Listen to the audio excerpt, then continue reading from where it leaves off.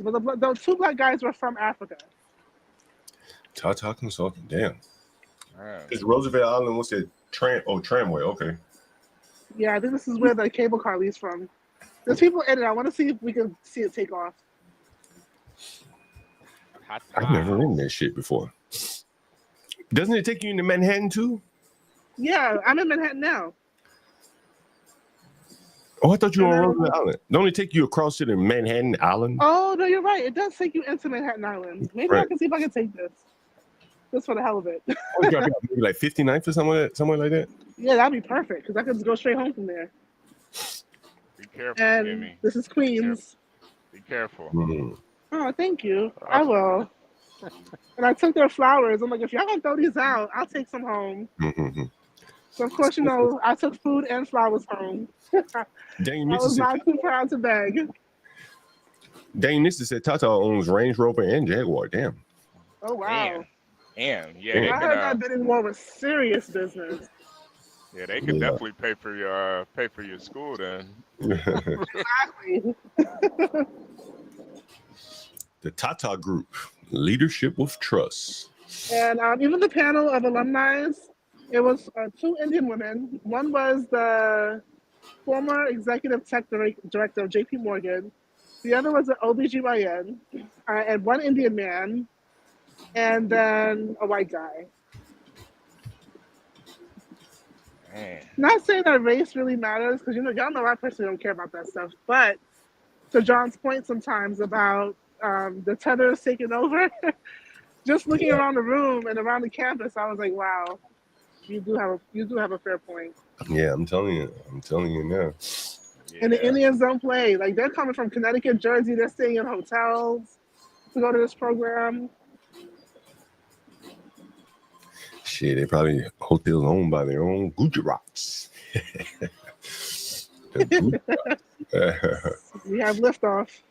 Man, I meant to ask the guy last night about Andrew Anglin. We asked him about Richard Spencer, but I didn't get a chance to ask him about Andrew Anglin. Another guy, kind of a white nationalist type. I would love to get him up on the stream. He's a great writer. He's a really good writer. Yeah. But Kim, did you see the interview last night with Jason Kessler? I saw the parts where people were asking him questions. And it seemed like a lot of what people thought he did, he kept saying that he didn't do that. Oh, you talking about like the swatting of that woman? Yes. Mm-hmm. Yeah, no, that was interesting. And doxing her. I think that he got accused of doxing her too. Right. Yeah, he said someone else did that, something. Yeah, that was interesting. He talked about Charlottesville as if it was the January 6th. Oh wow. Yeah, like basically they was set up and shit, more or less. I can see that. And then once they got in the courts, like the courts went to action, trying to basically send them motherfuckers away forever, and basically, they wanted them to fight so that they could cancel their permit. And so they funneled them right into the people that wanted, funnel them into each other. So they would be fighting, you know what I'm saying? And just total chaos by the city there to create kind of a January 6th thing, yeah. I'm still thinking about that thing he said about with black women have black men's back and stuff. And I don't know, maybe he hasn't been paying attention to the manosphere in the past couple of years or something.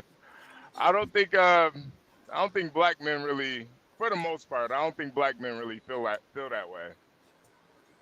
Well, I think in reality though, you know how a black man may look at an interracial couple, okay, whatever, shit, I'd get her too. Yeah. I don't think black women look at interracial couples, black man, white woman, and be like, good for him. Oh, no, right? They don't. And so they really want a black man. And I guess if you could channel that desire into something positive, you might find a woman that really wants to work with you. But on the flip side though, whenever they see black women with white men, they kind of champion it. So I don't think it's that's true. Yeah, so I don't think it has anything to do with I think it's more just about them, like. You You know, know, I wonder if that's real, HB. You know what I mean? well, Like, is that really real? oh, That feeling? the champion, Yeah. and oh Yeah, no, is that no, shit no, no, real? no, no, no. I think it's more just coping. Like, Yeah. you see, you see, they're kind of like a hive mind. So if they see one doing something that they wish they could do, they like champion it. Plus she's with a white guy, so it's like kind of in their mind like a slap in the face to black men. So it's like double Mm. joy, you know. Yeah, that's what I'm saying. It seems like they, whenever I listen to panels where they're talking about dating, I mean, primarily talking about dating each other, blacks, right? But it seems like they're kind of at odds with each other at the same time, if that makes sense. Yeah. Like, they're like talking past each other, shooting past each other in a sense, which is very interesting. Man, I want to pull up that clip of that little Nick, that little Ronnie um, getting caught, the suspects. Wait a minute, what? Oh yeah. Oh no, that's not it. I want to show you that woman. But you've seen it already, right? Yeah. Oh yeah. I saw it. Let's Yeah. see. She was bigger than the cops, man. That's a big ass girl. That's a big girl, man. Let's see. Where is this shit? Second suspect. I want to see. I want to find this shit. I had this shit up earlier. But they're gonna charge her, man, with a serious crime, man. She was clearly aiding and abetting this motherfucker. Oh right? yeah. Oh yeah. She was the driver. Yeah. Yeah. Oh yeah. They probably Oh yeah. stopped off, get something to eat. Big as she You, is. the more I look into that story though, I don't know about you, but isn't it kind of weird that he was meeting with his baby mama at the car wash to exchange the daughter? Oh, Isn't is he that a right? little weird? Yeah, yeah. Damn, them niggas couldn't even do it in the house, huh? Right, right. Isn't that kind of weird? like damn, y'all relationship was that fucked up? Y'all had to Yeah. drop the daughter off in a public place? God damn. Yeah, remember I tell you, a friend of mine, she got to drop her daughter off at the police station. God damn, man. Yeah. Think about the kids, man. Like, how fucked up is that? Yeah. Damn, Man. I talked to Universal last night. He down in New Orleans having a good time. Yeah, I saw him. He was pretty turned up last night. He was a What, little he was fucked screaming? up. Nah, he was with T and Low. They were Oh screaming. yeah, that's right. Yeah, I saw him last night. Lo was doing her thing. Boy, I saw her flipping through her hair. I was like, you gonna drive me in crazy, Lo. That chef's coming here. That's how you do it, Lo. Yeah, Low is she didn't blossom fully now, man. Low. She figured out the game. Yeah, I Yeah. went over there. I was over there for a little bit, and she was doing her thing, and it was actually a really lively. It was really lively. I enjoyed it. Yeah. It was really good. I like that below. Yeah. Low and T. It was good for T. Oh yeah. And T too. Yeah. Of course T. Ooh, child. To this clip. Let me see. Lil. Yeah, Stanley ran Low off, but she done blossomed into a butterfly. So Did that happen? Stanley, Yeah. like, Lo. Yeah, he ran Low off. Yeah. Let me see. Did he? Oh, I got an HB. I got an HB. I don't know if it's video, but this nigga got a picture of her. Yeah, that's a big girl, man. From Fort Worth and all in Texas, they say, "Oh, he innocent. He don't have nothing to do with it." He turned his ass in. This is mugshot from yesterday. Okay, moving forward. Nigga Now, turn himself the in. woman who was Yep, seen around yep. the other suspect, apparently this is his baby mother, and she was the one driving the Oh car. shit! Both dead going to prison. No Yeah. family zone.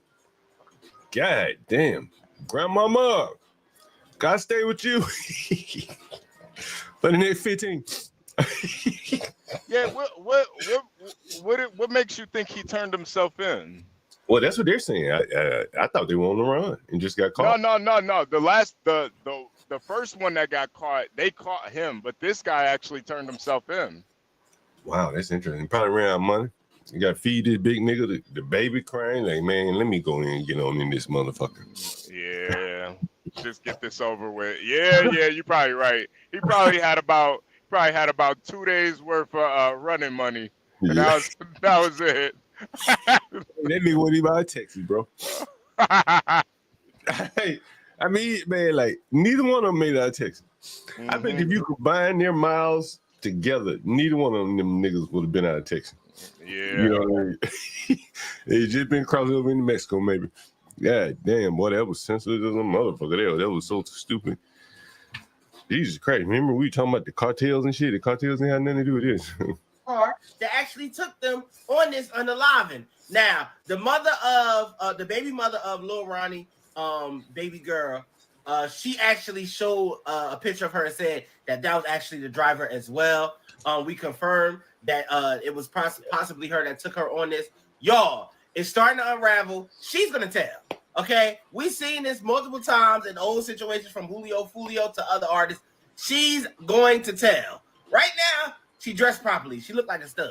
Yeah, because you about to go in there and play Orange is the New Black. So you might as well get ready for that. Okay? Y'all, it's unraveling and we're trying to put the pieces together as to what happened. Why did they do it? It's a bunch of different stories out there, okay? Her name. One story was it was a truck driver saying that his friend robbed a dice game and they couldn't find his friend.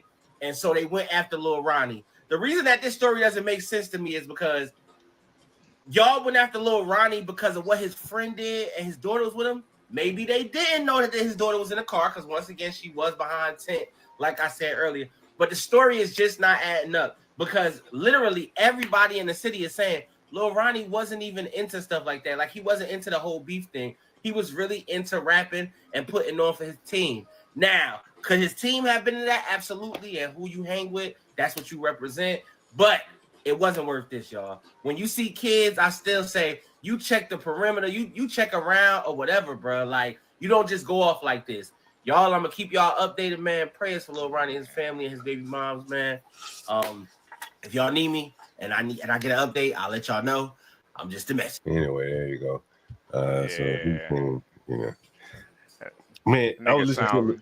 That nigga sounds soft, man. That nigga sounds soft. That nigga soft as hell, man. Look around the perimeter. Nah, you let them bullets fly, man. Fuck that. Squeeze first, ask questions last, man. Had tent. Shit, what they supposed to peer through the window first? Right. Hey, man, I was on Grace Thought stream just listening to him earlier today, man. You know, they lost their monetization. I think somebody may have whatever complained about him, whatever.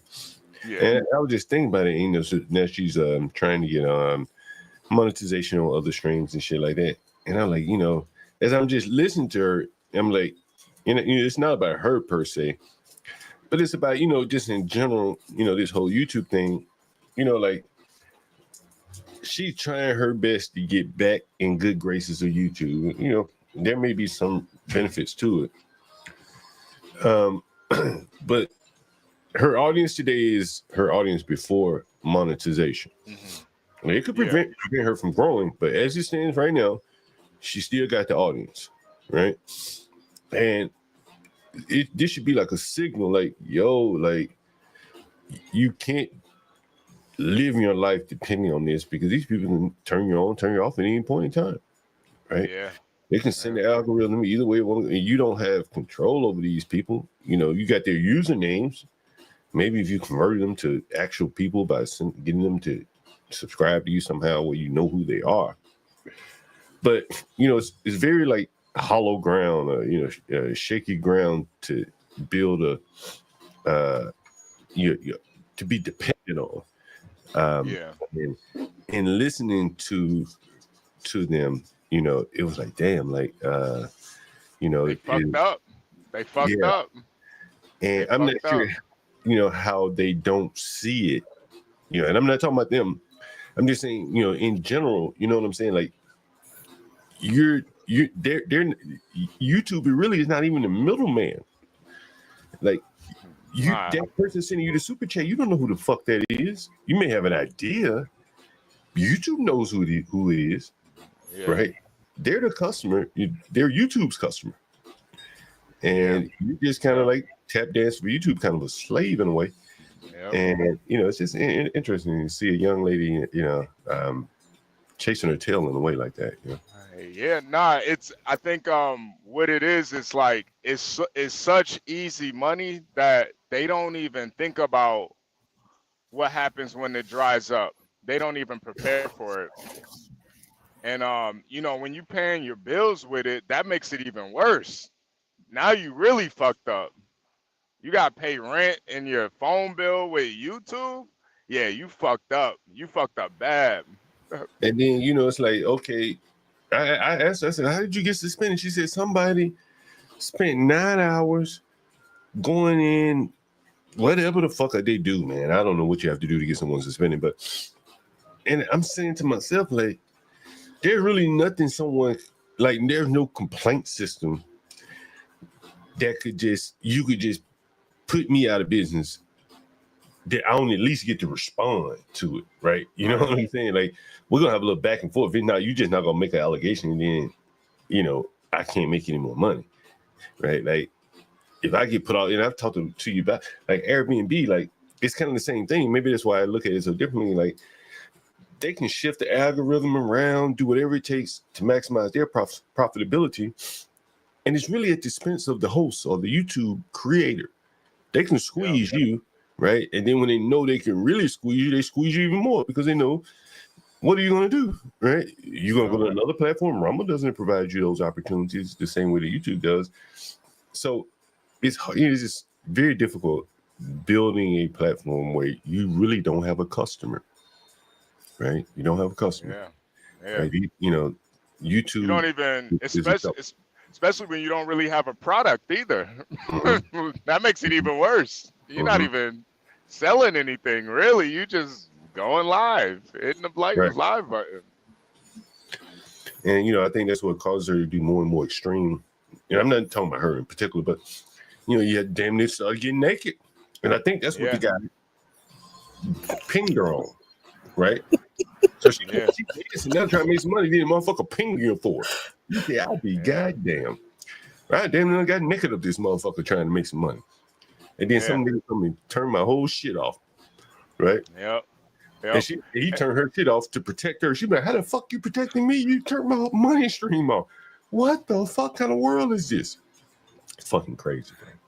Fucking crazy, man. Yeah. I think that's kind of the irony too. The day before, she pretty much got naked on stream, and then the day after she gets demonetized. That's how fucked up it is, man. Like, damn. Can't even get naked. Can't even go for it, shit. Go somewhere where they will promote you naked, right? That's, you know what I mean? Like, YouTube probably is just not the place that if you're gonna go naked, right? You gotta go somewhere where they let you go naked, right? Yeah. A high school diploma would be very it would she could probably use a high school diploma right now. Oh, forget it. Pants over. Forget that shit. Yeah, it's crazy. It's over. Yo, Crack, I was thinking if she did if she started doing porn though, it would work though only if it was a bunch of black guys gangbanging her, and Ben was sitting in the corner watching.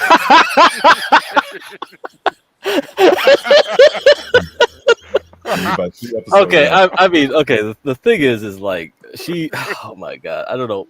They already dried up the well with the Keemstar stuff, right? With that locals and then whatever. They tried to get everyone from there over to her channel, siphoning off. But after a while, they just went back to their old routine. They didn't have anything to talk about, or someone to talk to, because a lot of the people over that side, I guess they had plans to interview people from that sphere, but Keemstar said, you show up on that show, you ain't gonna be welcome back in my territory.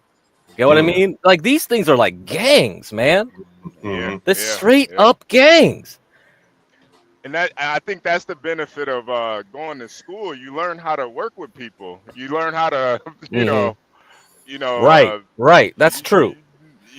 and that's I think Ben maybe have, Ben's like completely kind of a sociopath, but I think for Grace's perspective, she never really had to like mend those bonds or cultivate those bonds with other people besides Ben. So, burning all those bridges really kind of fucked her up YouTube wise.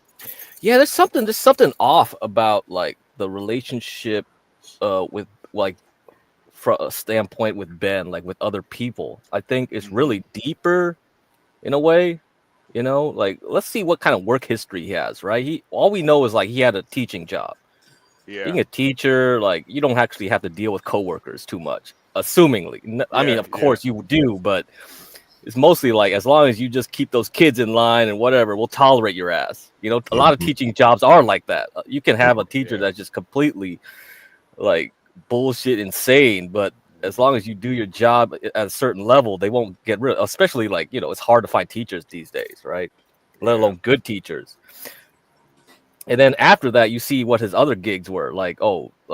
Fixer uppers, right? Real estate, which you can do on your own. And then the restaurant, which is technically, yeah, you can do on your own. All he had to do was right, like wrangle those Somalians and Ethiopians to make food. That's it. yeah, And Grace was the waiter. And that's it. You don't actually have real employees that aren't your yeah, family. yeah. I think like Yeah. especially working in like like companies, actual companies, and Yes. You yeah, have to play a that's game. you have to You have play a game. especially Yeah. office like work too, right? Oh yeah, Office. yeah, yeah, yeah. Oh Office my work. God, Yeah, you got to play politics like a motherfucker. I was always good at that. I always yeah, like got away with so much crap because like I knew how to play like which people to like be friends with and stuff. If you don't know that, yeah, if you're a regular old engineer, like most people, in my field, they're just nerds. They won't play the game, and those guys are the good ones that are gone in the next cycle. The next review, you have like, okay, your boss takes you in and scores your performance. That kind of doesn't matter in a way. It's like if they like you, they'll make sure you stay. Mm.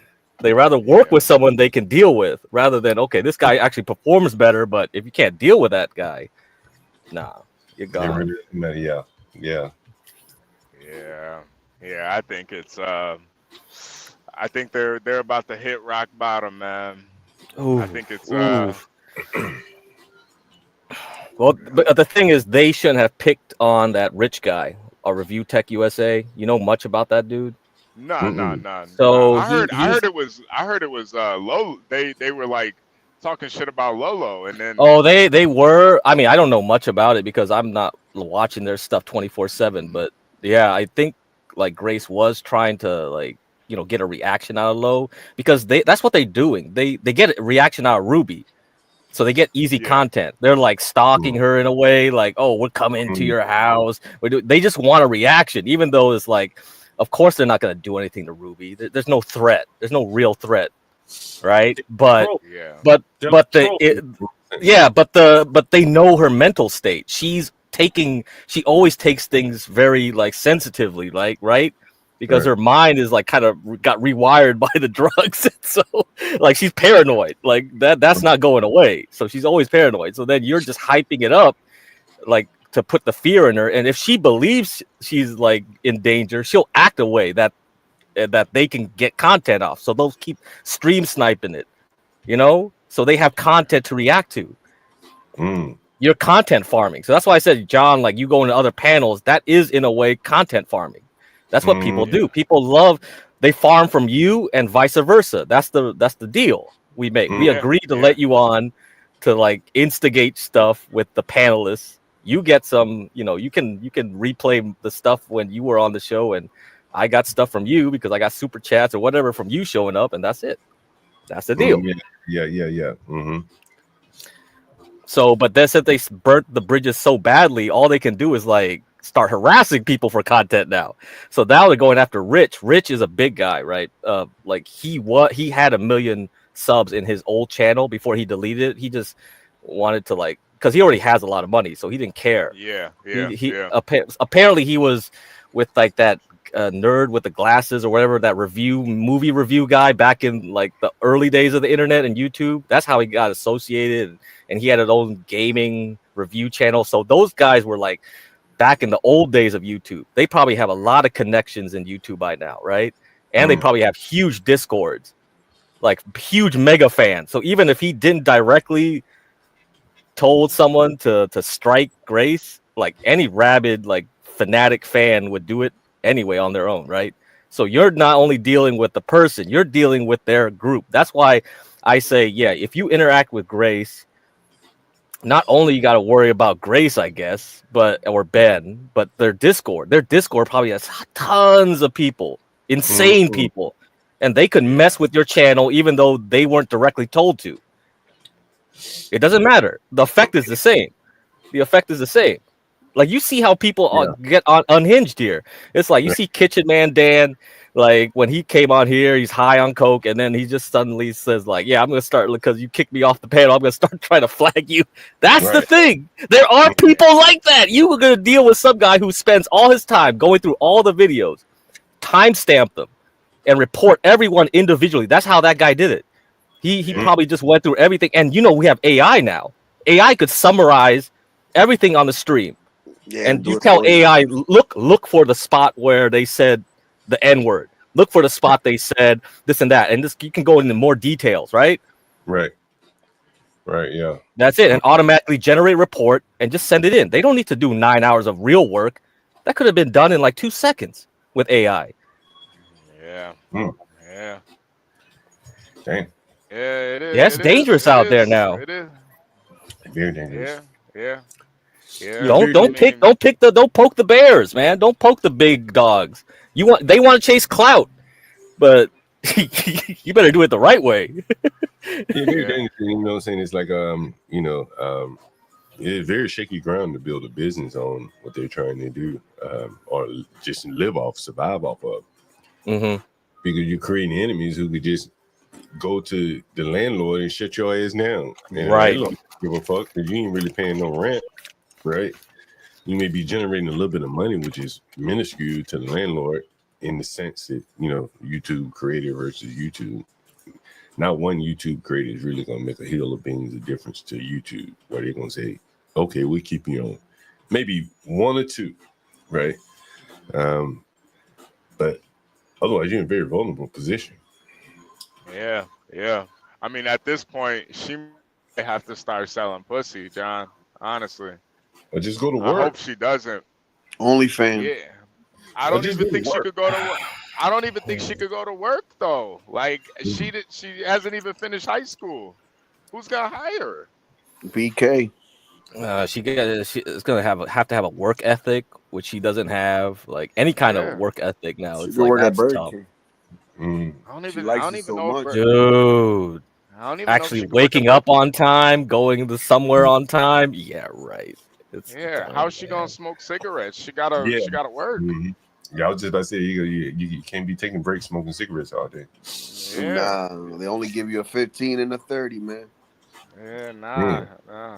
I don't think she can. That's if you work full time. Grind. I don't think she could do that type of grind. Damn, man. Well, she's gonna have to figure something out. Damn, so she's always been homeschooled. She left high school maybe a year or two before graduation. I don't know why. What was the reason? And then she just went on the road with her dad. Yep. There was some intervening thing, like because there's lore before my time. Because I only know Grace when she was on her own with like when Ben went to jail.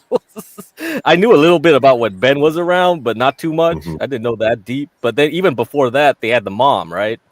So they were streaming in the house with their family, and Ben was just showcasing the dysfunction. So this was around COVID.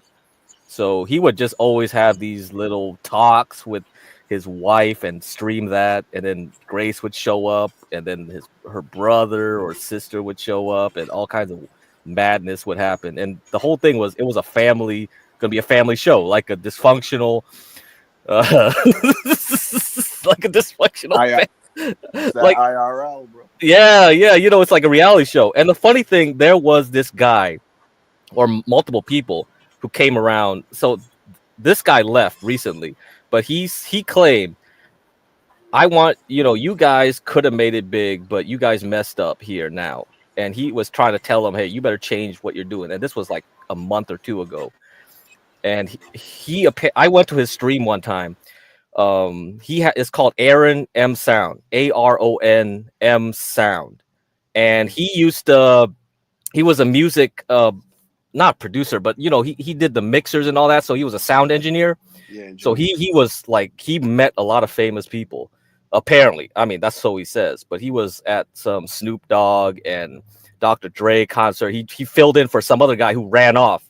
Apparently that guy was supposed to manage everything, but he just dipped out because he was being chased by someone else that was trying to kill him. So that's how he got his start and get popular in that arena in LA or something. And so he got his big break from that point on, managing the damn like mixers and stuff. And so he's pretty good, like talented about how he does. His OBS is insane, John. If you see how he works his OBS, like the transitions, it's wild. It's the most advanced shit I ever seen in my life. What does he do? So, with the transitions?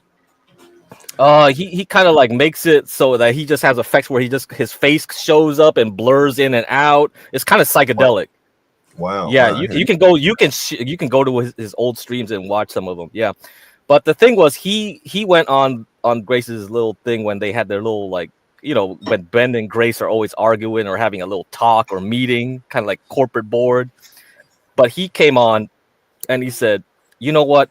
You know why I was like one of your first subscribers? Like he was basically number 10 or something. That's funny, right? If you remember what number you were the subscriber of. It's like, yeah, I was subscribing on you before you got even like 10 people. And he said the reason why was because I thought I saw some talent in you guys as a family. And I was going to pitch it. I was a scout. So he said he was a scout for reality shows. And he would go on YouTube and people would pay him to look at different types of channels and see, hey, these guys could be the next big whoever, right? Kardashians or something. Right. Yeah. So I don't know if that's true either, but if he did have those connections, it's plausible that people pay people to look for, waste their time on YouTube. And so, yeah, he said, I had some people ready lined up to take you further. And I say, but you screwed it up. And that was just a couple months ago. Yeah, it's done. Damn. Man, just show you can blow opportunities. Yeah, damn. That's amazing. Yeah. Ryan wants to know, has anyone ever been to a NASCAR racing event? Not yet. I want to go to one day, but not yet. Nah, I haven't. Yeah, one day. They do one here in New Hampshire once a year. Go around in circles. I used to work at Holiday Inn, and all the racers used to come in for the Talladega 500. So I got to meet a lot of the old racers. The guy with the black hair, was it Cal Pitty? And those guys, I got to meet a lot of them. Earnhardt or whatever. I wouldn't mind doing that. Going to see one. Just go left. Round and round you go. I could probably couldn't stay there very long. You know what I mean? Round and round you go. Would you do F1 instead? Would you do F1 instead? Yeah. You just watching them pass through the city, right? Yeah, I think they did one in LA recently. I mean, not LA, like Las Vegas recently. And they would like put these walls up to block people from getting a free view. They would put huge ass walls up. Yeah, dude. They do one in Italy too, in Milan, I believe. Right. Yep. Yeah. Shit, man. I'd rather just watch some people drift in Tokyo. Tokyo drift. You know what I mean? That'd be hilarious. Go watch some street racing in Japan. You want to Tokyo drift, huh? Yeah. Tokyo, yeah. Tokyo. Mr. Roboto. Mr. Roboto. Give me one second. Be right back. I guess Ryan is gonna go do some NASCAR racing or watch some NASCAR racing. All right, Fan of Ricky Bobby. Ryan's getting back to his roots. I'm proud of you, Ryan.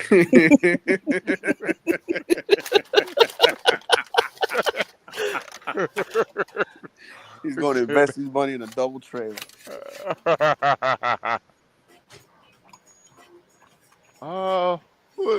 Bernard. Let me see. Hold on. I don't know who that. Yeah. Hold Who on, are you, Bernard? Let me put a. Let's see. Bernard. Hey, Bernard. What's going on? Not much. How you doing, Mr. J? Oh, okay. You know John. Okay. All right. Dr. J. Give John a second. He's coming back right now. I think he loaded back up. What's up, Dr. J? Got him a cold one. What's going on? What's up, Dr. J? Who's that? Bernard? Who's that? Bernard, yeah. Oh, what's up, man? How's trucking life going? One day at a time. One day at a time. What time is it? Oh, it's 2 o'clock.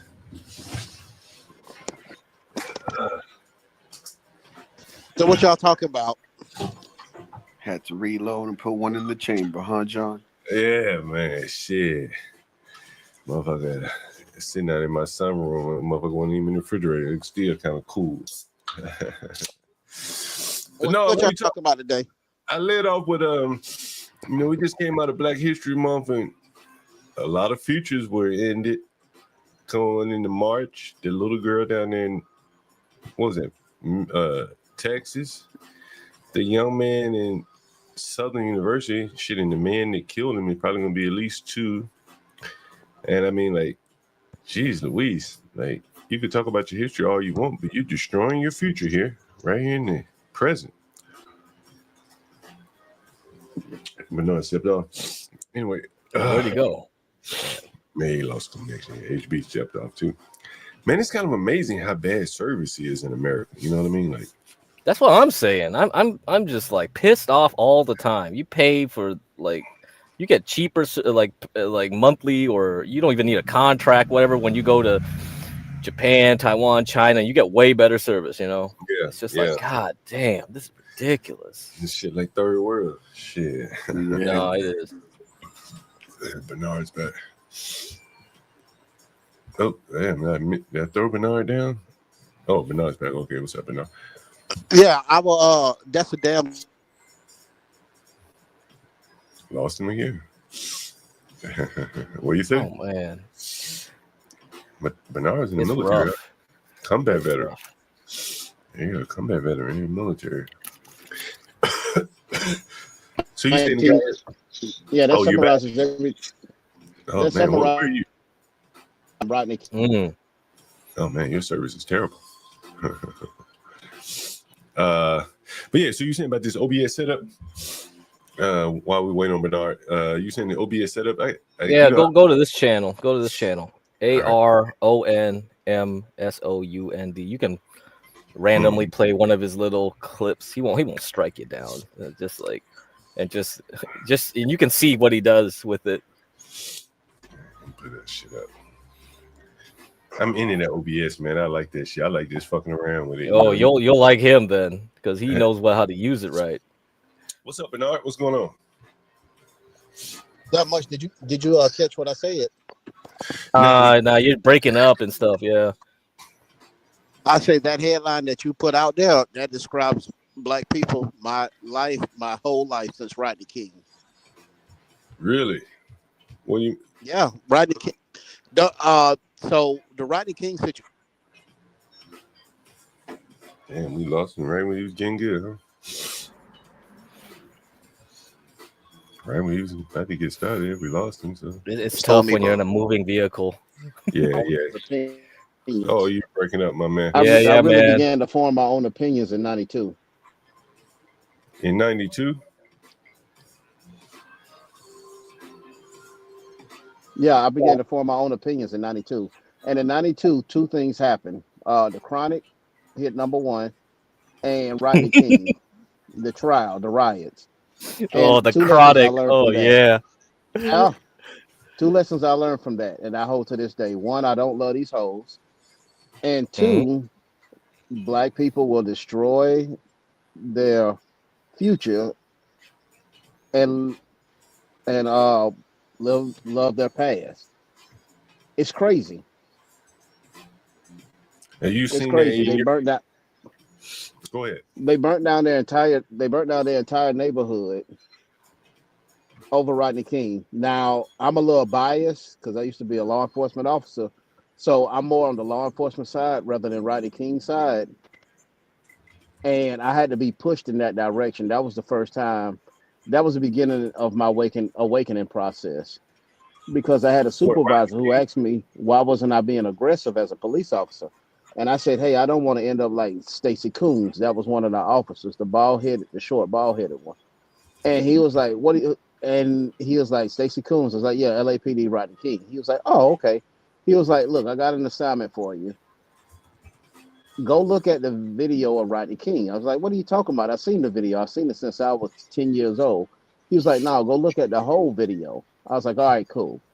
So the whole video shows from when he drove into the cul-de-sac King? to him resisting arrest, them using baton strikes. They put the cuffs on him, and then they called medical to bring him in because he was injured. And I looked at the video, and my supervisor, he said, "Now, based off of everything that you saw in that 28, 30-minute video, what did LAPD do differently than our procedures?" And I said, "Absolutely nothing."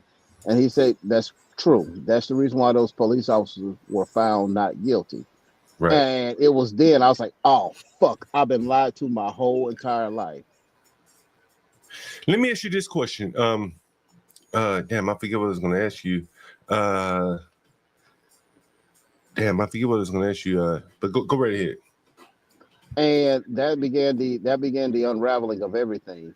But that Rodney King video, if you look at it, every department has the same type of procedure. You do what you can to try to get the subject into custody, and then once you get them into custody, once you got handcuffs on them, then you can go with everything else. But with Rodney King, it was a domestic dispute. He took him on a high speed chase, running excessive speeds throughout neighborhoods at night, putting people who were going about their business in danger, driving to a cul-de-sac, and then charged at the police officers high on PCP. And they used baton strikes because the LAPD had eliminated the chokehold to detain subject to subdue subjects because people were dying in the 70s. So they went to baton strikes. And so that's how we got Rodney King. So when you saw them beating him, what you saw was the Venezuelan, he was a South American immigrant. He was either from Venezuela or Honduras, or Argentina. I can't remember which one. But he had recorded it because he'd never seen anything like that in America. So he recorded it and he sold it to KTLA for $500. And Damn. KTLA cut out 28 minutes of footage and only played 5, and that was them beating the shit out of Rodney King to stir up animus. Now, you may ask, why did they do that? Because there was an election that was coming up in 1992, and they knew that if they played the racial drum, it would favor the Democrats. And the trial happened 6 months. The trial ended 6 months before the election, and the riots happened 6 months before the election. And 6 months later, Bill Was it me? Clinton was inaugurated in the office, or he had won the election. And Ah, ever since then, since '92, you can trace every time that there's an election what the Democrats do. So '92, it worked. They used Rodney King. And '96, it was the church burnings. '98, BLM. no, it No, was you're all talking about these the church churches in burning. the Yeah, South. yeah, Yeah, yeah. the churches in the South are getting burned. If you put the Republicans back in, they just Motherfucking gonna black. burn more black churches. Yeah, They're more gonna black. burn more black churches, They found that some of the right? churches were being burned by blacks. The Right. And then members. in 2000, it was James Byrd. They tried to do that to George Right. Bush. Drag that nigga. Drag Right. that. Mm-hmm. 2002 midterms, they chilled out because of 9/11. 2004, the media flipped on the Iraq War to try to get rid of Bush. 2006, they used Hurricane Katrina. 2008, that was a wash because everything that George Bush fucked up. 2012, that was Trayvon because Obama was on the verge of losing, and that's when he did. Well, if I had a son, he'll look like Trayvon. Black Lives Matter. If I had a baby. 2014, it was I wanna say 2014 was Michael Gardner up there in New York, cigarettes. Eric Gardner. Yeah. Hands Eric. up, Michael Brown. No, that was 2016. Okay, hands up. Eric Gardner was The cigarette guy. the cigarette man. Yeah, in New York City. Yeah, the cigarette dude. In 2016, it was Michael Brown and Philando Castile. Right. And I can give you some insight on Philando Castile. In 2020, they got their perfect wish, Fentanyl Floyd, Saint Fentanyl Floyd, and they let it go. Let me ask you this question: were you a police officer? How were you in law enforcement during all of this time, or I got out. I was on shift the day that Michael Brown got shot, and I remember I came into work, and my supervisor, Corporal DiGiacomo, he said, "Hey, I just want to let you know that there's a shooting in St. Louis," and I'm like, "Okay, what the fuck?" Because I work night shift. I was like, "Okay, what the fuck you telling me that for? It's in St. Louis." But little did I know what was gonna come of it. do you say you work night shift? Do you have children or anything like that? Do you have children? 2 daughters. Have you ever thought about switching to day shift? Oh no, I'm not in law enforcement anymore. Did you ever, when you were in law enforcement, did you ever think about switching to day shift? No, because I do not want to wake up at 4 o'clock in the morning. The reason why I asked you that, I remember watching the trial for Michael Slager. You remember him?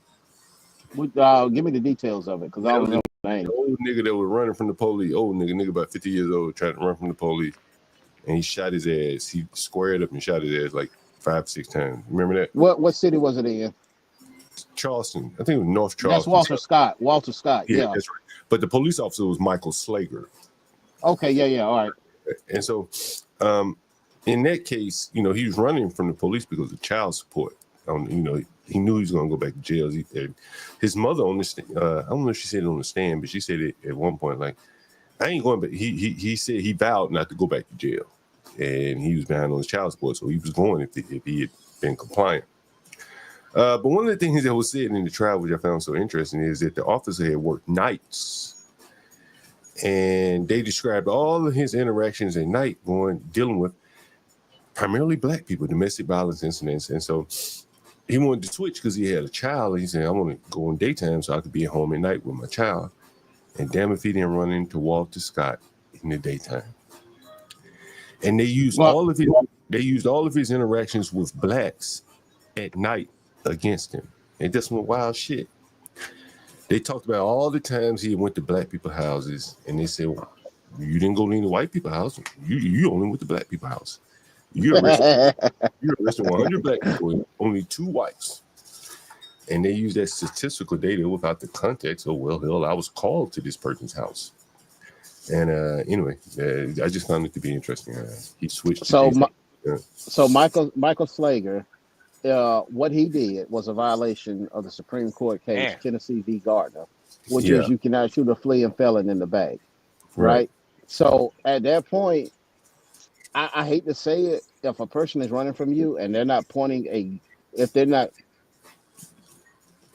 creating imminent danger to yourself or anybody, you cannot shoot them.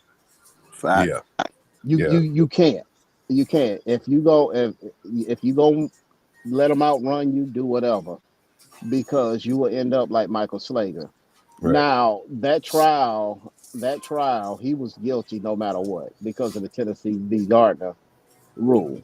Right. Wait, so there was before you go to any further, let me ask you, I thought Tennessee v. Gardner allowed you to shoot a fleeing felon. No, you cannot. Up until it went to Gardner, I don't remember if Gardner was a victim or he had to be the victim because it was named after him. But he was jumping the fence and a police officer shot him, and the Supreme Court said, nah, player, you can't do that. And to be honest with you, I was one of the law enforcement officers, one of the rare ones that actually liked Supreme Court decisions. They pissed me off when they didn't go our way, but I actually liked them because please tell me what the fuck I cannot do. Because if Mm, left to my own, I'm a big anti-drug guy, right? So drugs are, because of what I've seen, how they destroy community and families and stuff like that. I'm a big anti-drug guy, huge.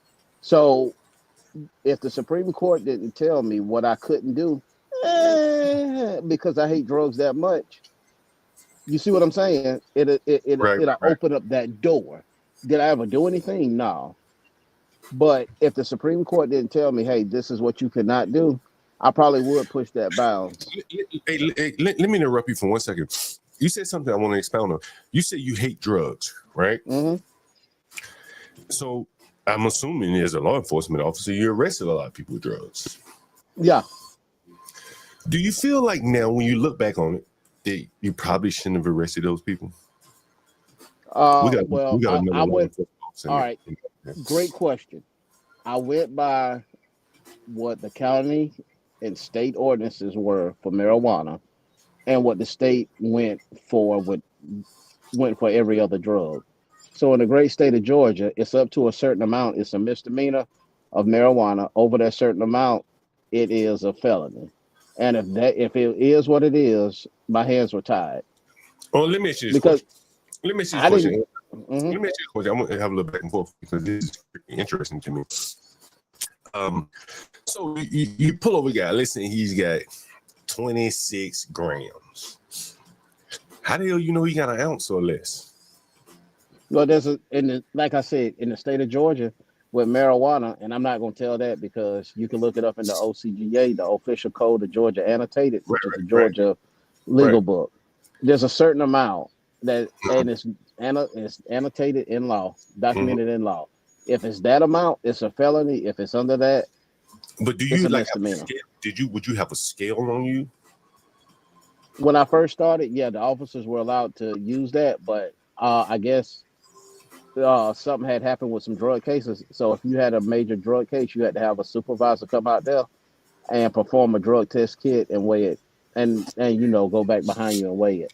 Did you ever arrest someone for like trivial amounts of marijuana, like a roach in the ashtray, No, or like a couple I would grams? I would listen. I would never arrest somebody for a trivial amount of marijuana.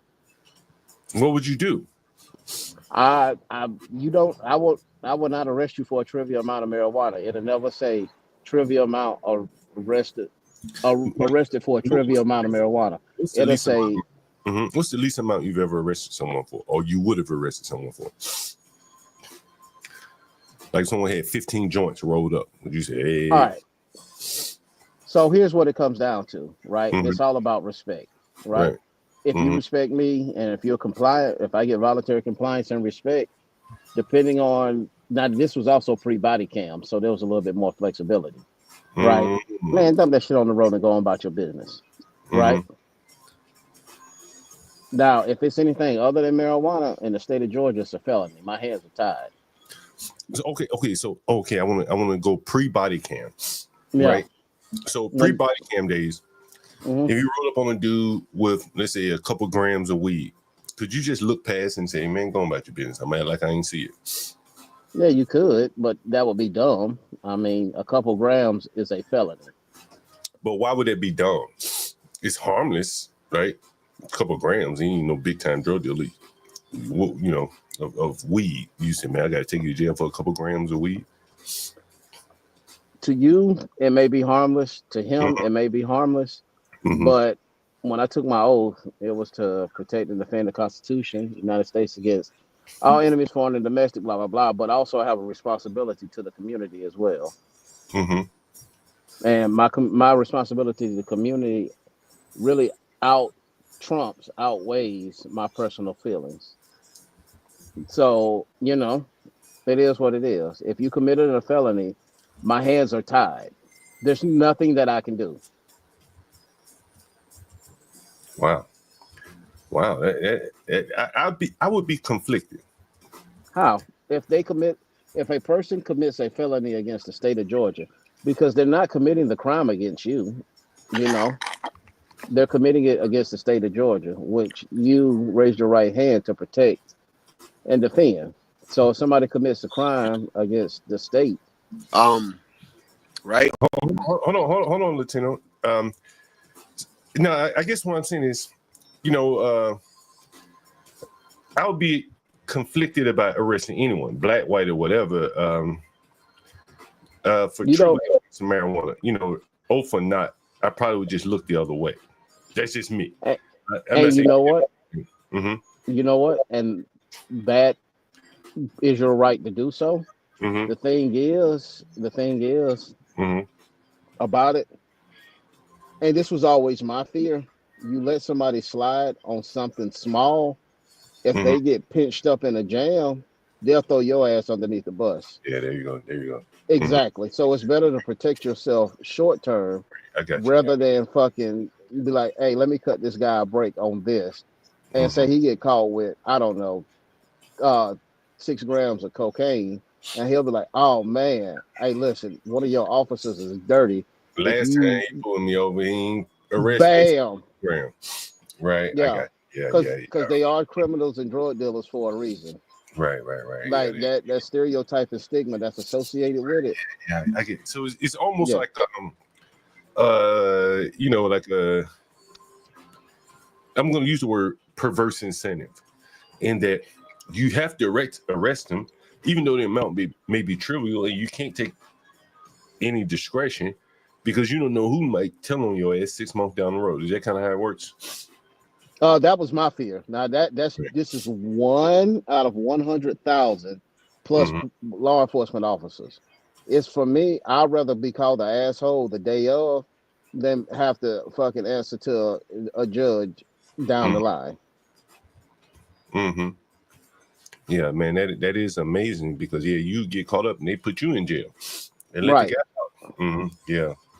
Or they will give him a reduced sentence and then they'll throw the book at me because I'm a sworn law enforcement officer. Yeah. Hey, Mick, come up on the panel, man. We got another sworn officer up here, former sworn officer. It might be an interesting conversation. Hey, good discussion too, man. You made me dig deep into my you made my 2 little brain cells rub together. We try our best here. It is a particular interest of mine because I talk to so many people, so many young blacks over the years, and man, I think they're pursuing a path where they're trying to, the ones that are really pursuing the path of trying to get better in life. And I honestly believe that blacks are tearing down opportunities. The good ones. The bad ones are tearing down the opportunities for the good ones. An example of that means black guy wanted to go in business. He said, man, I need an exorbitant amount of money so as to not have to do business in the black community. Well, he's black himself.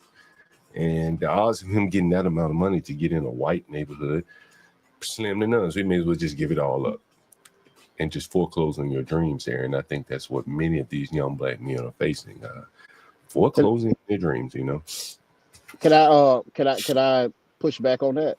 Sure. All right. I don't believe so. When I look at an issue, I try to look at race as the last possibility, right? Mm-hmm. So I'm not going to say black neighborhood, white neighborhood. I'm going to say high crime versus low crime, right? Mm-hmm. Impoverished versus wealthy, right? Mm-hmm. A lender wants a return on their investment, and if you put it in a high crime area, the odds of you getting a return on your investment are slim to none.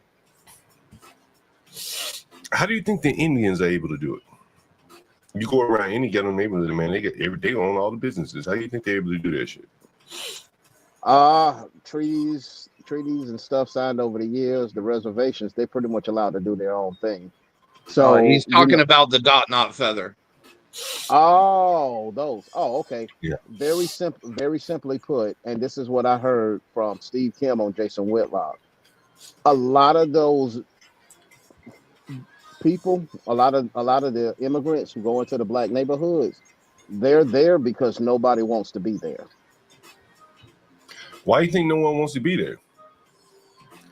It's a high crime. Yes. And Me, who's committing the crime?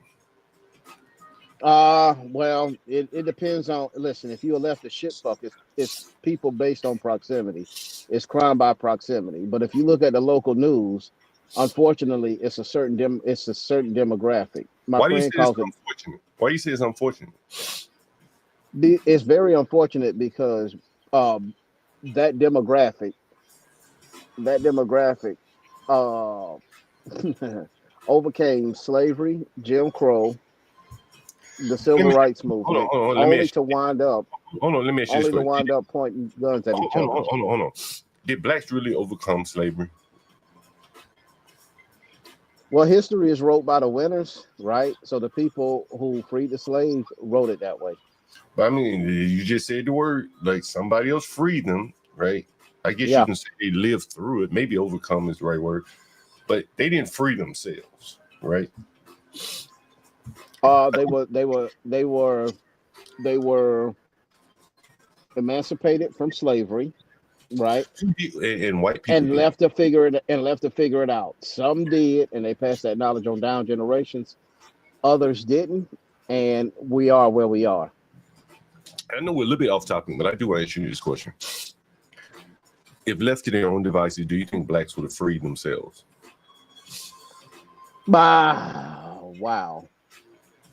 I don't know. I think that right there is really the answer to a lot of the black problems, honestly. You I don't just know. and I really don't know. I know. Like you just say, man, the innate desire of any man is freedom. In America, see In the world, that's an American perspective, no and fuck.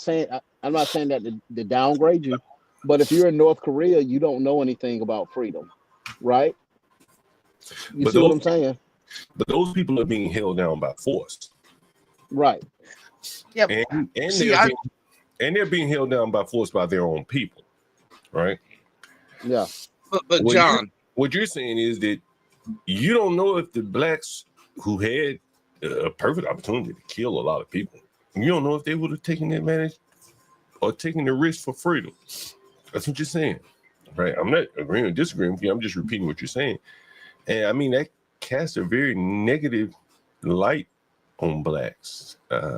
It almost agrees with what Kanye said. Slavery was a choice. You and see the thing is, it's hard for me to push back because you're the first person that ever asked me this, and I'm flushing it out in real time, right? And we got to realize 1865 America is much different than 2025 America, right? Now, if things would have stayed the same as they were, rural communities, north south divide, Mason Dixon line, yada, yada, yada, over time, I think that now this is me flushing out in real time. I think over time, with the advancements of technology and communications, how we have now with the internet and stuff like that, once mass communication were available to the slaves and ideas were able to be shared, yes, eventually the slaves would have freed themselves. What's up, But well, man? that probably, Hold on. but that and probably eventually it would have became economically inviable. right. But that would have been, I don't know, another 100 years. Because I mean, the conservative message was able to be spread in the '90s because of Rush Limbaugh. You see what I'm saying? So sometimes you need one person to carry the message to motivate the masses to get behind to affect change. And the only way that if black people were still in slavery and there was no war, it would have had to been something like a talk radio type of program that they could listen to in their own silos and enclaves that would motivate the troops to get behind the movement to emancipate themselves. Because That's interesting. the only historical context I have is Rush Limbaugh in the '90s because of how he flipped the House from '92 to '94. Go ahead, Mayo. What are you about to say? Well, see, I look at the Soviet Union when I talk about like modern day slavery, back to the communist days when pretty much if you were good, the government gave you a place to live, gave you enough to eat. And a lot of people in free Russia have failed. And they grew up hearing stories that it wasn't so bad back in the Soviet era. A lot of people don't want to be in control of their lives. They want somebody else to tell them what to do and take care of them. But they also freedom is not the default. But they don't want to be slaves. No one wants to be dictated around, ordered to be working for someone else or told what to do. They may not fit their abilities. That's what I mean when I say people want to be free to do what they want to do, move about with freedom. I don't think slavery is a natural state of man, and I think he constantly pursues freedom. No, not slavery per se, but self-determination is not the natural state of man. Fair enough, right? And in that sense, once the slaves were fed and housed, did they want more? Maybe not. Shit, they could have been perfectly happy right there on the plantation. Well, and you also have to figure, right?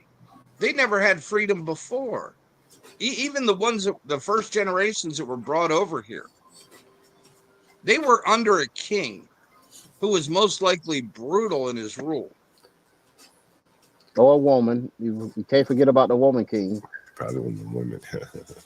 You know what I mean? Yeah, they was kings. Shout out. I don't think they were women kings. Whatever. They make up every damn thing else. So let them have that moment. Yeah.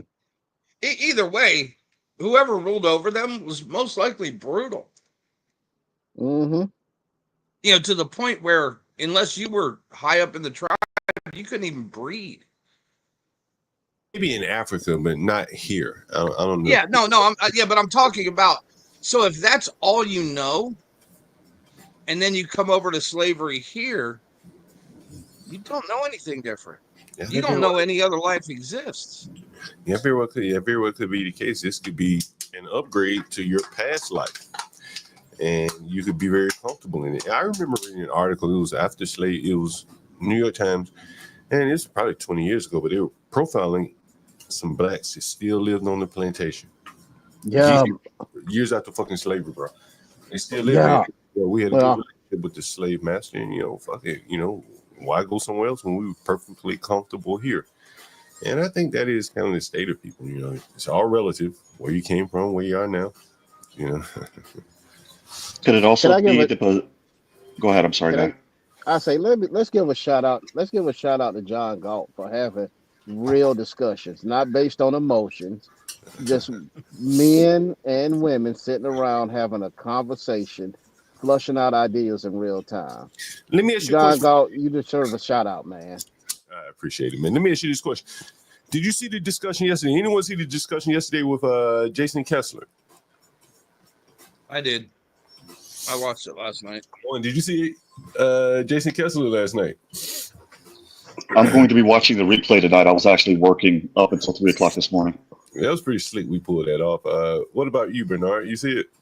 No, I'm gonna have to join Mr. Warren because I'm gonna have to rewatch it later on. Yeah, we probably clip it up too in case you want to see some clips. Man, I think he acquitted himself very well. I don't think he's as racist as much as he may be. Probably more inclined to be separatist. I don't know. What do you guys think? Well, you didn't see it. Two of you guys didn't see it. Mayor Monkey, what did you think about it? I think he's a nationalist because, as he put it, he wants to see Americans do well. Mm-hmm. But not just white Americans. I also think he wants to see Americans do well. I also think that all this diversity, he doesn't like it. He's seen it as something that has affected America, and he said, I would like to see it go back to the demographic that it was, back in when I was a young boy. You know what I mean? And unfortunately, I don't think it's going back that way And I guess I kind of agree with Brave in that he has to he's gonna have to figure out something, and I think he is. I'm not critical of him. I think he's formed a business where he doesn't need employment, which allows him to speak freely. So I somewhat disagree that he's just a grifter. He doesn't have to do this, but he does. He came over and talked to some black people, primarily black people who knew I was black. So shout out to him. I thought it was a good conversation, and he spent. And he wasn't insulting. No. He didn't claim to be superior to anyone. Right. No, he spent about 2 hours too. Hey, John, Yeah. did you grow up in New York City? I'm sorry. Did you grow up in New York City? Nah, man, I'm from Alabama originally. All right, so you're But you're about 48, right? 50, 49 exactly. Yeah. I wasn't too far off. I'm pretty damn good. Mm-hmm. So I'm 5 years younger than you, 5-6 years Okay. younger than you, right? Mm-hmm. And I remember growing up, in my little space in North Augusta, South Carolina, it was mostly black, white. We had Asian, and the closest reference I had to Hispanic culture was Puerto Ricans, Mm. right? All right, and things were pretty racially cohesive. We Yeah. all shared the same cultural references. We all like Michael Jordan, right? We like watching wrestling. We Martin Seinfeld. That was probably the biggest race divide. You know what I mean? That was probably the biggest thing that divided the races, Martin and Seinfeld, right? And things were cohesive, and we had a diversity of thought, even though we were uniformly uh, aligned. We were able to have discussions freely, right? And then around the year 2000, 2001, I noticed that the immigrants from the country of Mexico began coming in, and slowly but surely things shifted. Some would say for the better, some would say for the worse, right? And here we are, right? So I understand what he means when he says go back to the way things used to be. And it's not, I don't think it's a matter of, the black white thing. It's more like a time when we had the race thing figured out, when disagreement was not racism. Yeah, it's a natural balance. You know what I'm saying? And Yeah, We go ahead. shared a common culture. Yeah. right. Yeah. I remember where I was when I saw Independence Day in '96. You Man, see what I'm saying? yeah, man, I tell you, man, like, and I talked about it many times, man. I can't even hardly fucking go to a restaurant today. I'd be so pissed off. I go in there like, hey, can you make a Manhattan? What is a man? And then it don't come out right. They put a big ass slice of orange in an old fashioned something. You go try to get a black and white milkshake. It don't fit, it ain't right. And a lot of these things, are like cultural. It's apple pie, ice cream, baseball, football. Oh man, What I'm yeah. saying? Those type of things. I mean, back in my hometown, shit, man, I'd sit down and eat collard greens and okra and fried fish in a white restaurant.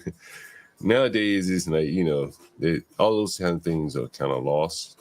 And as Stanley said in one of his comments there, I think that's Jason Kessler's issue. I'm going to say he's pursuing the path to solve it because he's moved to West Virginia, was very, very white, probably never will be very, very black.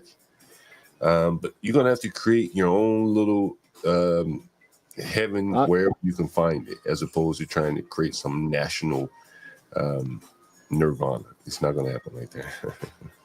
But John, there was never a national nirvana per se. I mean, there were different things based on different regions of the country. Like when I grew up in North Carolina, the pig pickings that I used to go to when I was a kid were different from the cookouts in Pine Bluff, Arkansas, where I had family on my mom's side that lived.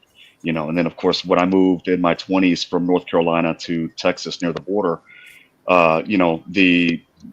the culture down here is totally different. I'm more acclimated to it. I'm used to it here. I like it because it's more accepting.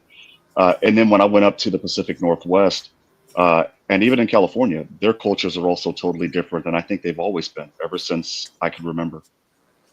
I think the internet fucked all this up because now we're all one culture. You know what You I know, mean? well, I ain't gonna blame it on the internet. I mean, you can't retard progress to hope that things stay the same. I think what is happening is that people have bought into these whole notions of diversity and shit like that, and I can't think of many instances where diversity works. I mentioned And it's over definitely not a strength. just definitely like if I got 10 strong people, I don't want to add anyone weak. I don't want any diversity and strength.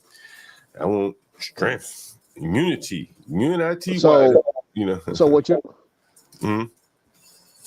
so what so we're speaking about two different things of diversity, right? Being a marine in a Marine Corps unit, right, with a different variations of people, right? Joseph Serafini, shout out to Joe Serafini, man. He was on the show Top Shot on the History Channel. He came in like fifth place on the show in one of the seasons. His his diversity, the diversity that he brought to our unit was he was a competitive shooter since he was 5 years old. So when people were at the rifle range that were struggling, he could talk you through it. He had humor and he didn't make you feel like he was a failure. Shout out to Brian Cantrell. Brian Cantrell's from Cincinnati, Ohio. Cornbread fed country is all outdoors, right? From Cincinnati. His diversity of strength was that he was a physical menace. So if somebody was weak at PT, he knew how to motivate them to get them stronger, right? And my diversity that I brought to the unit was I don't drink. So I was always the designated driver. So if somebody got drunk and, to prevent a DUI from happening, they would call me. That type of diversity,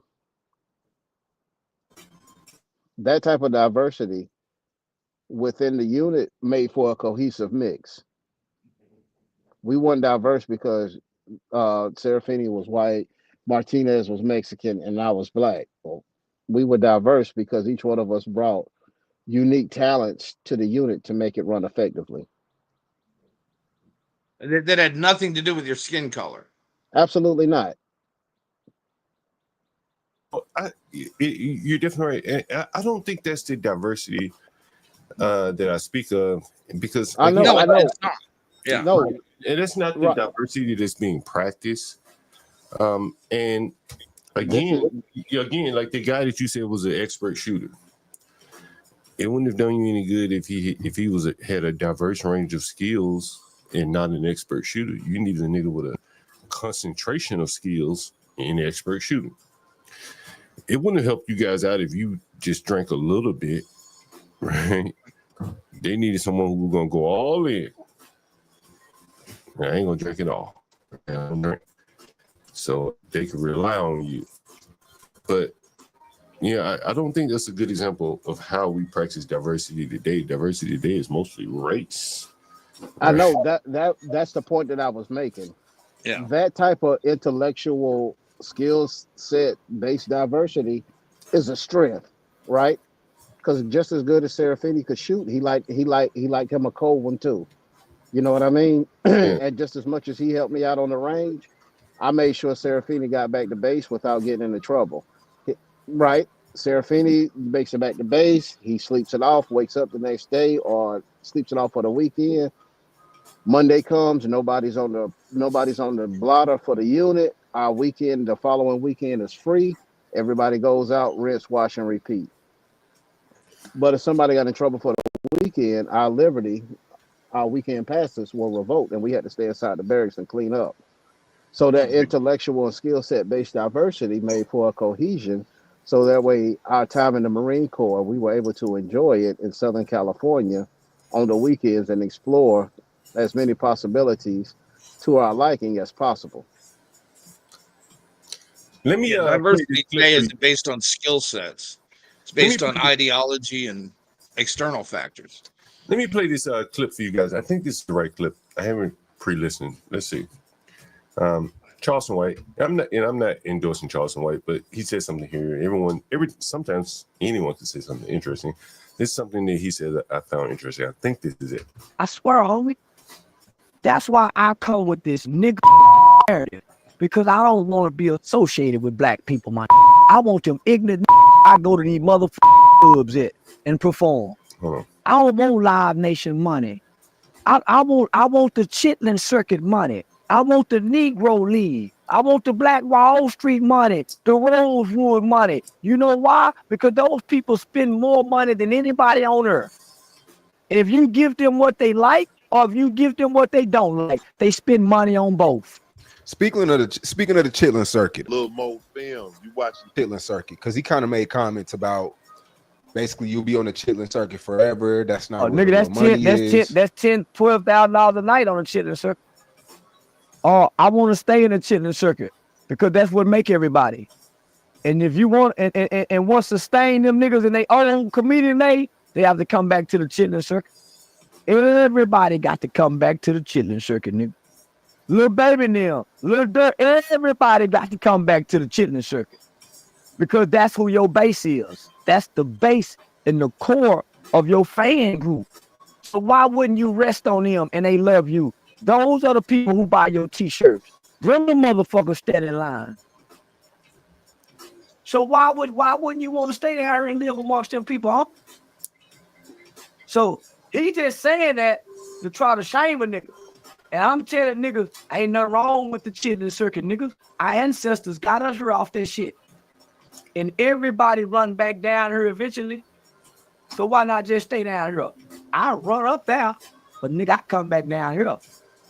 I run up there, but nigga, I come back down here. And there was a point of, I think a lot of blacks, they want to make it, they're not content with the chicken circuit, and it's fine if you got the ability. If you like my buddy Philippe, you can go up in higher ranks and do very well, but many people don't have the ability to go up into the higher ranks of anything, and then particularly not across your race. But the blacks, in my opinion, seem to be trying their best to go across their race and go up. They're going out and up. And both of those movements are very difficult. And if it doesn't work for you, it opens up the door for you to blame racism and shit like that, external factors. But if you try a business in your own neighborhood and it don't fucking work, you blame yourself and maybe you get better. And that's what I took from him, that the blacks have a built-in excuse for things not working or not even trying, racism. And you heard it from the guy on the panel the other night where he says, I need $150,000 to do business. Otherwise, I can't do it because, I don't want to do business with black people because I can't sleep at night knowing that they're going to break in my shit. Those are his words, not mine. And at some point, you got to come back down to the circuit if you can't afford to do business up there, as Charleston White says. Just my thoughts. Go ahead. See, what I see with the Indians, right, is they're willing to sacrifice. What I see with the Indians, honestly, and any other Indian immigrant group, is that they fill the void that the blacks have left wide open. If you can't for the field, somebody's going to throw in that void. And the blacks have left a big void in their neighborhoods where they're not willing to do business in their own neighborhoods. They're not willing to live there. And unfortunately for many of them, as Charleston White said, they end up back in the Chitlin Circuit because many of them don't do well enough to stay up there. So he just saying that to try to shame a nigga. And I'm telling niggas, ain't nothing wrong with the Chitlin Circuit, niggas. Our ancestors got us here off that shit. And everybody run back down here eventually. So why not just stay down here? I run up there, but nigga, I come back down here. I run up there, but nigga, I come back down here. Come back down here. I keep hammering this point here because I think. So why wouldn't you? Wouldn't you? That's the base. Listen here. This is the most important part. Chitlin Circuit, nigga. Little Baby Neil, Little Dirt, everybody got to come back to the Chitlin Circuit because that's who your base is. That's the base. That's who your base is. Like, you got a guy trying to do business in Southside Chicago. Yeah, he's around his base, but he's not selling what his base want. So he got all these problems. Nigga, I said that dope in my base need. I want. And every now and then, you know, a nigga calling in and he say, I'm listen, I'm blessed that you're a brother, you call me back. you know, they do that, right? My base in the core of your fan group. So why wouldn't you rest on them and they love you? Those are the people who buy your t-shirts. Them the motherfuckers stand in line. So why wouldn't you want to stay there and live amongst them people, huh? So he just saying that.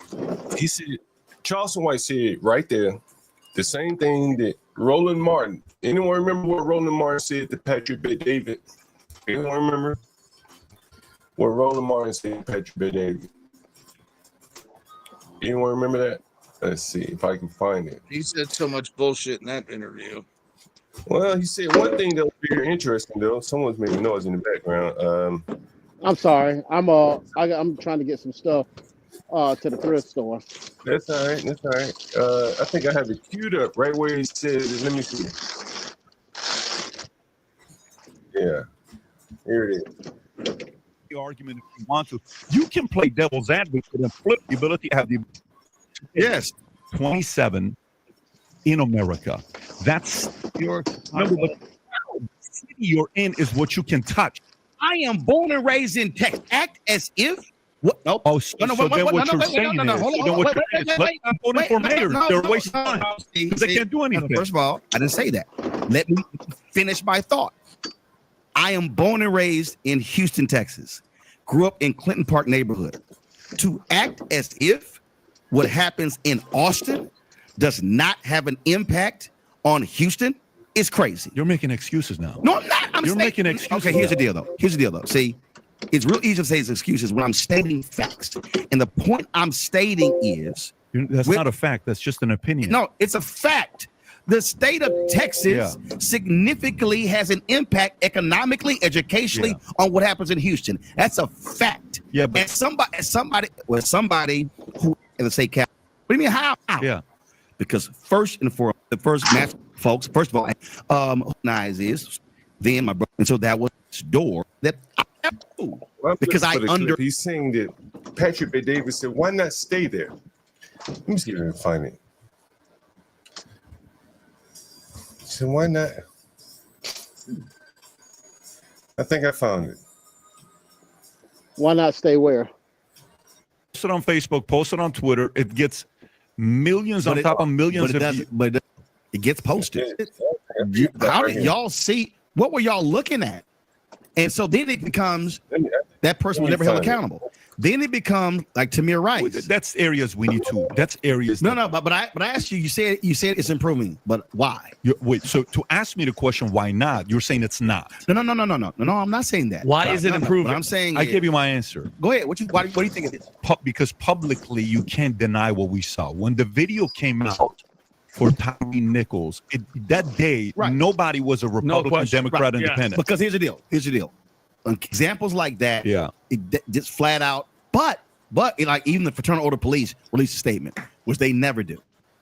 Here's actually why it's gotten better.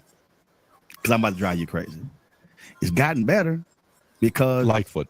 No, because of activists on the ground that have been demanding accountability. Antifa. No, you said Antifa. That have been demanding accountability. That have been going to those city council meetings, those state legislatures, and we started throwing out hardcore right-wing prosecutors, and you begin to have prosecutors. No. So that's why. No. I'm trying to tell you. Can you please send those activists to those 27 cities? I'm trying to tell you. First of all, you clearly of a middle class begin to move away. I found the clip right here. Oh. Yeah, but is it better? Hold on. Here's where Roland Martin says, I got to get away from the Chitlin circuit. And Patrick Bet-David said, why not stay in the Chitlin circuit and improve it like Charleston White says? He said, nigga, you on drugs. What then began to happen was you had areas where poverty increased even more so. Why move away though? Why move away? Why move away? Because why lead the chitlin circuit, the ass nigga? Hey, listen to the answer. Blacks know it instinctively. I've showed it here on the stream. You can go see it for yourself. They know deep down in their heart, and I think this is what kills them more than anything. They listen to this question. Listen to the answer. He said, why move away? If you care about the community, why not stay there and change it? Well, if you care about the community, the niggas ain't got no answer for that. They talk all that black shit. They can quote you all the shit why blacks fucked up. But he said, well, why don't you go stay there and help them niggas? You got the answers, nigga. Areas where poverty increased even more so. Why move away though? Why move away?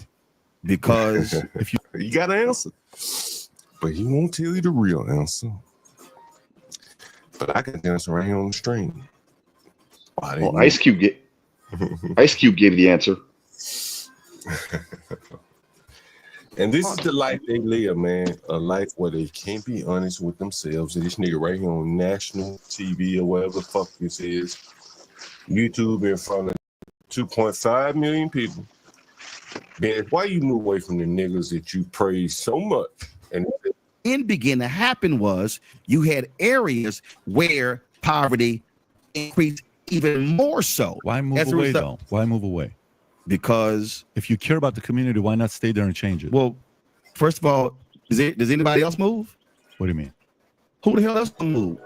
Suburbs were created. But wait a minute. What do you mean? How do you think white flight was created? But so everybody else get to move, but we can't move. But if you act like you care about the community, so what about this? No, but hold on. No, I'll answer your question. Do you know why? Because when African Americans were living in black neighborhoods, they also had economically depressed housing values, and the reality.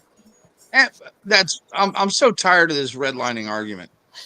Redlining affected poor people, not just black people. I've already given the answer to this. If this is a problem, I got an answer for you. If black people are so I'm gonna let you listen to it again. They were not able to change it. Help change. Do something. Stop talking about it. Stop telling somebody else to do something. Deep down, Roland and all the other blacks that can afford to get away from the other blacks and more or less conceded, there's nothing you can do.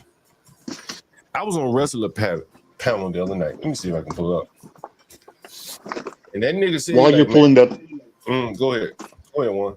I was gonna say real quick while you're pulling that up. That's what Ice Cube said. Ice Cube, when he was a member of the NWA, actually stayed in the hood. He said to try to make it better. He said he got out because people kept stealing his stuff, and he got sick and tired of it.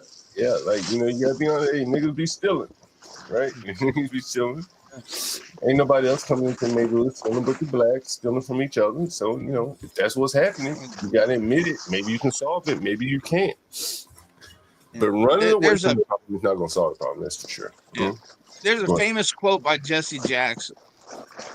There's nothing more painful to me at this stage of my life than to walk down the street and hear footsteps and turn around and see somebody white and feel relieved. Yeah, I remember that quote. And that must, he's not the only one that's pained by that. You know what I mean? He can't be the only one that's pained by that. No, it pains me as well. Yeah. I mean, because there's nothing like going. You want to feel safe in a community that you have a cultural connection to. Yeah. Right? Like I would love in Atlanta, T.I. Killer Mike opened up a seafood restaurant, Bankhead Seafood. The area is being regentrified, right? I would love to go down there to Bankhead Seafood and not just eat at a restaurant, but actually spend time in the community. But because of how dangerous it is, I go there, park my car, get my food, and then I leave. I'm not trying to hang around and go explore other parts of the area. Do I feel safe? Yes, but I know that something could pop off at any minute, and I could be the next victim on 11 Alive News. Yeah, it's one of those things that the blacks are going to have to solve. Otherwise, people are just constantly running away from them. I think I found a clip from Wrestler's stream the other night. Let's see if I found it. Let's see. Let me see if I found it. And you're going to hear like him basically saying, ain't nothing we can do about that shit.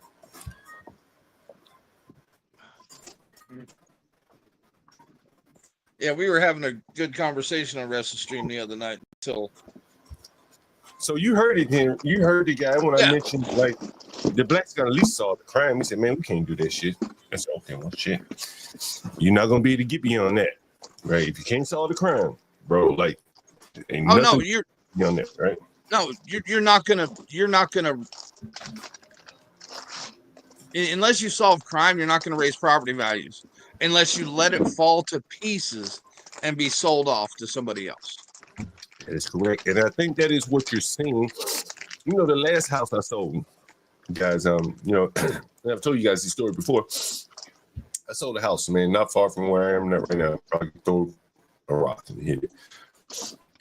And a lot of people came through to see the house. A lot of people we had a good reception, and there was a lot of black people came through to see the house. And this is an area, Master Kim has been by it. I mean, I guess it's probably most neighborhoods in America, even though it's kind of, you heard the gunshots over here the other night. I was on the screen. Anyway, so as the people were coming through, I remember an older black lady came through. And I did not have a wash and dry in there. It's an Airbnb house. So, but I had a hookup. And she looked at the wash and dry hookup. She ain't no wash and dry in here. Okay, cool. And that was one of her complaints. The Hispanic man, when he came to look at the house, he was like, how many parking spots are there? And I had a big ass driveway. We pull up probably 2 or 3 cars. And then he asked me, he says, how are the neighbors about parking? And I said, well, cool, I guess. And I said, well, where are you trying to park? He said, can you talk to the neighbors? Spanish. He said, can you talk to the neighbors for me about parking? So I took him next door to the black lady. I said, hey, he's got to think about buying a house. He want to know about parking. I mean, I told him what I know, but what he was concerned with was, could I park a commercial vehicle on the streets without you motherfuckers telling on me? Because he had a big ass dump truck. And I told you before, in the ghetto, they don't enforce parking and shit like they do on the other side of town where my properties are. So that's what he was looking for. So he can run his crew and have his big dump truck with his crew and enough bedrooms for all of them to live. So they're looking at the asset, the house, from 2 totally different perspectives. If you understand what I'm saying, right? One is looking at it, can my workers live here? Can I park my fucking commercial vehicle on this residential street without any complaints to lower my cost of doing business? I don't want to have to pay for parking for this truck. You understand? Yeah. Everyone understands what I'm saying here, right? And is it going to get stolen? Well, he's not worried about stolen because they're not going to steal a big dump truck. They're stealing Kias and Hyundais. No, but they'll steal the tools out of your other trucks. Well, but you can secure that, right? But the biggest issue for him was, can I park my commercial vehicle on a residential street? That right there added value to my house. You understand? He's about business. He see this house as a placeholder for his workers. Whereas the black lady who comes in, ain't no wash and dryer in here. Well, hell, he don't give a fuck about wash and dryer. He can put one in, right? But he need a place for his workers. 2 totally different mindsets in terms of buying an asset. One wants to consume the asset by living there. The other one wants to utilize the asset by placing his workers there. One can pay a little more than the other. Understand? So now you're priced out because you got to compete with a man who got different motivation than you do about buying the same asset. Does everyone understand what the fuck I just explained right there? I know what you were saying as soon as you started talking. I just let you finish the thought out. He's making a business decision. Intertwined with housing his workers. The black woman was making the decision on, can I live here? Is it safe? Can I live here? He ain't giving a fuck about safety. The value of being able to park his commercial dump truck on a residential street is probably worth $50,000 to him. You understand? $50,000. the lack of a dryer in the house means shit to him. He'll put one in that motherfucker. But he can't go anywhere and just find that ability to park a commercial vehicle on the street. Otherwise, he had to pay me for rent for an off the street parking spot. He don't want to do that. John Galt. Let me go on ahead and add some. Let me go ahead and add some paprika and some Zatarans to your thing. I'm in the market right now to go buy me a house. Right. And my number one requirement is, because my company allows me to take the work truck home. Mm-hmm. If I can't take the work truck home, I don't want the house. Right. Because you know how much money I save in gas by taking that work truck home right. a year. That's a $4,000 or $5,000 bonus on top of my salary. That's what I'm talking about. So if you're not, hold on, guys. I got my fucking roof calling. Let me see. Make sure I'm on Bluetooth. I want you guys to hear this conversation. I talked about it the other day. I'm gonna show you guys some shit right here. I'm back in a bit, John. I gotta run the store. All right, give me 1 minute. All right. I'm organizing my vinyl records I bought today. So what's up? What's up? What it do? What's up? What it do? PQR. What's up? All right, Smokey Robinson before the Temptations. Motherfucker back. Hold on for 1 minute, guys. Hold on. Give me 1 second. 1, 2, 3, 4, 5, 6, 7. I got 8 Smokey Robinson 12-inch vinyls for $40 today. What you up to? Somebody called me Somebody called me for a roof. Oh yeah. They live in Northwest. No shit. Yeah, Hey, hold on for 1 minute. 1 minute. Goddamn. Hold on 1 minute. All right. 1 minute. Give me 1 minute. All right. All right. I was talking about your ass earlier yesterday. Can you hear me? Yeah. And so I got you on my live stream and shit. And I was telling you my ace roofer there, right? And you do roofing here in the DC area. What kind of roofing do you do? Tell the audience. All kinds. Well, tell them what all kinds you do. They want to know more particulars. I told you got to improve your customer service. You know I told you that. Okay. Tell us what you do. You're in the sales mode here now. I do flat roofs, shingle roofs, slate repair. I mean, I pretty much flat and shingle roofs. And how did you learn how to do those flat and shingle roofs? I've asked you this before. Well, over time and family. Worked for my family, my grandfather and my cousins. You know, over the years. You didn't go to school for any of that shit, anything like that? No, you don't have to go on-the-job trtraining. On-the-job training, there you go. You know, so from 18, yeah. I mean, since I was 18 till I'm 64.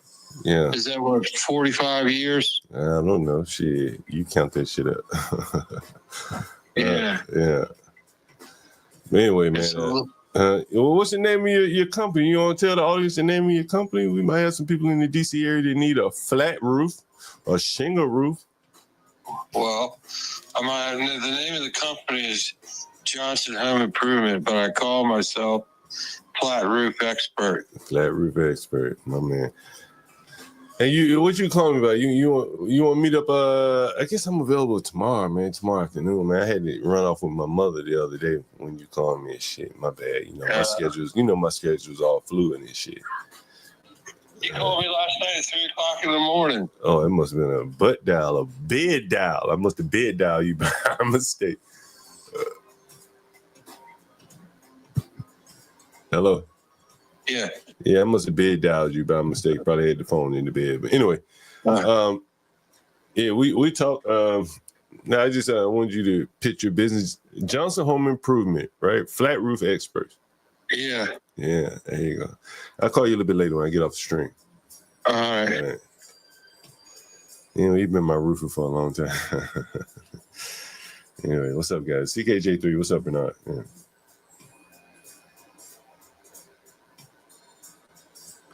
What's going on, John?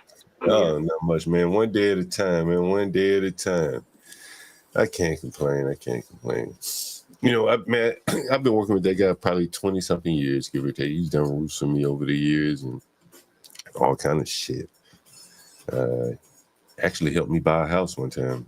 Not financially, but I needed someone to get the house up to speed before the bank would close on it. And he agreed to do the work. No money down, just did everything needed to do to get it up to code. You gotta have a flushing toilet, a working kitchen, stuff like that to get a FHA or even what they call it, conventional. And so he did all this shit for me, man. He got everything ready for me. No money out of my pocket, bro. Didn't ask me for $1. And so that was the guy you listen to. You know, you have to build good relationships with people. You know what I mean? They're willing to take a little risk with you. And yes, the guy that was willing to do it there. Yeah. What you got shaking CKJ3? Bernard, you still there? Oh, I just got off of work, John. That's all. Yeah. Man, you work, what, 7 days a week then, huh? No, it probably seemed that way. I got Monday through Thursday. I got Fridays off, and then I go back in on Saturday. Oh, okay. There you go. It probably seemed like I'm always. I mean, I do work, but you know. Yeah. What you got business-wise going on these days? You just trading or what? Yeah. I'm just trading, man. I'm just trying to build my capital up. Yeah. I'm trying to become the bank, you know. So. Yeah. I know. It's a different way of attacking what I want to attack. Yeah. You say you're trying to become a bank. Bank to whom? To myself, for myself. Oh, I see. Oh, when you're trading, I see what you're saying. Yeah. Because you had those funded accounts or whatever, right? You use the fund. Yeah. Right. Use the funded accounts. Build my own money up. Yeah. Eventually, I want to get into what I think I want to do is I want to take that money and build a property that I want to rent out instead of me just going to buy something and rehabbing it. I'd rather want to build it up from the ground up. Rent it out, yeah. You know, it's a different skill set, renting versus rehabbing. I've never done like a flip or anything like that. No, I don't want to flip, John. I want to build brand new. Like, so the cash that I accumulate, I want to take that to build and then rent it out. So I'm just always recycling my money. Build some brand new. Yeah. Brand new and then rent it out. That's what I want to do. Man, you know, the thing is, not to say the thing is, what I found, and I've shown videos of it here, the new construction, man, is shoddy as hell. You know what I'm saying? Like, that shit there seems to be, like, very, very shoddy. And I can't even say it doesn't include the high-end homes. All this shit seems to be very shoddy workmanship. Like the craftsmanship of the home. And some of these old homes are probably built better than the brand new ones. Yeah.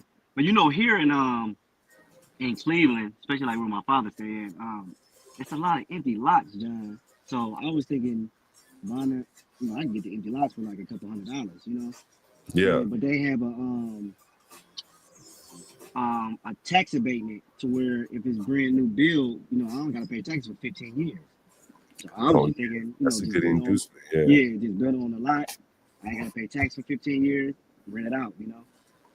Yeah, that's a good inducement. Or even do it the John Galt way, you know. Room by room. Room by room. But you know, with that, they brand new, you know. So that's just my method of what I'm thinking about doing, you know. Yeah. Man, I was listening to Grace Thornton and talking about like monetization on YouTube and how they being squeezed. And I talk about that here, like Airbnb is kind of like YouTube, like they can squeeze your ass, you know what I mean? And so you can't really depend on them, you know. It's just like the big content creators on YouTube are going to get, boosted or pitched. I imagine the best Airbnb hosts are going to, get priority. And everyone is more or less, meaningless to YouTube or Airbnb individually. And so the Airbnb game is, I think a lot of people go into it without a backup and they go 100% into it. And I think that's a serious risk there. You put too much dependency on one thing, and that's one of the things I've done over the stream to try to highlight that to people is like canceling out the middleman. YouTube, the middleman takes 30%. On Airbnb, they take about 30%. That's a hell of a business for them. So, you have to go into it making sure that you can rent it without whatever middleman platform is there.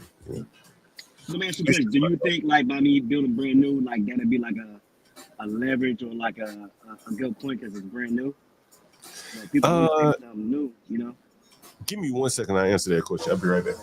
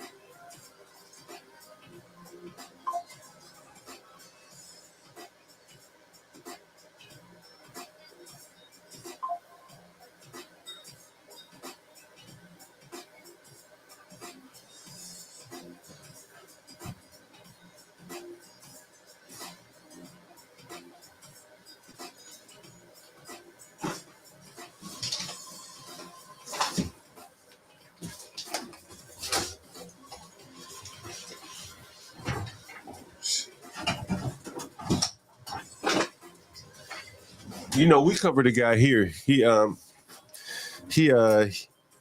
bought a house brand new, right? And what happened was the tax implications, there were some details down in the weeds, and I guess he wasn't aware of them, because when you buy a brand new house, oftentimes they tell you don't need a realtor. We're not going to pay your realtor fees, the buyer's agent fees, right? And so the mortgage ballooned on him to like basically damn near double, give or take, right, to like $5,000 a month. And he couldn't afford it. And it was basically, he bought the house with the mortgage based on the assessment of the land and not the house. I'm not sure if you remember that story. And so you have to be very aware of those things. But the bigger thing I would say is, you buying the unknown with a house. And, any business is looking to cut costs. And the biggest cost is what? Materials and labor. And there is the biggest risk there, buying something brand new, right? Risking, materials and labor. People are going to shorthand on materials, and they may not have the best labor. So you run the risk there. There are millions of videos all online about people building shoddy housing. So that's the risk you take. I told you one of my friends, my buddy Philippe. But I'm more so. Say what? What'd you say, guy? My buddy Philippe, he bought a house, and it was supposed to be a smart house, right? It didn't have all smart appliances, but it was supposed to be wired for that. In other words, you need a neutral wire for every outlet. So he goes to start installing smart outlets, and it wasn't wired for smart outlets. They had closed up the walls without the outlets being wired, or the house being wired for smart outlets. So now they had to tear all the walls open to rewire the house for smart outlets, basically to add a neutral wire, because smart outlets need a neutral wire, or you have to have a hub. And so with all that expensive house, nice neighborhood, they didn't wire the house properly as they sold it. And so those are the kind of risks that you face behind the walls that may prop up, at any given point. With a already built house, someone's been living in it, the things should have been found out by now. Does that make sense? Yeah, that's what you're saying. Look, I used to go in houses, bro. This is one of my tips. When I used to go buy houses, you know what? I used to go when it was raining, bro. Snowing, right?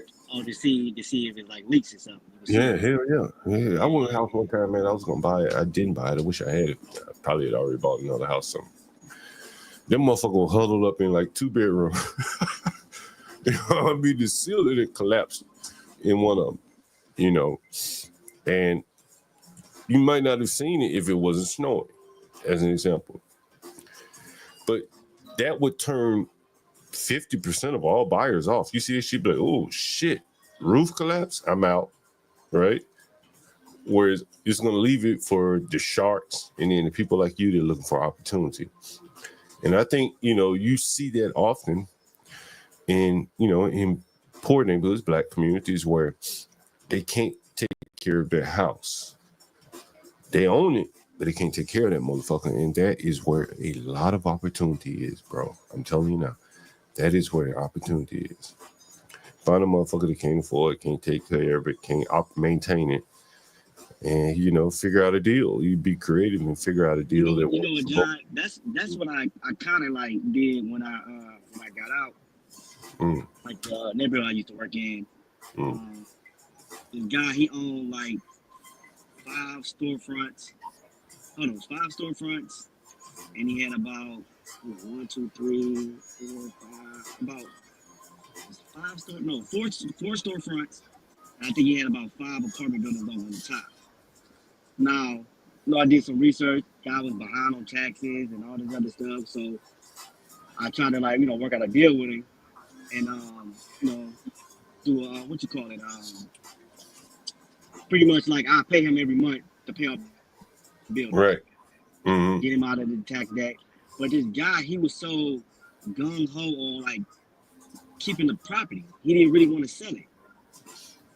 You know what I'm saying? Like he was just, I don't know what was going on. Like he didn't. And I'm like, man, you behind on taxes. Like, dude, let me I'll pay off the taxes for you, pay you something every month. I even offered him. I said, man, you can still stay in the unit. You don't gotta leave. You don't gotta leave. You can stay here for free. He still didn't want to do the deal with me. You know, sometimes it's you, sometimes it's him. Maybe you didn't make the deal that would have been, you know, make him move. You know what I'm saying?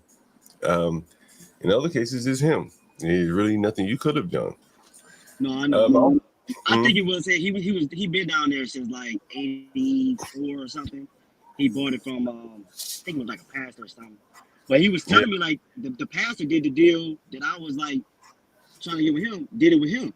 So I'm like, hey man, you know, we could do the same thing. You know, it's down here, and the buildings, they was raggedy, man. Like I went downtown and they have like a storefront program, so you can use like their architects and stuff like that, and they give you like a percentage off to where you know how they want like all the stores like the storefront like to look the same.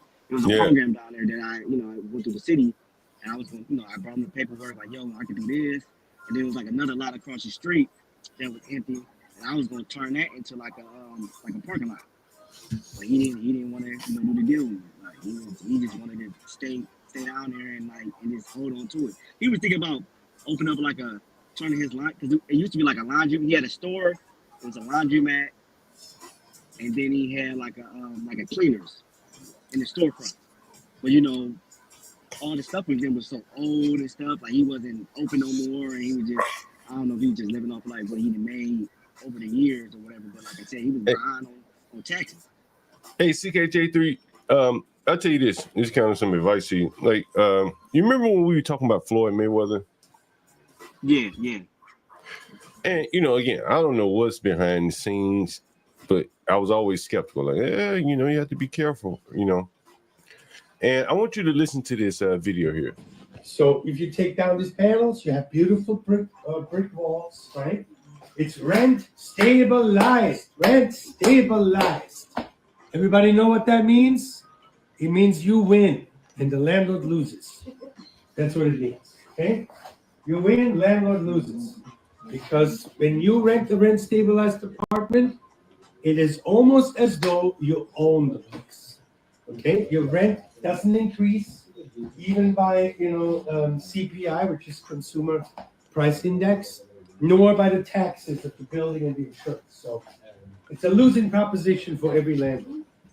That is why most of them don't do shit. Did you hear that, CKJ3? Yeah. So basically,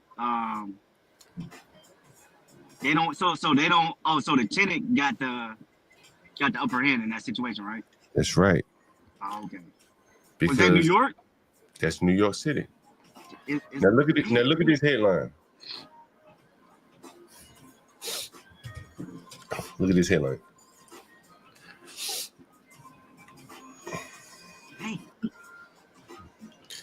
Can you make a connection between the last video I just played and this headline? What the connection do you make? The people who sold him the property came up. Floyd thought he got a deal, but I don't think he didn't do his due diligence. Man, you gotta listen to Donald Trump, man, talk about New York real estate. This shit treacherous as a motherfucker. It's laws on top of laws on top of laws. And again, you heard the real estate agent, what he say? Like, shit. Basically, you own this motherfucker, right? What did he say? Okay, you're right. That's what it means. Okay, you win. Everybody know what that means? It means you win and the landlord loses. That's what it means. Okay, you win, landlord loses. Because when you rent a rent stabilized apartment, it is almost as though you own the place. You understand? John, let me ask you a question. Does he have to do it that way? Could he just rent it out to like regular people? Or Bro, it's still gonna be the same? the thing is in New York, see, like, I don't know if he's very familiar with New York, probably not. Bro, like, if Kim Casey's in all this, she chime in too. I had a lady friend lived up in the Bronx, right? And the way people live in New York, it's like, you walking up and down the street all day, them motherfuckers streets nasty, bro. People shitting, pissing, whatever, right? So one of the things you don't want is your landlord's maintenance man coming in your apartment. So if you plug your toilet or if you stop at the toilet or the sink or whatever, you're going to try to fix that shit yourself. That's what the man's just saying, right? You're going to fix this shit yourself. Because he's going to send some big brute motherfucker with boots on walking through your house who probably done stepped in shit and trash. So you kind of take the onus on it to do it yourself. A lot of the main basic shit and not fuck shit up. And you also don't move because, hey, you got a good deal here. You damn near own this motherfucker, right? That's what the man said, right? Yeah. In New York, that's the closest thing to ownership. Renting an apartment is better than owning in New York for poor people. You get a good deal, don't move. You can pass that bitch down to your family like you own that bitch. And the government will never raise your rent or raise it very, very low. And so if you own a building like that, you want to get rid of it. You understand? And buy properties that are outside the government's regulations. So you need a sucker, bro. It's the greater fool theory. That's when I first read it. Like, it's the greater fool theory. No one else would buy that shit. You don't think someone else would outbid Floyd Mayweather? He ain't got that money. You know what I'm saying? But you need you need a greater fool. Somebody who don't know anybody, who don't know the market, and will come in and buy this shit. Now, maybe it works out great for him. I don't know. But if I had to bet, they sold him trash. Absolute trash, bro. Absolute trash. You know what I'm saying? People in Manhattan don't sell they A1 properties, bro. They don't do that. And you look at where some of his properties are, I'll show you. Listen. Let's see. I don't know too much about New York. But I'll tell you one thing that anywhere in any major city. Unless you got real big bucks and politically connected, you want to stay away from that. You know what I mean? Yeah. A massive affordable housing deal. You want to stay away from that, bro. Because that come with government, like, regulations and shit. You understand? Damn, you may not allow me to read. Okay, here it is. Look here.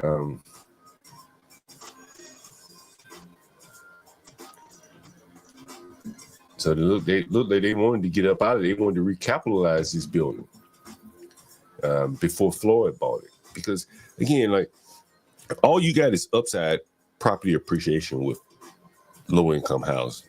It's really all you got. You know what I mean? And you got to hope the property rises and the interest rates go down. Basically. And so, that's what it looked like to me. I could be wrong, but we'll see. We will see. So you have to be careful of who you do business with. And that's more or less the moral of the story, man, in my opinion. People will unload some trash on you.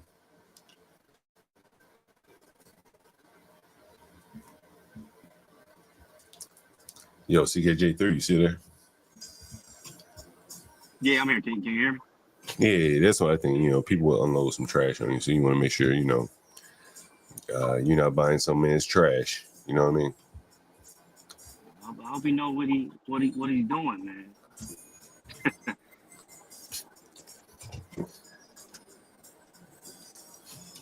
So you said that he can't change it from affordable housing. Nah, it's very difficult, bro. It's difficult to do that. Yeah, it's very difficult. Like in New York, they'll have something like this. They'll send out a letter to people on those stabilized, affordable housing, say you can sign a 1 or 2 year lease agreement with your landlord, and they'll give you what the rent is for the 1 year, 2 year. Like a 1% increase, 2% increase, and they keep records of what is charged on that apartment. As I said, New York is so technocratic that they can do things like that. DC can never keep track of rents for all these apartments and houses. They can do it. But New York, there are a lot of people that live in buildings, so there are not a lot of single family homes, in much of Manhattan. So they can keep track of all that kind of shit a lot easier. And so that limits what he can do. You understand? Like, you go in there and like, hey, try to force somebody out. Like, the government will respond very effectively to you. In DC, they probably won't know how to respond as easily as they would in New York. They've seen it all before. So is he getting paid by the government? It's like Section 8, right? Basically, that's what it is, right? I'm not sure if it's about Section 8, but the bigger deal is the government caps the upside of what he could charge. So if you go back and you listen to this guy again, listen. And let me see if I can figure out where this is so I can give you a better idea. Let me see where it is. Let me put it up on the screen.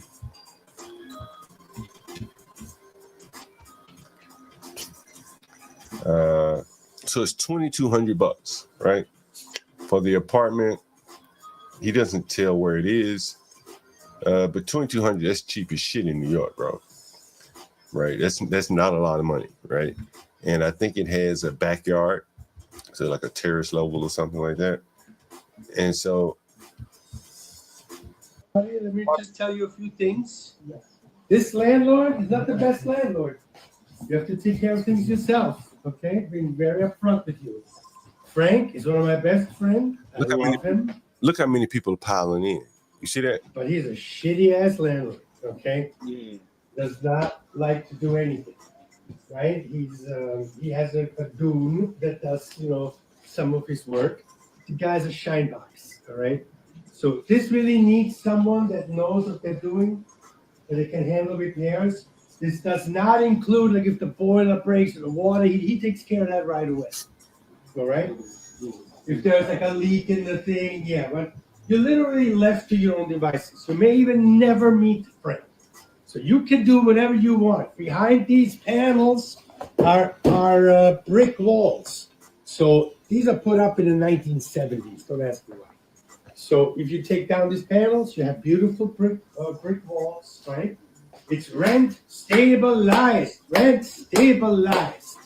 Everybody know what that means? It means you win and the landlord loses. That's what it means. Okay? You win, landlord loses. Because when you rent a rent stabilized apartment, it is almost as though you own the place.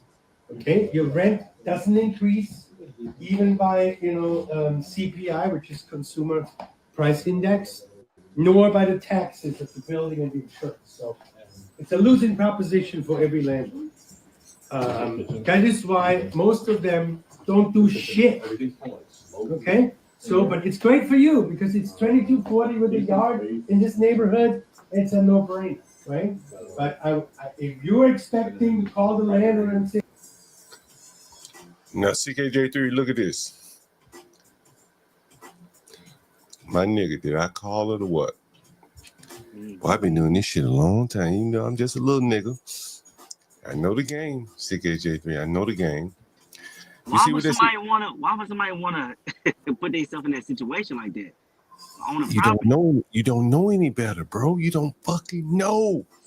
So this the landlord came into the situation like this, or it just happened over time and it just in New York? Like it's always been like this in New York? What happens is, let's say like you got a rent stabilized building backed by some housing tax credits or whatever, blah, blah, blah. And I did this work, so I know it very well. Them shits have sunset periods and shit like that. So it'd be like 20 years, you can hold the building, get rent subsidies, block grant motherfucking subsidies, then the tax credit sunset, and then you left with a building that the rents ain't increased in 20 years. And you can't increase them. It's part of the game. You got to get rid of this shit. You got to find a fool. Now, they done recap the building by going to the bank and borrowing money. You read that. 3 years later, they need a fool, man. They need somebody, a greater fool. I'm not saying he's a fool. I'm saying the economic theory of a greater fool.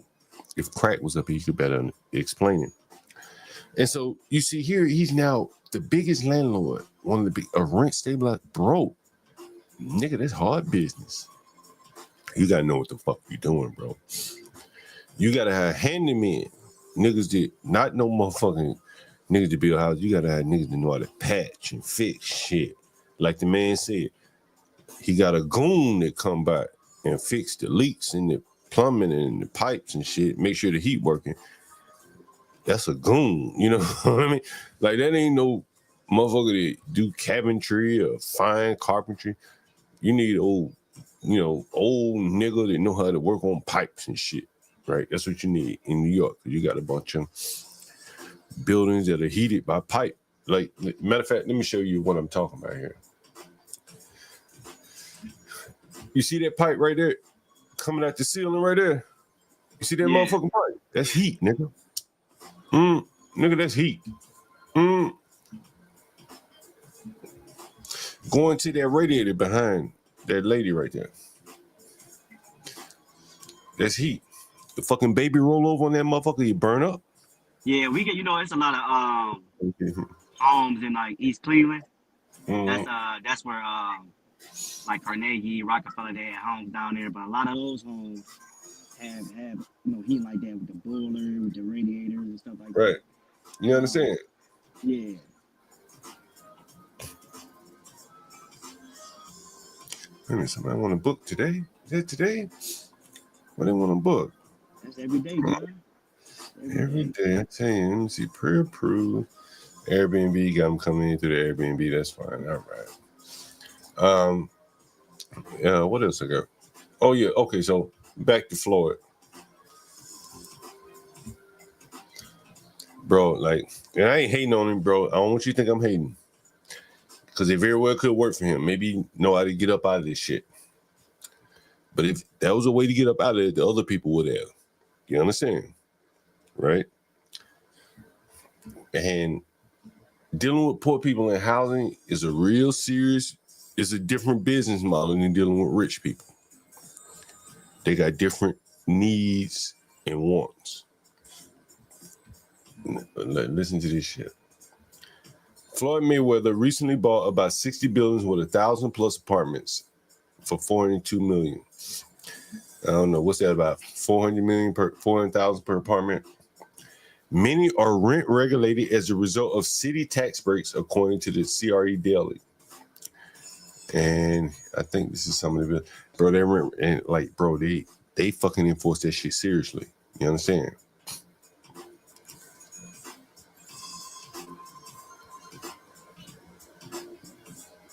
You see, $400,000 per unit.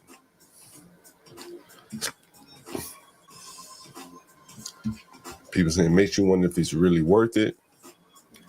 You know, in New York, man, it's luxury housing, bro. Like, you got to fucking figure out a way to tear that shit down and get all them people out. So John, he could tear it down and rebuild it? Nah, hell no. Man, I mean, you can in theory, but then you got to probably spend $50 million, maybe $10 million in legal fees arguing for the right to tear it down. And then you got to come up with some kind of scheme to move all these people, provide them. Bro, let me tell you. I'm gonna show you something right here. Let me see if I can show you.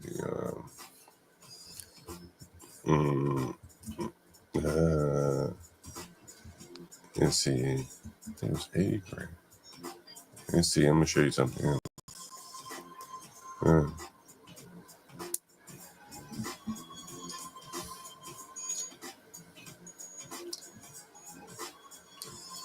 There was an apartment complex. I passed by that motherfucker a while back. And Surson Quarter landlord. Let's see. I'm gonna pull up 1 second. I want you to read this shit. Let's see if this is it.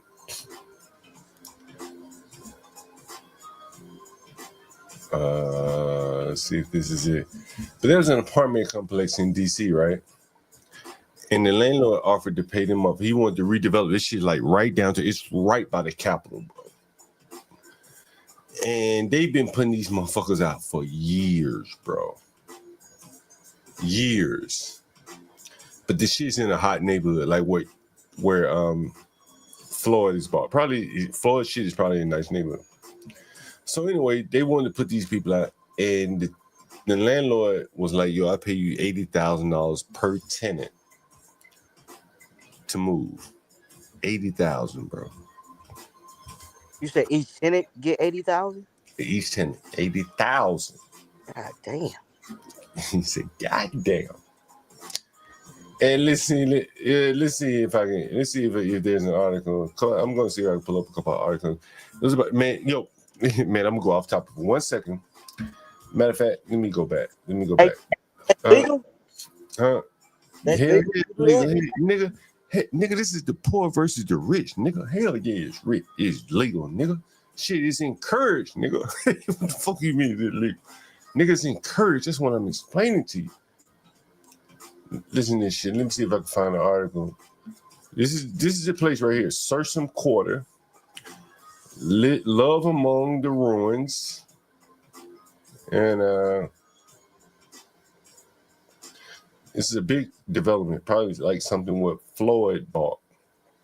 Low income housing development, right? You know, kind of what Floyd bought, but this is in DC. And damn, let me see. I'm gonna show it to you. Payment. Tenants. Let's see, pay. Let's see. Where is it? It's an article about it. Okay, this may be it. The tenants who fought back. See, this is. Oh, damn. You're not even seeing my screen, are you? No, yeah. Okay, shit, my bad. Anyway, so there were some articles about it. You can see the tenants who fought back, Sursum Quarter in Washington, D.C. So it has 560 units. That's what they're planning. They finally started to get some of these people out of here.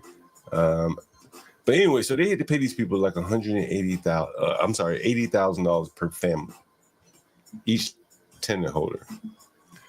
And so you can see Sursum Quarter is completely shut down. Man, bro, I'm gonna tell you a funny story. I went to a murder trial that happened in this motherfucker, and I'm gonna show you. Oh man, this is crazy. Oh, this is crazy. Yep. I saw this bitch testify, bro. Oh man, yo, CK3 people in the audience, you're not gonna believe what this bitch said. John, I'm driving. What the fuck is her name? What's her name? Hema Princess Hanson. And let me see if I went to her murder trial, bro. I was in the motherfucking. She the one. She got the lady got killed. Listen, no. Jakima Princess Hanson was a 14-year-old girl was tragically killed in a Washington, D.C. townhouse in 2004, allegedly as a witness to earlier killings, and the crime made national headlines. Nigga, I was in the courtroom when she said this. Let me tell you, you're 14 now, registered that, right? And she said this. No, she didn't. Nigga, I am the nigga. Like, I've been around so long. Seen so many things. Where is it at? Hold on. Where is it at? Nigga, y'all ain't gonna believe this shit. Jakima, she said, what did she say? Y'all niggas ain't ready. She said, I got the best pussy in Sursum Quarter. Yes, she did. Everybody see that? Look, I was there when she said it. Listen. What the best pussy in Sursum Quarter? 14 years old. 14 years old. She said, what? I got the best pussy in this motherfucker. The best pussy in this motherfucker.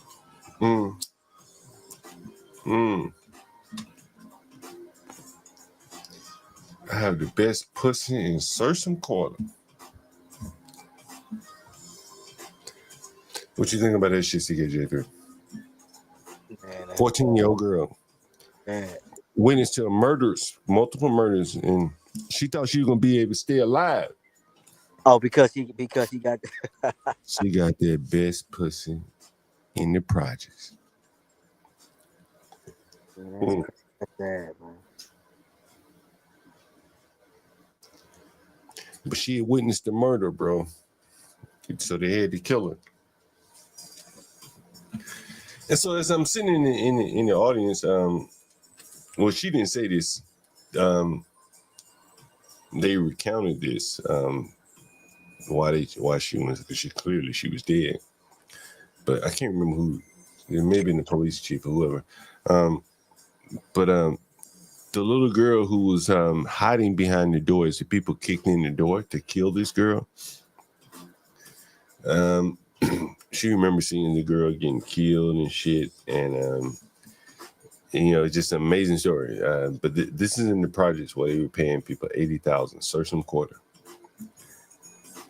Sursum Quarter there to move out. Yeah. Anyway, very interesting story. I was in the court trial there. Yeah. Sursum Quarter. I got the best pussy in this motherfucker.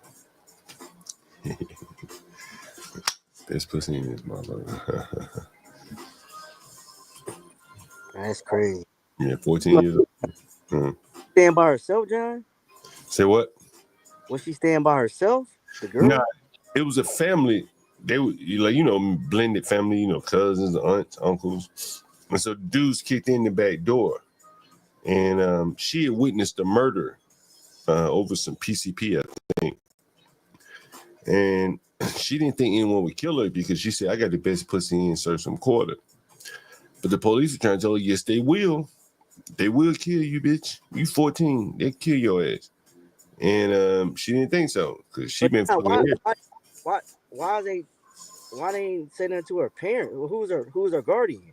She living that life, bro. Mama might have been getting money from her fucking the dope dealers. She's fucking dope dealer. Must have been a cute little girl. Let's see what she looks like. She had to be cute if she got that good pussy. I had that good pussy. Let's see what she look like. She had that good. And she, judge for yourself. Let's see what it is. Jakima Hanson.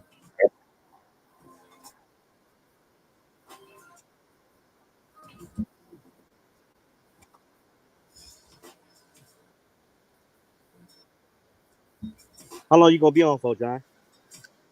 Not too much. What's up? I'm gonna check back in with you. All right. I just put up to the house. Hey, thanks for joining, man. All right.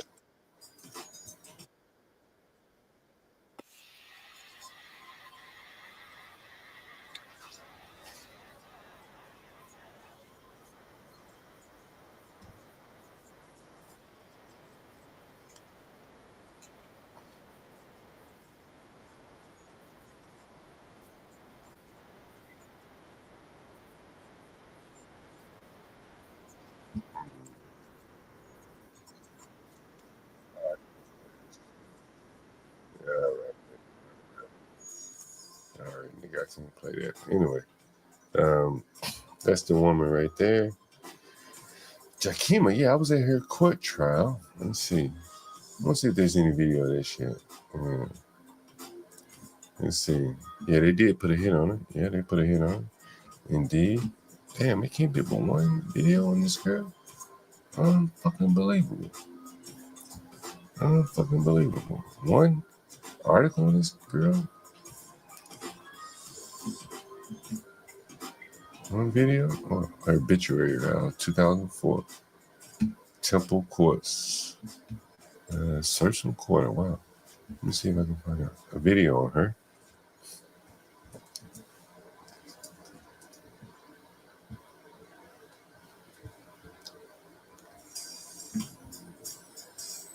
Oh, wow.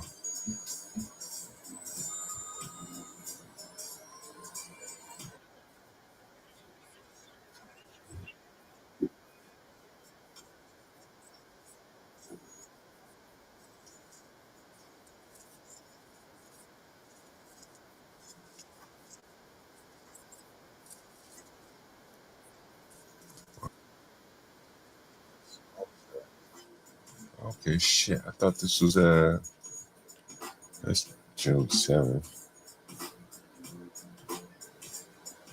20 Fortune, Final Moments.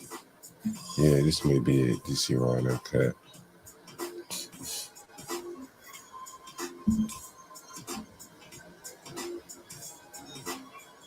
Oh, okay.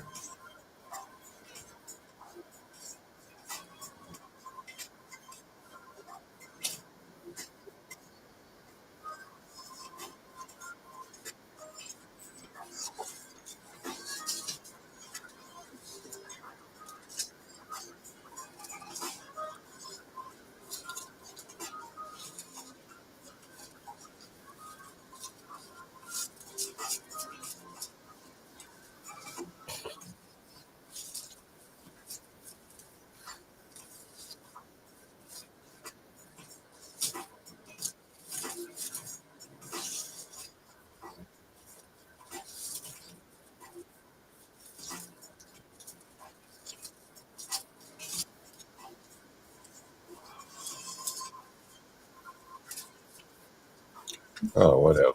Fuck, that ain't it either. Whatever. Whatever. Fuck.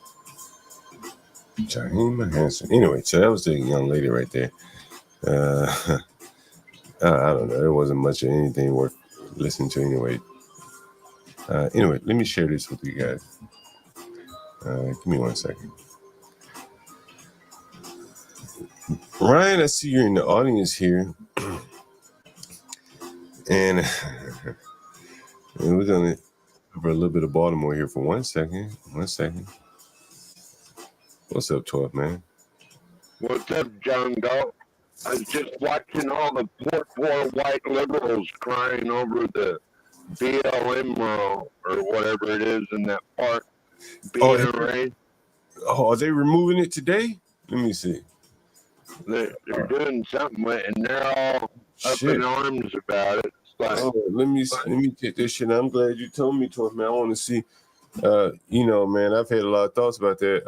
BLM. Let me see what they're doing.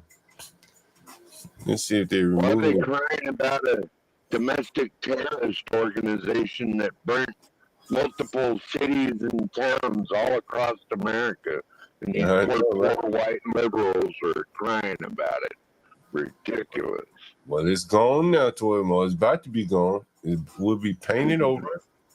It will be painted over 12th man. I don't see any news about them doing it right now. Let's see. Well, I don't know if it's happening right now. NPR posted a story about it. You got to see all the outrage by all the poor white liberals. I know. I covered this shit the other day. All crying about it. What's that, John? You broke up a little. Let's see. Black Lives Matter Plaza and made permanent shortly after. It was a statement of defiance from DC's Mayor Muriel Bowser to legislation that will require Bowser to rename Black Lives Matter Plaza or risk losing millions of dollars in federal funding for the city. However, the mayor said the decision had been made for some time. My intention was to announce this with our next America 250 Commission meeting, which will be later this month. So while the announcement came up, the mayor's office is named, or how the mural. We have bigger fish important to us and to their safe during that time. Our focus is on making sure our residents and our economy survives. Now your focus is on that. What was your focus before that? Right? Black Lives Matter was greater than the economy and the survival of her residents there, which doesn't make sense to me. Anyway, water has been blasting continuously out of the back of Baltimore's copycat building for half a year. Have mercy. The water pressure must be low in that motherfucker. Ryan, do you know what a copycat building is? I wonder if you know what a copycat building is at all. They go by there and catch you a barrel of water there. Can you believe that 12 man water just flowing out the back of a building? These people in Baltimore have not been able to figure it out yet. See what we can find. They need the urban landlord to help them figure out where the water is coming from. Yeah, Baltimore is just terrible. Let's see, Baltimore. And then if water isn't pouring out of their buildings, 12 man, if water isn't pouring out of the buildings, they have problems like this, with their schools and stuff. They want to get to the bottom of the absentee problem, Ryan. Don't you go pick the kids up, take them. Make sure they go to school, Ryan. Let's see what they're saying here. I love picking on Baltimore. Baltimore is like one of these tragic cities in decline that just can't seem to get out of its own way. So what are your plans for the day? Well, they keep electing dumbasses, John. It's all their own fault. That is very true, tough man. You got people like Ryan there. Keep electing them. There's a long ad here. What the fuck?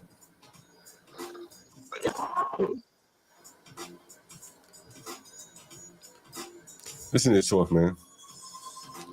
What the fuck is the volume here? System today. They're looking at a new bill to fight chronic absenteeism among Baltimore students. WMER2 News' Elizabeth Worthington was at the committee hearing on the issue today. Elizabeth, what do they want to accomplish? Yeah, Kelly. Well, the city council wants the school district to conduct a study identifying the root causes of chronic absenteeism and then put together a list of ways to address the problem. Since this has been going on for so long, we asked, why does the school system need a city council bill to make this happen?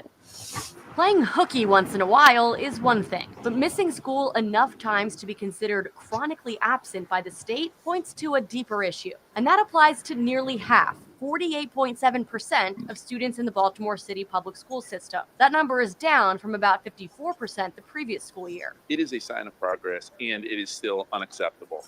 We need to make sure every single child in our city is getting the education that they are guaranteed by the state of Maryland. The City Council put forth a new bill this year that would require the school systems to conduct a study identifying root causes of chronic absenteeism and ways to fix them. One of the major causes is transportation troubles. The school system has an agreement with the Maryland Transit Administration to get kids to school. The council president, Zeke Cohen, says it sometimes takes more than an hour and a half for students to get there. And to me, that's not a good enough outcome. And so what I'd like the MTA to do is come to the table with city schools. Tough man, these people can't even get their children to school. 50% are not even showing up for school. I mean, like, damn, fuck trying to create a rocket. You can't even get your kids to school. Like, I don't know, it's kind of amazing to me. Tough man, I want you to listen to this. One of the ironies of the attack on you, and I'm going to play what he did, was that my understanding is the program at the source of this whole thing is a program to lower costs for people. Do I have that top line correct? You have it absolutely right. Okay, so I'm gonna play what he had to say, and then I'm going to ask you to explain what the program is that was such an obvious, ludicrous laugh line for the Republicans there. Take a listen. $1.9 billion to recently created decarbonization of homes committee, headed up, and we know she's involved. Just at the last moment, the money was passed over by a woman named Stacey Abrams. Have you ever heard of her? Okay, so what is this organization? What is your relation to it, and what does it do? In 2023 and 2024, I led a program called Vitalizing DeSoto. We worked in a tiny town in South Georgia to demonstrate that by replacing energy inefficient appliances with efficient appliances, you can lower your costs. And in fact, we accomplished that. For 75% of the community, they got appliances that are lowering their bills right now. We had one woman who saw her electric bill cut in half from $180 to $98. That's what we delivered. And based on that program, a coalition of organizations, famous organizations, came together and said to the EPA, if we can do this here, we can do this for millions more Americans.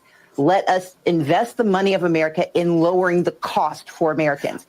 And the EPA said, hey, great, go for it.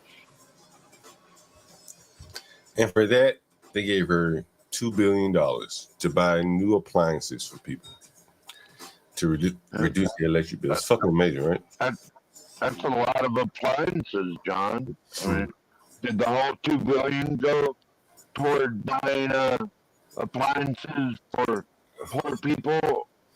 And why don't they? I have to buy my own appliances. Why can't they buy their own appliances? Well, you know, save on. You know, I ask myself that too all the time, 12 man. And I tell you what, as you say, there is a lot of money for buying appliances, right? And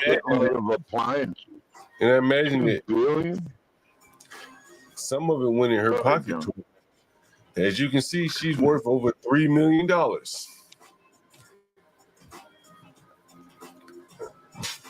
So she bought a few appliances and kept some of the money. Clearly, 12 man. You know, that's how that works. That's how that works. 12.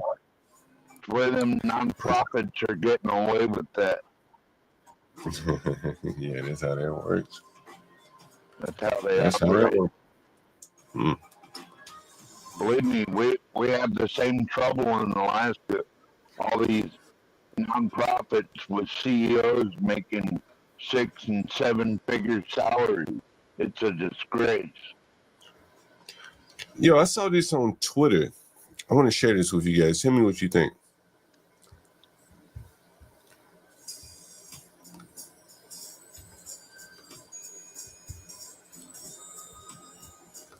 Over the years, just, you know, how many?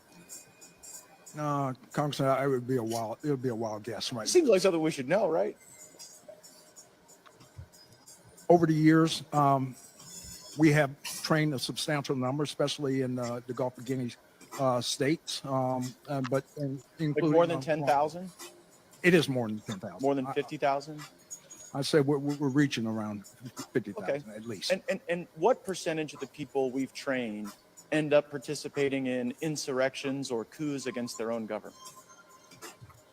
Very small number, Congressman. Very small number. So what percentage do you think? I'd say probably less than 1%. It'd be like about 500, about 1% of 50,000. Congressman, you may have that information. I don't at this time, but I know. Well, I know there are some, right? Like this is Colonel Mamade Doumbouya, and this is a photo of him. Did we train and equip him in Guinea? By name, I cannot identify that. Well, that guy in the middle with the big red hat, Colonel Mamade Doumbouya, that's him with a bunch of U.S. service members outside of our embassy. And just months after this photo was taken in 2021, he led a coup in Guinea and threw out the leader. Does that concern you? Congressman, core values is what we start off with in IMA programs. And so there you see that they are funding rebels in Africa and probably all over Ukraine, to be exact. What I'm thinking about here, more about good American money going to fund instability in other countries.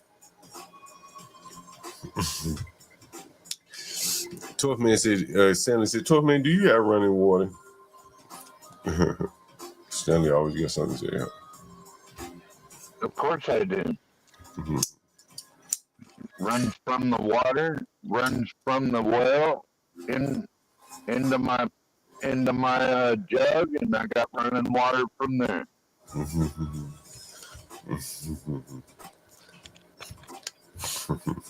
As Stanley, when's the last time he put in his own water well?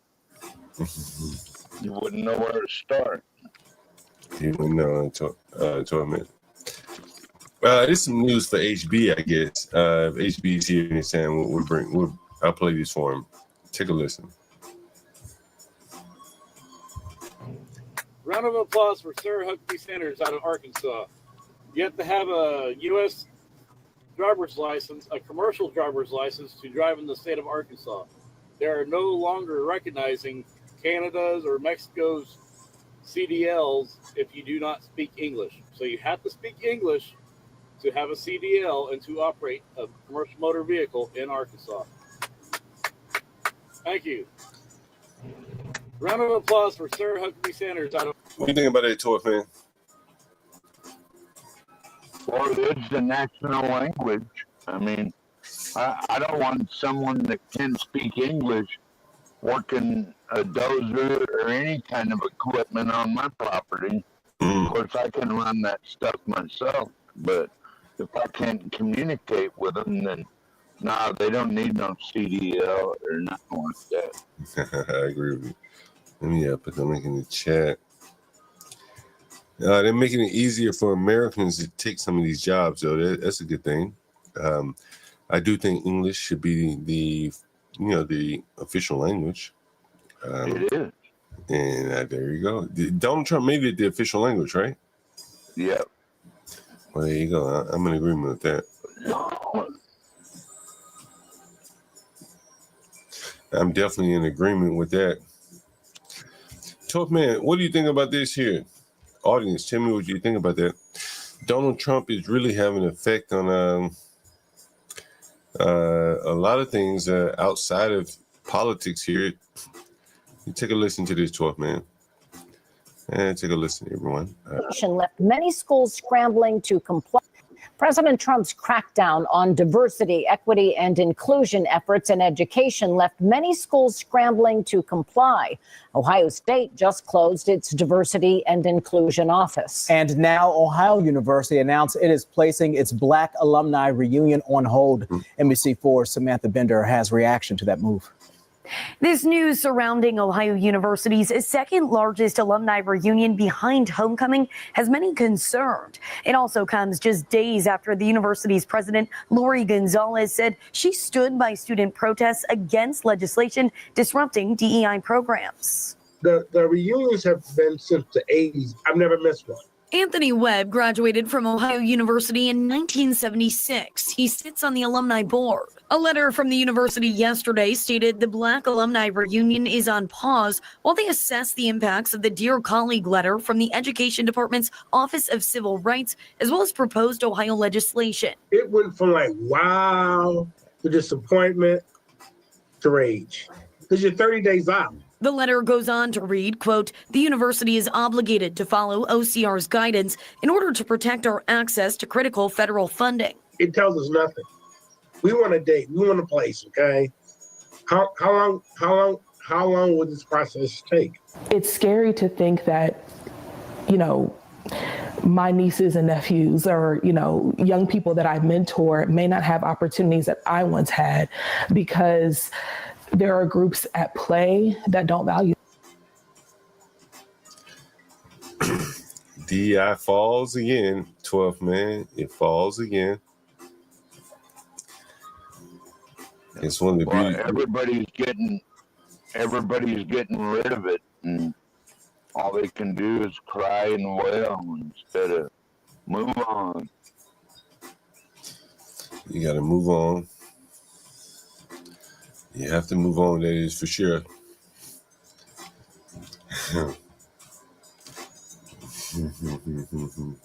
Just like them crying over the BLM part getting painted. I mean, to me, that's a domestic terrorist organization, and they're crying over it being more American themed.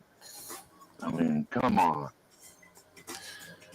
You know, 12th man, you know, we talk about the black issues, and I know it's not your topic here, but this is not really a black issue as much as I think it's a, you know, let's say a parenting issue. Could you imagine having a child out in the club doing this, 12th man? No.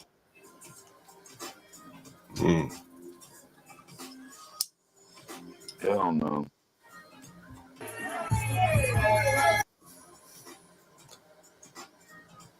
But then again, John, I've been to a lot of. Say what, 12th man? I've been to a lot of motorcycle rallies that were just as crazy, but I was an adult when I went to those. Did they have children there? No, none. No. Man, it's really amazing, bro, that someone will allow their child to be somewhere like this. They're doing that instead of going to school. I guess that is a parenting problem. I mean, but they made it so you can't spank your kids or discipline them anymore, or you're a child abuser. Like the state started getting away, and like, I mean, I remember having my little butt looked in public by mama for misbehaving, and I thank her for all that now. You know, I didn't like it at the time, but you know what? Made me listen to mama better. Stanley said it's not a club. It seems like a club. Doesn't matter if it is. You can make the club wherever you are.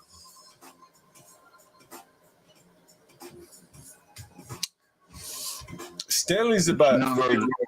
How old is Stanley? Stanley's age 59, right? Going on 60 or something like that. Here's a guy.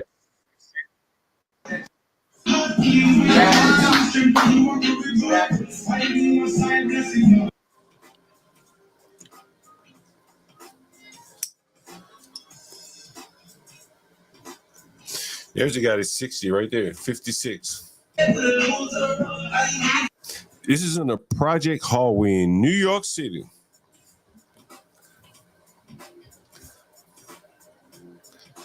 This is in projects in New York City, by the way, people. Can you imagine having your birthday in the hallway projects? It's the hallway projects, 12, man. Look. You see the elevator right there? The hallway projects, 12, man.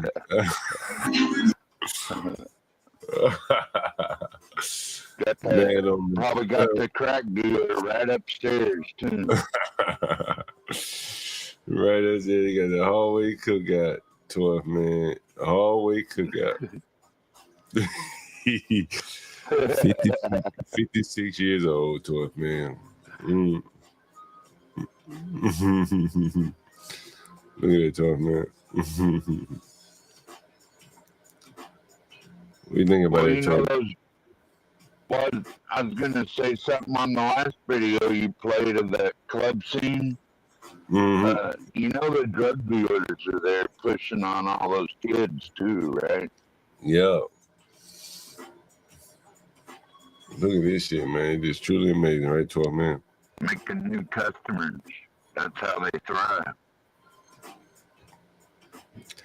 And when you listen to, like, you know, the police, I mean, they should be like running these people up out of the hallways. Shit, they causing problems for everyone that live there. Just that you come home, you gotta walk through a fucking rap video, right? You gotta walk through a fucking rap. Come on, man. You gotta walk through a fucking rap video. And here's the police chief from DC right here. Take a listen. Excited about your Motivation with Marissa live on the road now from MPD's second annual women's conference. Marissa, you look beautiful. I'm so excited about your Motivation with Marissa live on the road. What can we expect shortly? Oh my gosh, I'm excited. You know, today is probably the crown jewel of what has been the first year of Motivation with Marissa, the series that I created for Fox Local on Fox 5. And I'm here at MPD's second annual women's conference, of course, celebrating Women's History Month. And in just This is the police department in DC, by the way.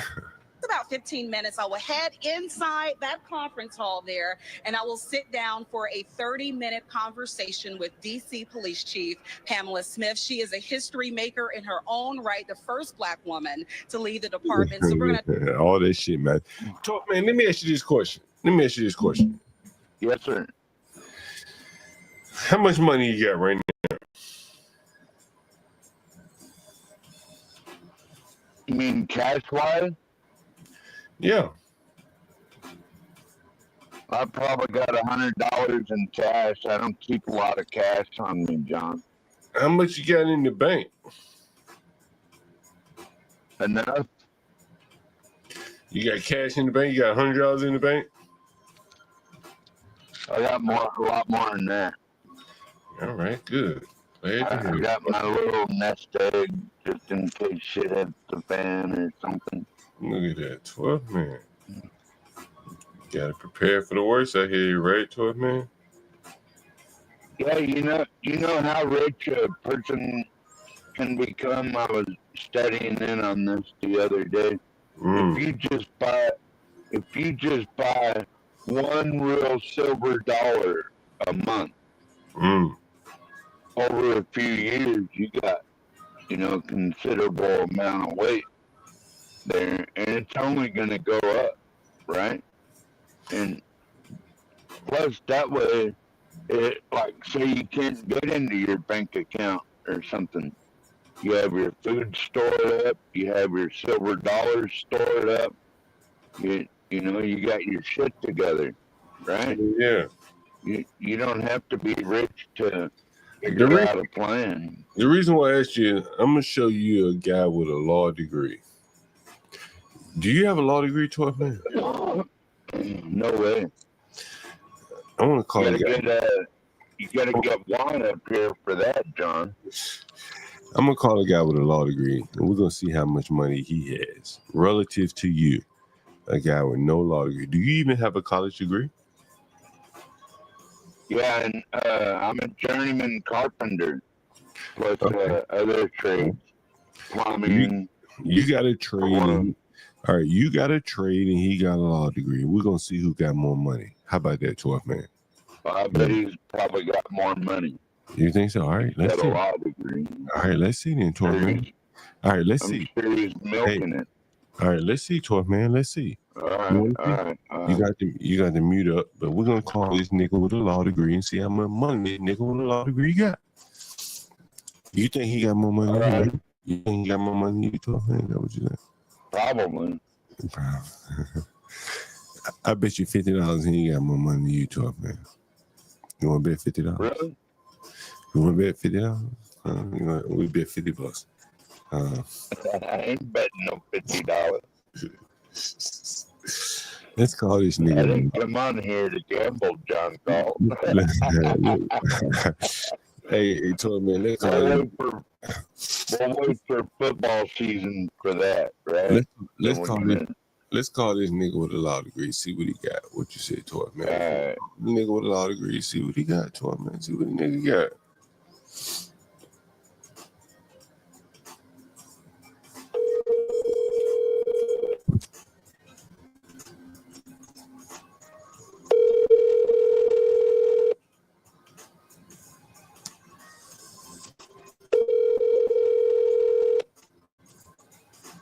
Hello. Hey, what's up, man? How's it going? Hey, how's it going? All right. Yeah, I was just giving me a call to see how you able to give me money to pay me. I'm still waiting for him to hit me up here. How much you expecting from him? 200, another 200. And can you pay anything now until he pays you? I got like $5 in cash on me. That's it. All right. What time do you think he's gonna pay you? Be honest, sir, it could be any time between now and I don't know, 10 and 8. All right. Well, just give me a call back and let me know. I'll let you know. All right. What you think about that, Toy, man?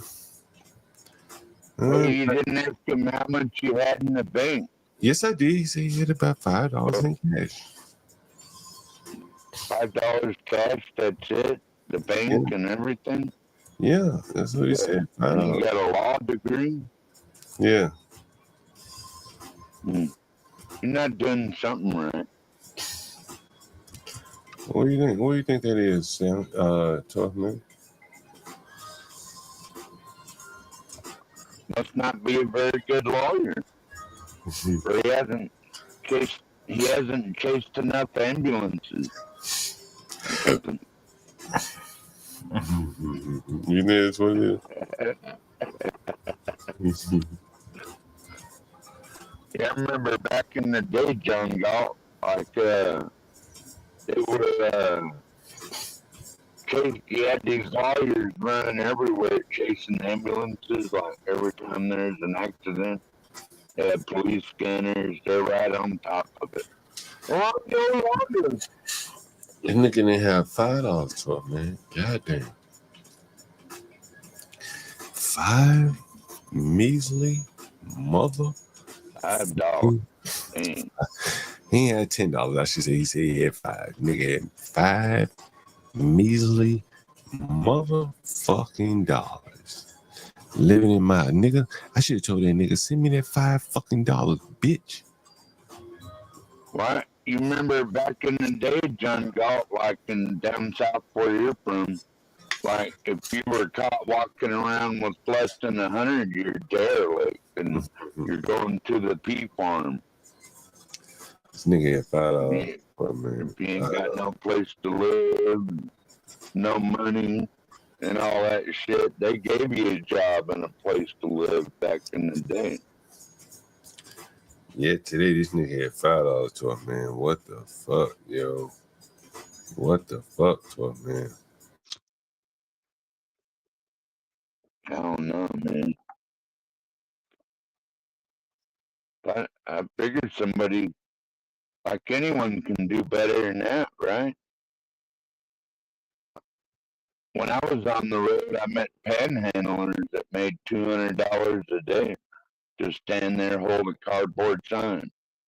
They always had cash on them. You want to rob somebody, rob the guy with the sign.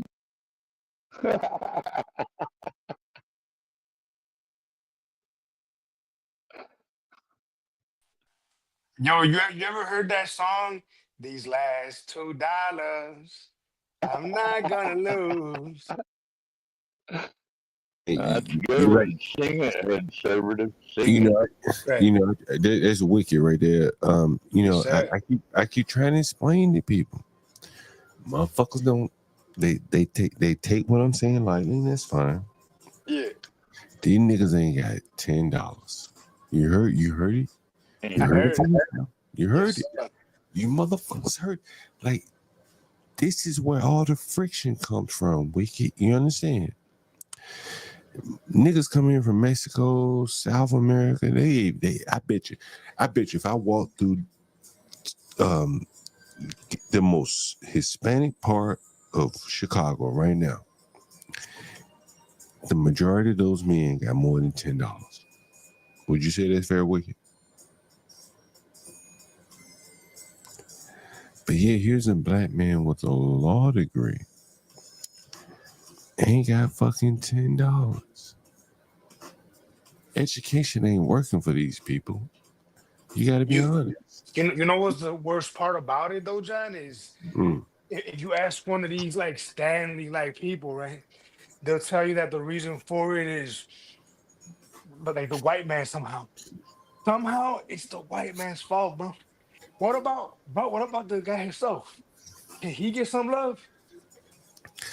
You know, here's the thing, Wicked. I asked you earlier, I don't know if you heard me, you may have faded out. If I went through the most Hispanic neighborhood in Chicago, do you think the average Hispanic man, able-bodied, has $10 or more? Oh yeah, 100%. The average one, he got money. He And do. here's a black man that said, I got $5 fucking. Now, maybe the nigger's lying. Let's say the nigger's lying. Yeah, right? I'm gonna bet money he lying personally. Okay, let's say the nigger's lying. Let's say the nigger's lying. Hold on. Let's say the nigger's lying and say he got more than $5. What type of nigger would lie and say all I got is $5? You know what I mean? Like, goddamn. Like, that's where you gonna lie. Like, I said, man, I ain't got number 25, $40, $50.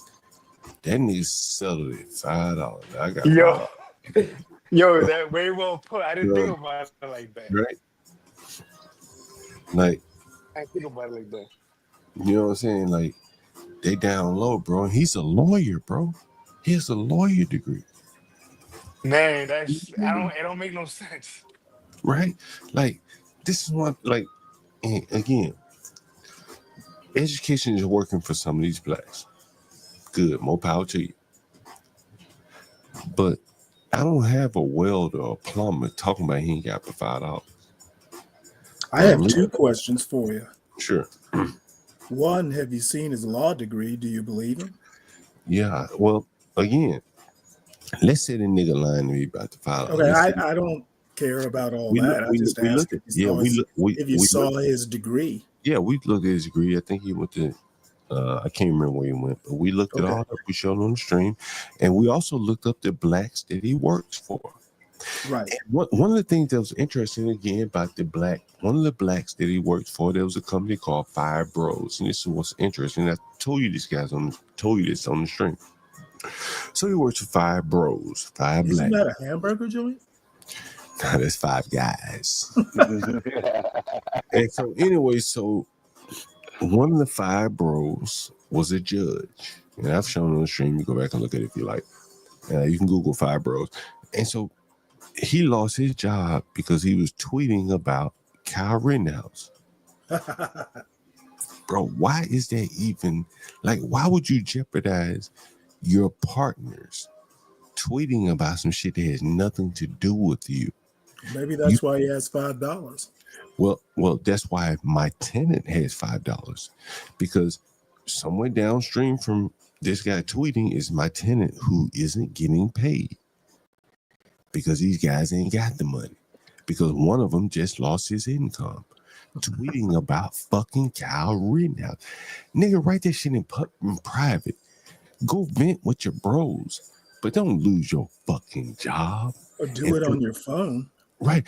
Don't lose your job and put your other 4 bros at risk because you got in your feelings about some fucking 18-year-old white boy. It's it's a lack of emotional IQ. That Right, even but with John, that's not his education. That's him. this Is what he did. Is what he did with the education. Right. But what I'm saying is he's acting like a motherfucker with no education and he lost it all because he responded like a nigga with no education. If he Exactly. He did nothing with his education. If he It's was not the education's fault. But if he was a nigga that's driving the bus, which he's probably more apt to do, he tweeted that shit on his own private account. No one gives a fuck.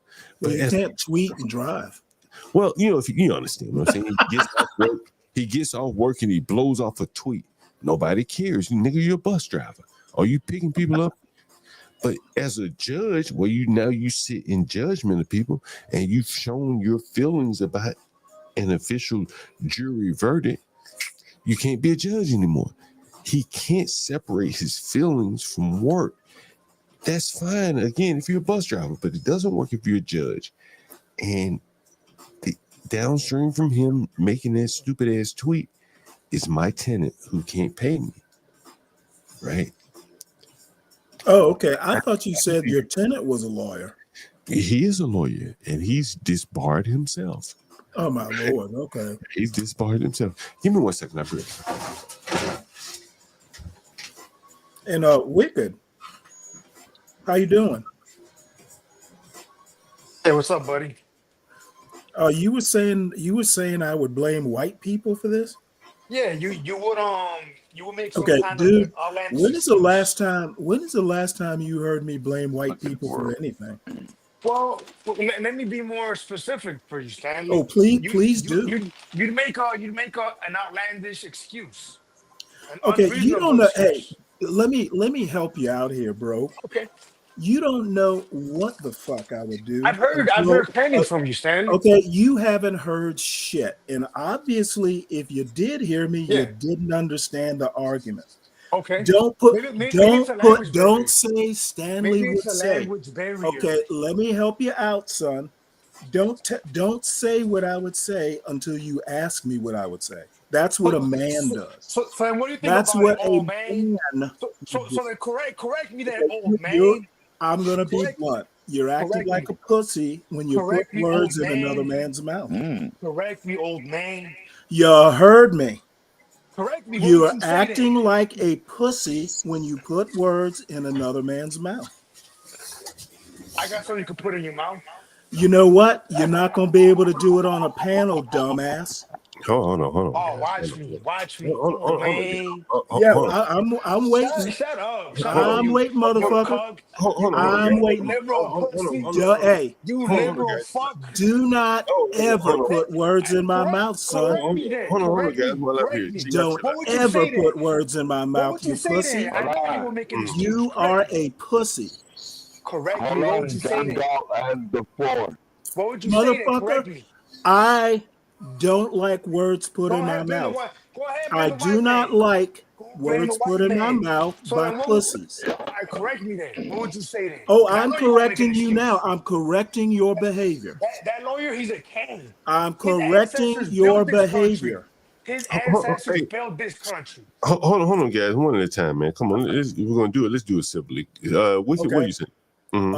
I'm saying he has no clue. He has no clue what Stanley would say, and putting words in Stanley's mouth when Stanley isn't on the panel is pussy behavior.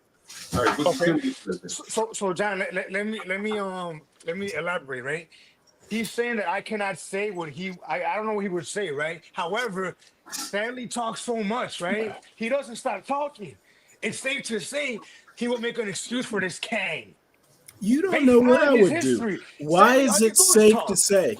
Because I heard you talk so enough. I've heard enough out of you, boy. Well, obviously you don't understand what I say. Oh, okay. It's a language barrier, John. No. It's not a language barrier. It's a brain barrier. Yeah, you're right. You're not on my level.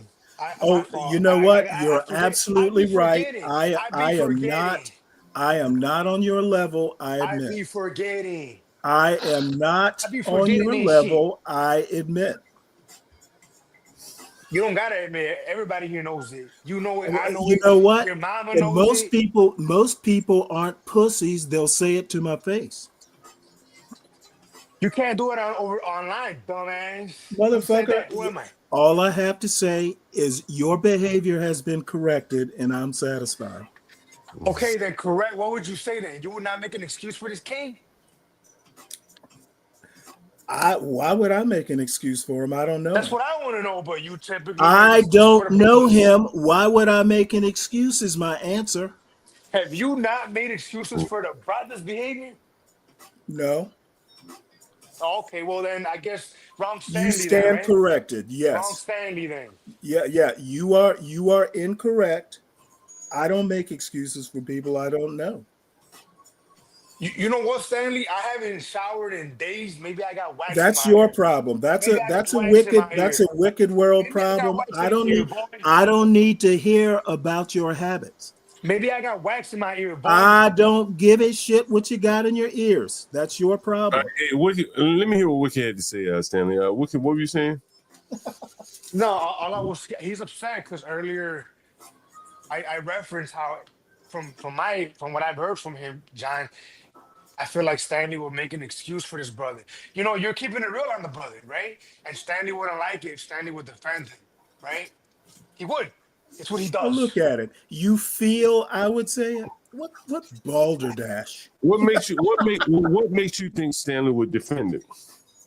Yeah, Let's just get to based on hearing him, his history here. Whenever you've criticized, you know, the kings, the people that built this country, he defends it. He defends whatever you're presenting. Stanley contradicts it. He fights against it, no matter what it is. Did your tenant build the country, John? His ancestors built it. His ancestors built this country. Then I wouldn't be defending him. His ancestors built the country. But Stan, do you know, honestly, like, I don't know if you can answer honestly, but do you think you defend like black behavior? Do you think you're sensitive to black behavior being shown on screen? That's a yes. When the rhetoric is anti-black, I don't so much care about the behavior as I care about the analysis. So does it offend you, like the analysis of the anti-black behavior offends you? Well, no, the anti-black analysis bothers me. And like, you know, I've always said, like, if someone's analyzing it wrong, you can always come up and just run a train through, you know, their wrong analysis. But you have to let them speak first. And you know what? I don't like short. Well, but the panel is not that short. You have plenty of time to get it out. And I think, well, let me give you a quick example. Like, I'm not even paying much attention. I'm trolling in the chat as usual. And dude here is gonna say, well, Stanley would say, how do you know what I would say if you don't ask me? well, you know, again, I think like you're you know, anyone that has a winning argument stands best to let the other side just punch themselves out. Yeah, well, people here, people like Wicked are frankly incapable of punching themselves out. Well, I think John. John. Go ahead, Wicked. John. For me, one of the interesting parts of this is Stanley is one who attacks Be Brave as being sensitive, right? He does that. And well, Be Brave's dumber than you. Hey, son. Let him finish. Hey, son. Do you mind if I finish, son? Let him finish. Go ahead. Stanley attacks Be Brave for being sensitive, and yet here he is being sensitive. Oh boy, you think I'm being sensitive? Yeah, a little bit. Yeah, well, you know what? One like you would think something like that. Stanley, do you think you are sensitive about the black discussions? When they're anti-black, I am. So you're sensitive when they like Yeah, because I don't like people just blaming one person's behavior on a whole race of people. That happens a lot in these spaces, and not just here. You know, John, look, this is my thing, right? And I don't know if this is going to make sense to Stanley. I don't think he'll be able to comprehend. But this is my thing, John. If you were to be on here, right, John, and show a video of a Mexican cartel torturing an enemy and dismembering him, right? And you were to talk reality on it, right? Why would I be offended by that? Why, how can I Okay, in any apparently y'all think I get offended at the videos. I literally just said it's the analysis of the videos that's problematic. was I done talking, Stanley? Can you not Was I done motherfucking talking? understand it? Was I done talking? Come So, on, Stanley, go ahead. No, anyway, you know John, what? Come on, anyway, Stanley. Yeah, you go ahead and finish so I can dunk on you. Yeah, Go ahead. Yeah, dunk on me right now, son. Anyway, John, look, like I was saying, John, say you were to be very blunt about the video, right? And be very, very harsh, right? Why? And that video is an extreme, but it's just an example, right? Why in the world would I be offended or feel the need to defend Mexicans doing debaucherous acts? Why would I feel the need to defend that, John? You know? Well, you know,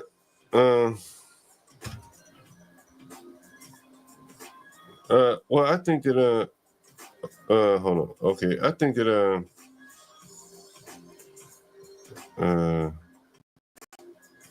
give me 1 second. I can say they're doing it because of imperialism. They're doing it because of poverty.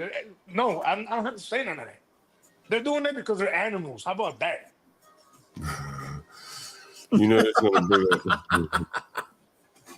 Well, that's why President Trump has declared them a domestic terrorist organization. now we're talking about Trump.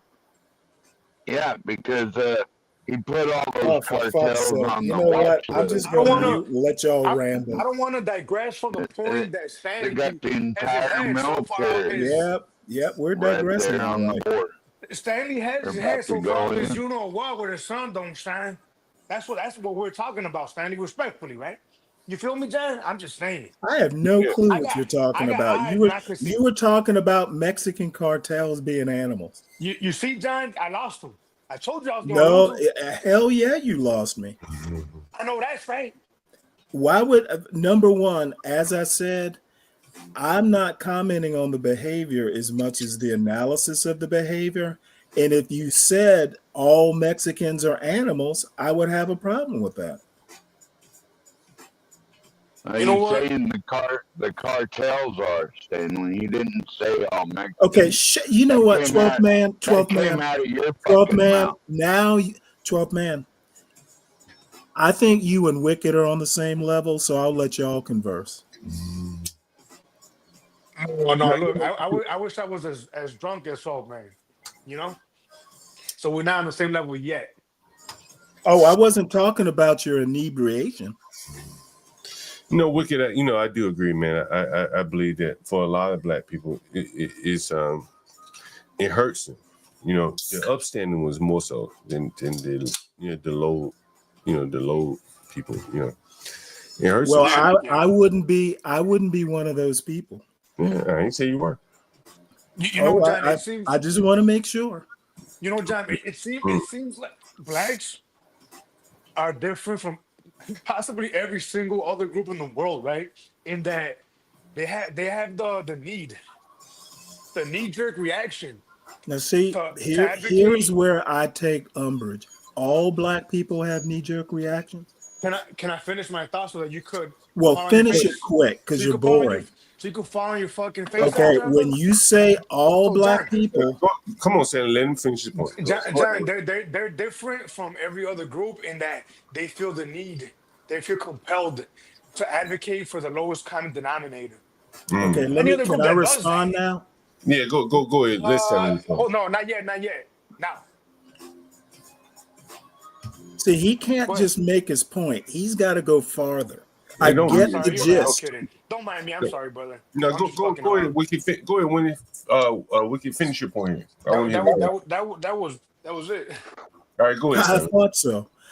I think just saying every black person has knee-jerk reactions is pretty much incorrect. It feels that way. Is that fair to say? Oh, no. It is incorrect. You don't know every black person, for starters.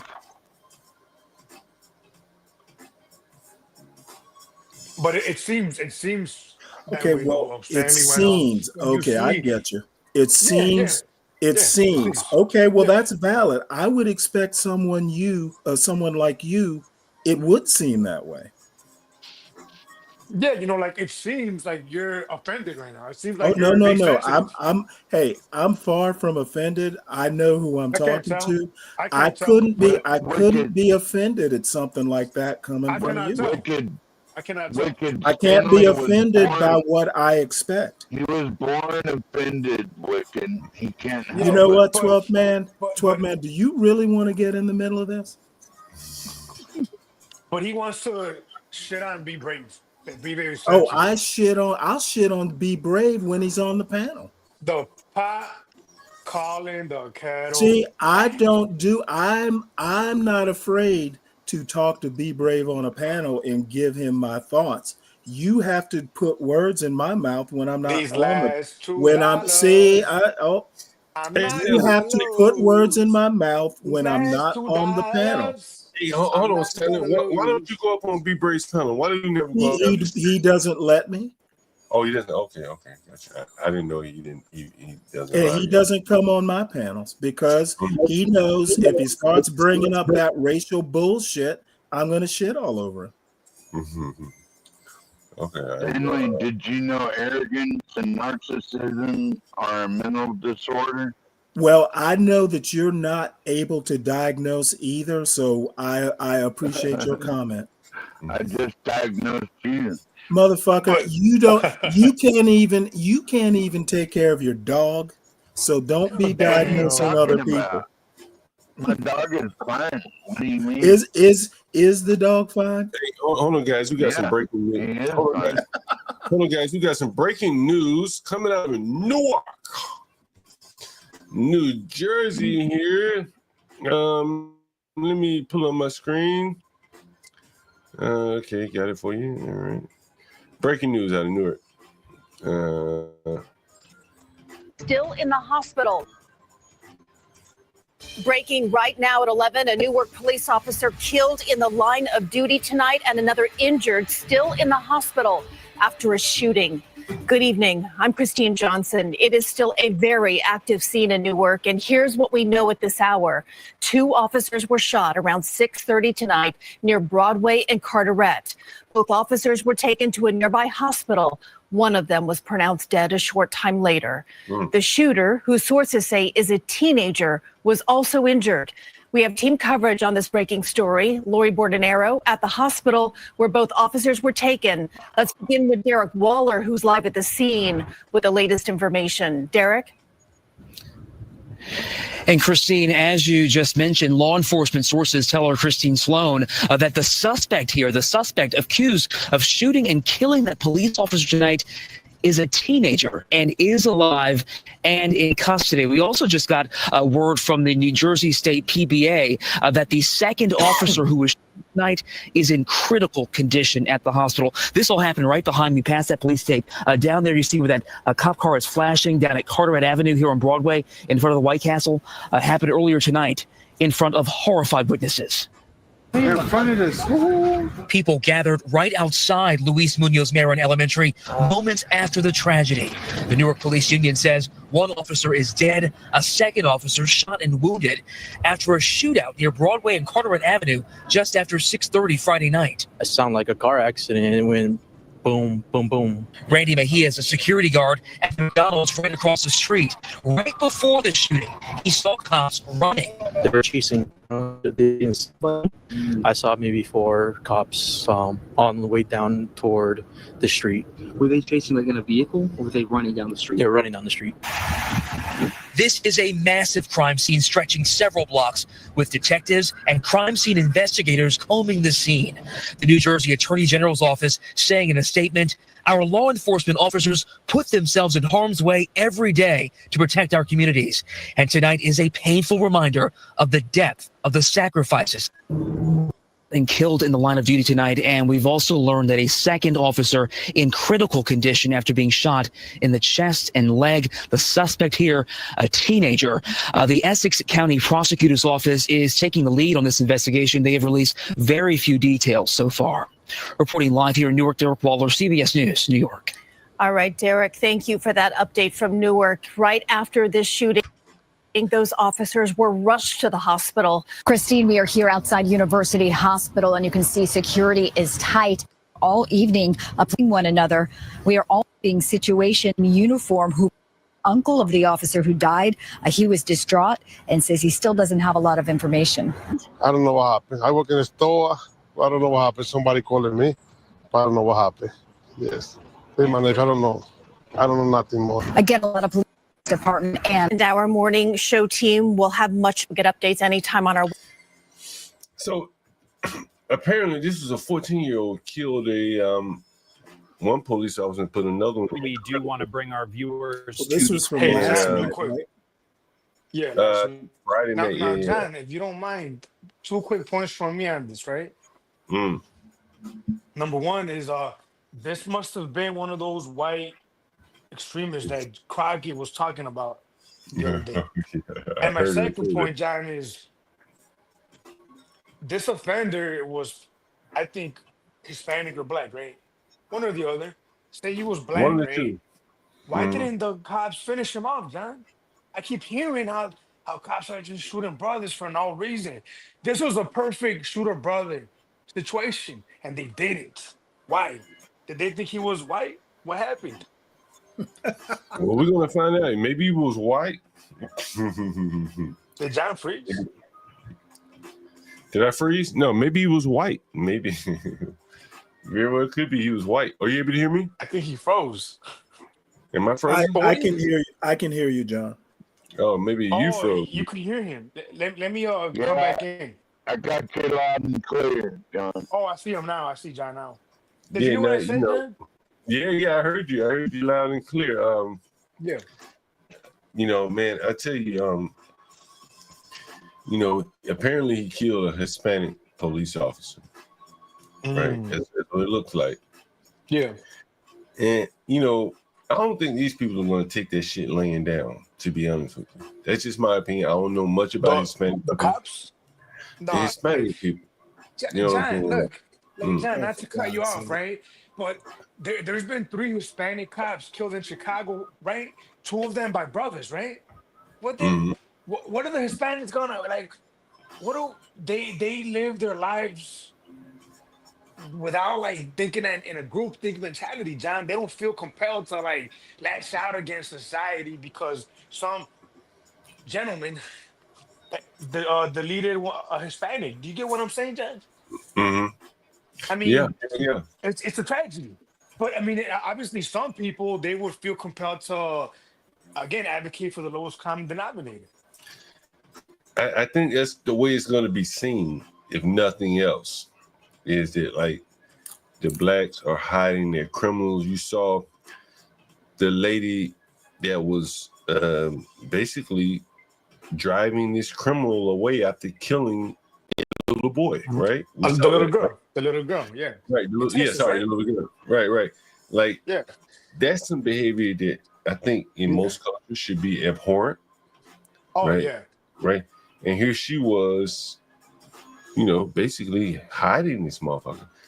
So you think that kind of behavior is common in the black community? Is that what you're saying? Yeah, I do. I hate to say that. Okay. Yeah. Well, you and I will disagree on that. Yeah.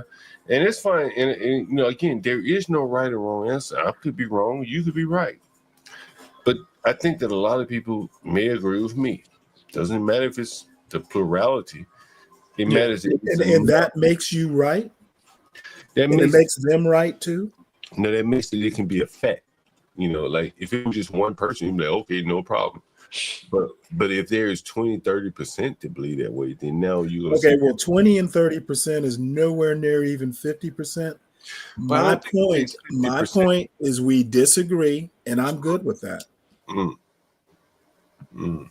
mean, I think we could at least say that it seems that it's more prominent in that community than any other community. You know, I'm sure you could. I'm sure you could say that, but this particular case with a woman driving criminals away, Yeah. I haven't seen a stat on that. Well, I mean, you know, what are you gonna do? But John, there's Okay, you what know, are you John, gonna do but admit you have no clue what you're talking about? you got it. But John, look, you know, we do patterns. I do patterns with act, right? We pick up on behavior patterns, right?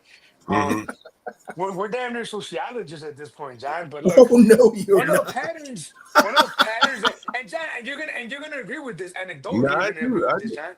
But let me explain to you what I'm about to say. So we noticed that when a black man, right, say they commit a homicide, right, you would think that this person will go halfway across the country, go international. These brothers will be on the same block around the corner hanging out.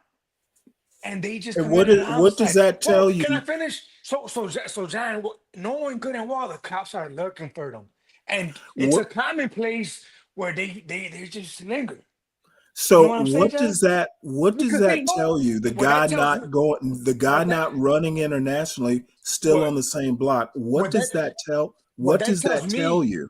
What that tells me is that he's not worried about the community turning him in. He's not. He doesn't Excellent. have to hide his face in shame. He doesn't have to lower Excellent. his head.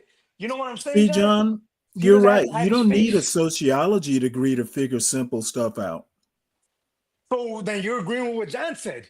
This Well, community no, I'm actually seems. agreeing with you. Obviously, he feels comfortable staying where he is. John, if you were to put a straight bullet in a kid's Hispanic, right, for example, in a kid's room or delete somebody, John, and they will put his face on TV, this Hispanic is gonna try to cross the border the same day, Yeah, John. yeah, you gotta get So going. Hispanics run and brothers stay put. Because Hispanics Is will that turn the his ass in, takeaway? John. Because Hispanics will turn his ass in, Hey, John. Wicked, let me play this clip right here. I think I got it to the right point. I want you guys to hear this. And we're gathering a bunch of clips like this. The Chronic hit #1, and Rodney King, the trial, the riots. Oh, And the two lessons I Chronic. learned Oh, don't love these hoes. And two, and love their past. It's crazy.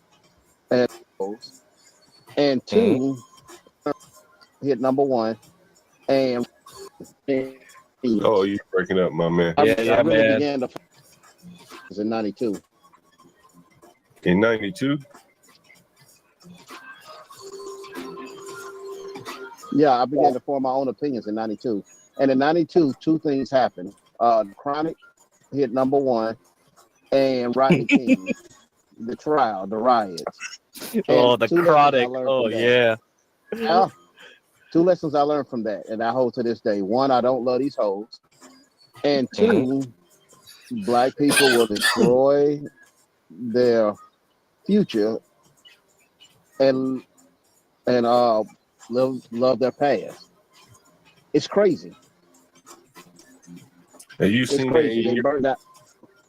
Go ahead. They burnt down their entire. They burnt down their entire neighborhood. And that is just one man's young man. He's 45, I think. And he's a former law enforcement officer, Wicked, you know, kind of in the same profession as you. Yeah. I don't know if you heard Kinda. the guy.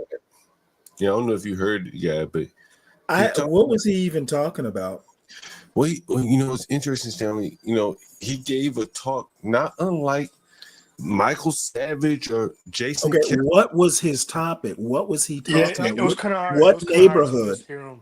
He was, I think he was in Georgia, police officer, and his police chief or whatever had told him, "Hey, go look at the full Rodney King tape." And when he looked at the full tape, he said, "Oh shit, this is what I've been trained to do." And he was like, damn, like, this is all propaganda here. And I think that's kind of where he's coming from. Like, when he watched the full Rodney King tape, which is interesting because when one of the jurors acquitted the police officers, they asked her why. She said, because I saw the whole tape, not just part of it. And that kind of was the same thing there with what this guy said. And he So went what did the whole tape show? What did the whole tape show? Well, the whole tape showed that basically the context of, correct me if I'm wrong, someone in the audience can. The two police officers that showed up on the scene initially were husband and wife, and the wife wanted to shoot the nigga, but the husband was like, no, we're just going to try to subdue him. And by the fact that they couldn't choke him because of some new protocol that come about because somebody else had been choked to death, they had to, beat him with batons. And so they hit you below the waist or whatever with the baton. They don't hit you in the head. But he was tanked up on drugs, whatever, so that shit didn't work, right? And so that's why the video looked so ugly. And so the guy was saying that the person who sold it to the news had 22 minutes of video, but the news clipped it down to the 5 ugliest minutes. Yeah. You know what, John, about that though? When he saw the whole 22 minutes, he's like, "Oh shit!" Yeah. And then he went through every year of an election, from Mike Brown to Trayvon to George Floyd. And he said, "Yo, I just saw a pattern." And he said, like, I was lied to for so long that Eric Garner, all this shit, Eric Garner, Trayvon, Michael Brown, who else? Who are the other niggas? Ahmaud Arbery. All these motherfuckers were like falling right in line with, if you would have chalked them, if Big Crack was trading off The lowest common denominator. Right. And if you listen to what Jason Kessler said last night, he said like he feel like the Jews are using the blacks as like political bulldogs. Yeah.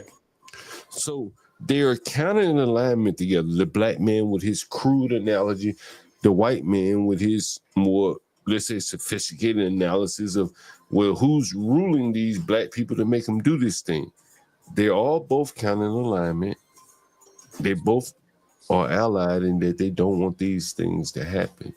But somehow they've been driven apart by racism and things like that. There's creating a wedge between them. You know what, John? Mm-hmm.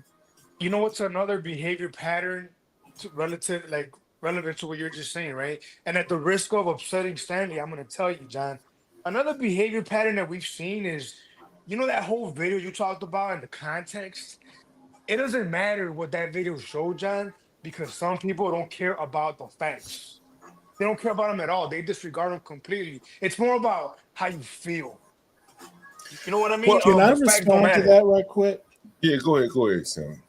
Okay, it is what you do with facts. It is how you interpret facts that matter. The facts aren't the problem. It's what you do with the facts that's the problem. Right. There you go. I agree. But to completely disregard them, right? Well, that's something you could do with facts. And proceed over the edge and take society with you. That's just not okay, Stanley. Okay, well, I think like Be Brave, you're being hyperbolic. Oh, okay. Hey, Wicked, I want to get your comment on this. I guess, Stanley, you'll probably chime in again. I've already played this once, but I do want to play it again because it is kind of touches home to, me, John Galt here. I've seen this one. Yeah, I know. I want to get your comment on it. I'm playing it one more time for the people that may not have seen it. No, I never seen it. Why would you stay out in the more? And they left you poor in the circuit. Little baby, everybody got to come back to the chitlin circuit because that's who your base is. That's the base and the core of your fan group. So why wouldn't you rest on them and they love you? Those are the people who buy your t-shirt. Bring the motherfuckers stand in line. So why wouldn't you want to stay there and live amongst them people, huh? And I want to bookend that by playing the Roland Martin, and then I want to get your full comment on that. Let me see if I can find Roland Martin. Number one, chitlins misspelled. Yeah, but I want to get your full come in once we see the Roland Martin. So you heard what Charleston White said, right? You saw that. And now you hear what Roland Martin is going to say. And she said, we're Democrats. I said, tell me why.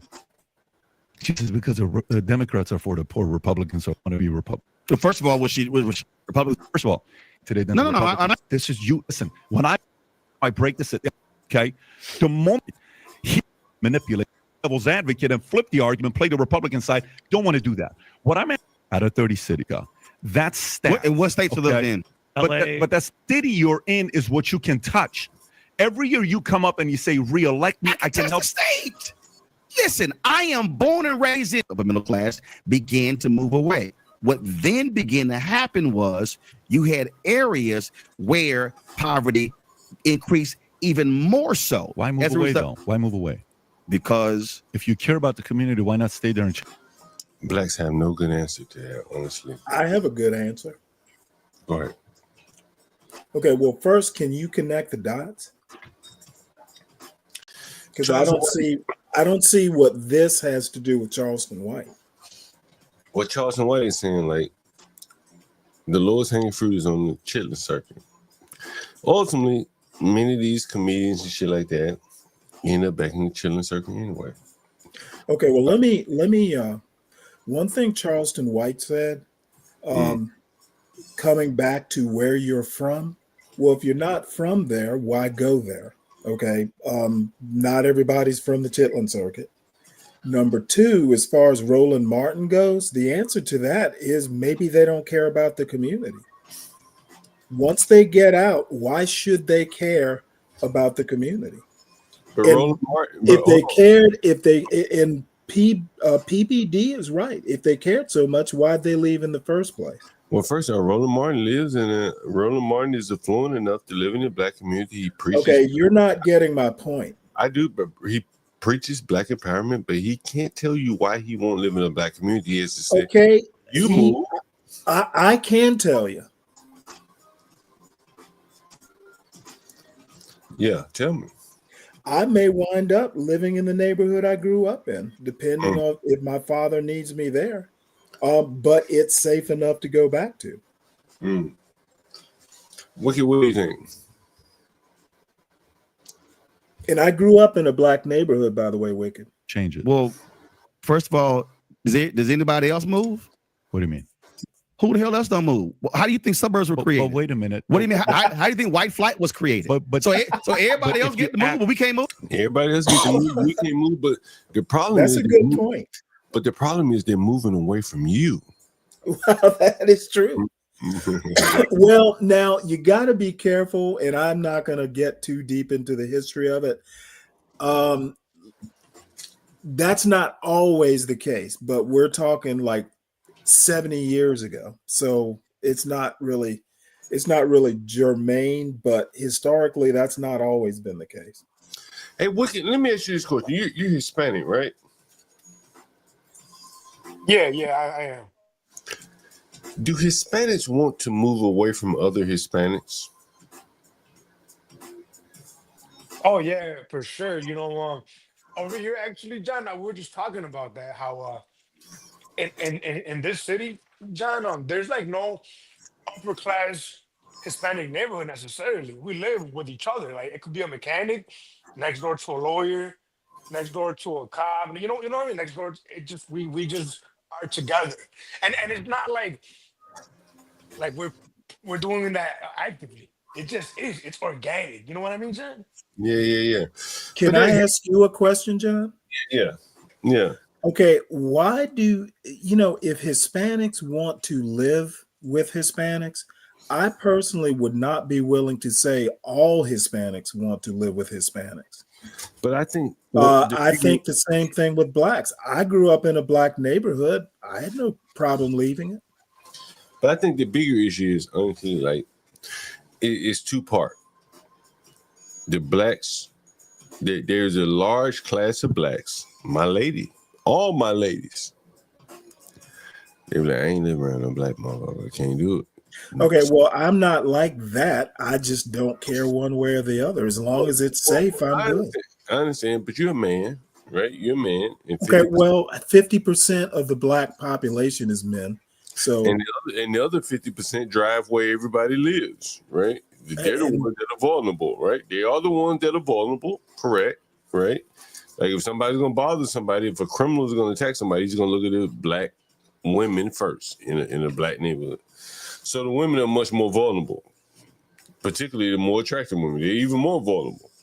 And those are the ones that probably doing a little bit better in society. So well, let me make sure you get my point, which is not all blacks care whether they live among blacks or not.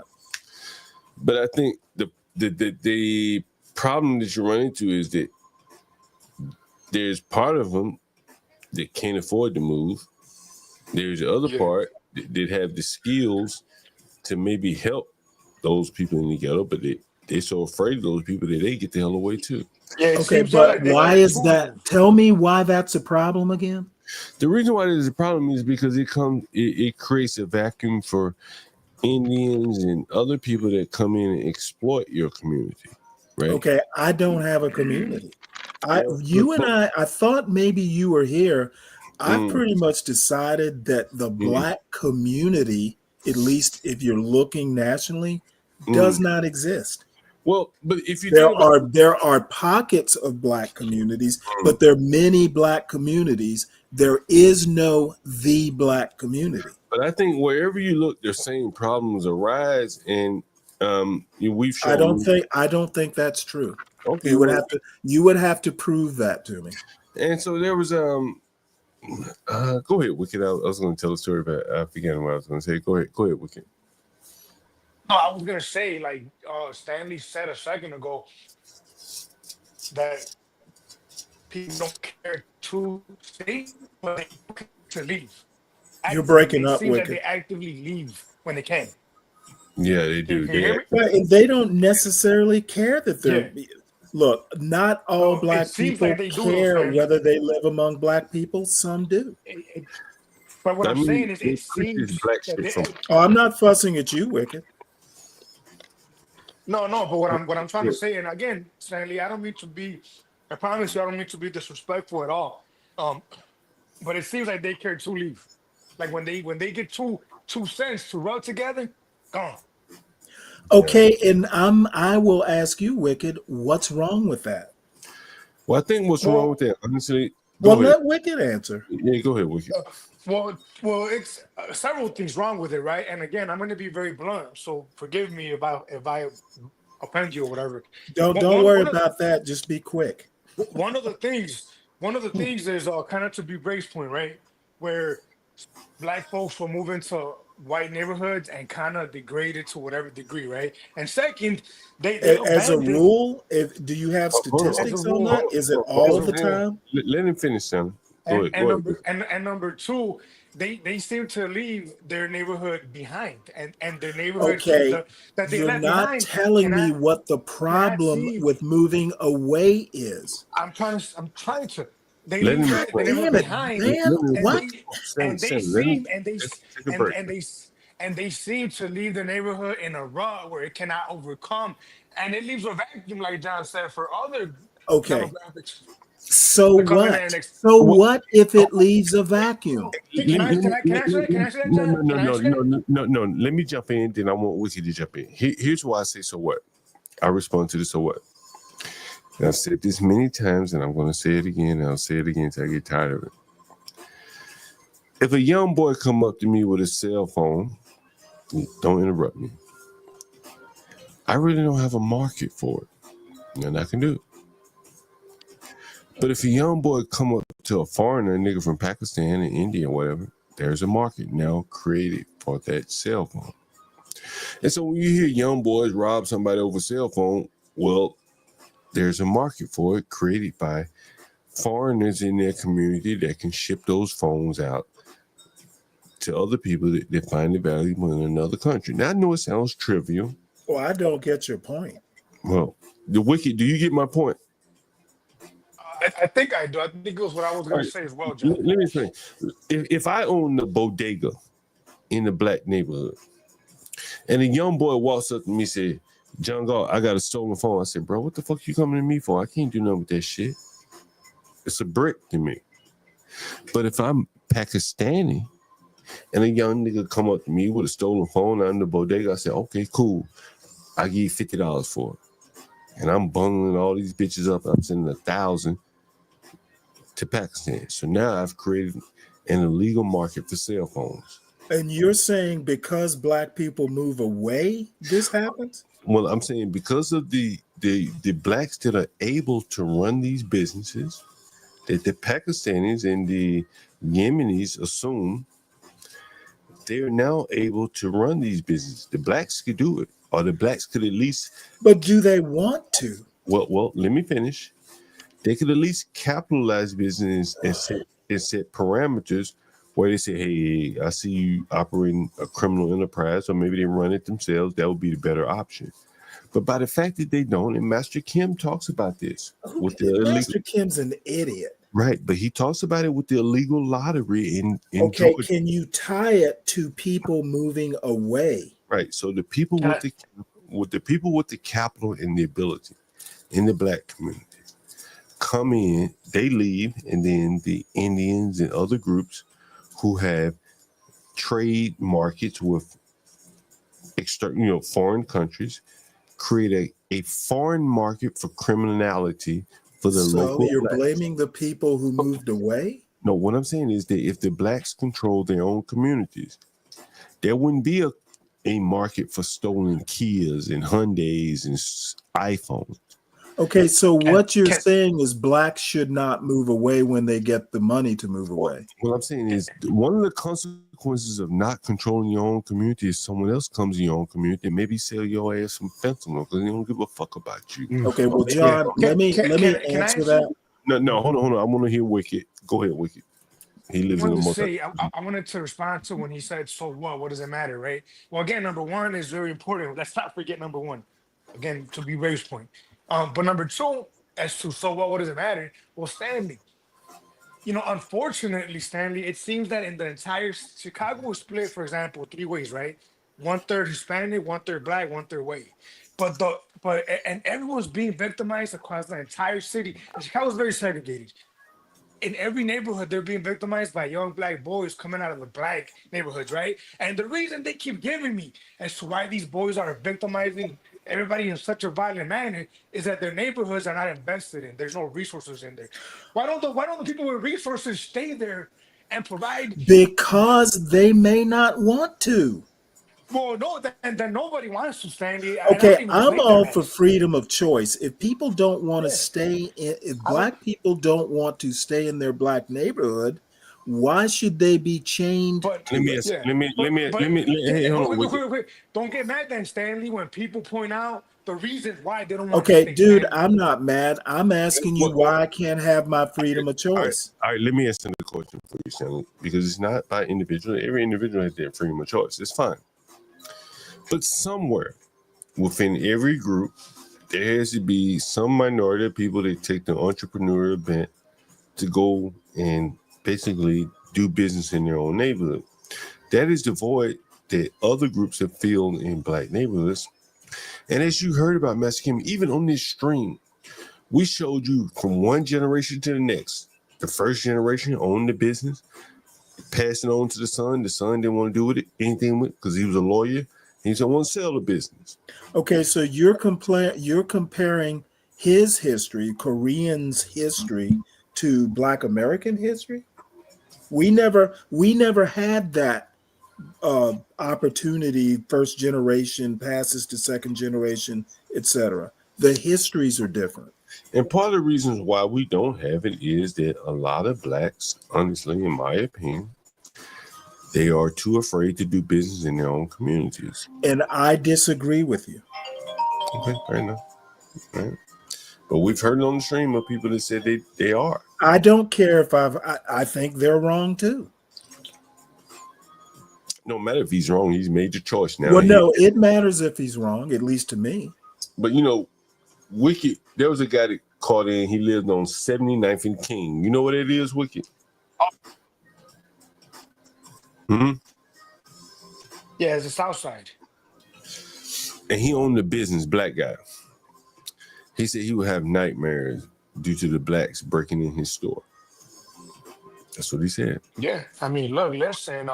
But again, that's horrendous, right, John? What you just described, So almost as we've bad, changed John. the topic now. Almost. Or are Can we I? going to go back to Charleston White? Almost as bad as that, John, is people like Stanley, Okay, willfully I don't know blind, why. What's your willfully blind to fixation it. with blaming me for everything?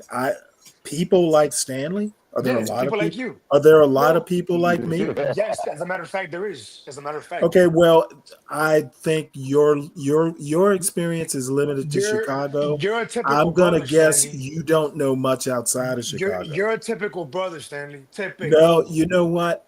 I might be a typical brother. I hope I am, quite frankly. Yeah, well, you are. Just so you know, I mean, Because you happen if to be you a. want to move, not every black person wants to stay in their old neighborhood I if know it's that's right. unsafe I don't and blame their not a nice, ass. nice neighborhood. I don't blame Most them. black brothers like me Yeah, like their freedom to move wherever they can sure. afford to But, move. but you know what the problem with that is, John? What he just said. And again, Okay, you're I always gotta describing apologize. crabs in a barrel, I in always just my gotta opinion. apologize when I No, say that because I don't want to sound. hold on. Let Wiki talk. Go ahead, Stanley's Wiki. Go right ahead. on this You know what one. the problem with that is, John, and I just don't want to sound like I'm because I respect you, John. You know what I Hey, mean? dude, I don't just fire And away. I know You you don't don't get have to offended, but apologize. the I problem is that understand. look, John, this is the thing, right? Blackistan is not only necessarily a place; it's a way of life. It's a being, right? And Blackistan, John, follows Did he say people. Blackistan? Go ahead, Stan. Blackistan. Let him finish. And Blackistan, John, this one person can be a vanilla ass brother, right? But he's one cousin away, one nephew away from Dagestan. And that's the Well, problem, you know John. what? You feel me, John? Meet a brother who's not. I You know what I'm wanted to saying, John? disagree with John on a point. Like he Go said, ahead, not Torto. everybody can afford to move because, yeah, you can afford to move. Look at HP. He moves for a living and lives on the road, makes good money. So I don't want to hear about all that. You can't afford to move Well, no, because he you didn't can. say no. He didn't say that. He's saying I shouldn't move. And Do you feel what I'm saying, though, John? I'm Do you feel what saying, I'm saying? Like That's one what cousin John away from said Dagestan? earlier. You said You know, not everybody can afford to move, and I oh, I call got you. I got bullshit. you. Well, hey, Yeah. those who can't afford to move need to stay and make the best of it. no, well, if you guys let me Don't speak here die. for one That's second. what he's saying. Don't die. Let me finish for 1 second. I have a good buddy of mine. Two, probably more than that. I have another guy that I know is very similar situation. They ain't as, they're not as rough as a nigga like me. Let's be honest. Right? And they're not willing to put up with shit like a nigga like me. Nigga, I was on the stream just the other day. Who was watching? All them gunshots went off. The first volume went off. I was like, damn. Second volume went off. I was like, sheesh, I better move. Get the fuck out. I got a back door right. A bullet come through the back door. Shit, right? 100%. Was anyone here when that happened? No, I didn't see that. Was anyone on the stream when the Can first you play volume? that clip? You got that clip, John? I'm just some motherfucker. How about not? But anyway, it's on the stream where John Galt something, whatever. That was his let me look it up. You gonna make me pull up that talk, man. Well, my question is, gunshot. if you choose to live in a neighborhood like that, more power to you. You definitely right. You definitely right. You definitely right. Sure? Right. Are you sure it wasn't just John? Was he? Oh yeah, and I know gunshot. Was anyone on the stream? That Who's a on real the one or a clip of somebody playing gunshot? Who's on the stream when that shit happened? Let's see. I can tell you what stream it was. Let's see. I was live. I was on the open panel, so it was and I'm gonna pull up because it's very apparent when it happened. And I want to see what other people heard. Here it is right here. I'm gonna pull up the clip.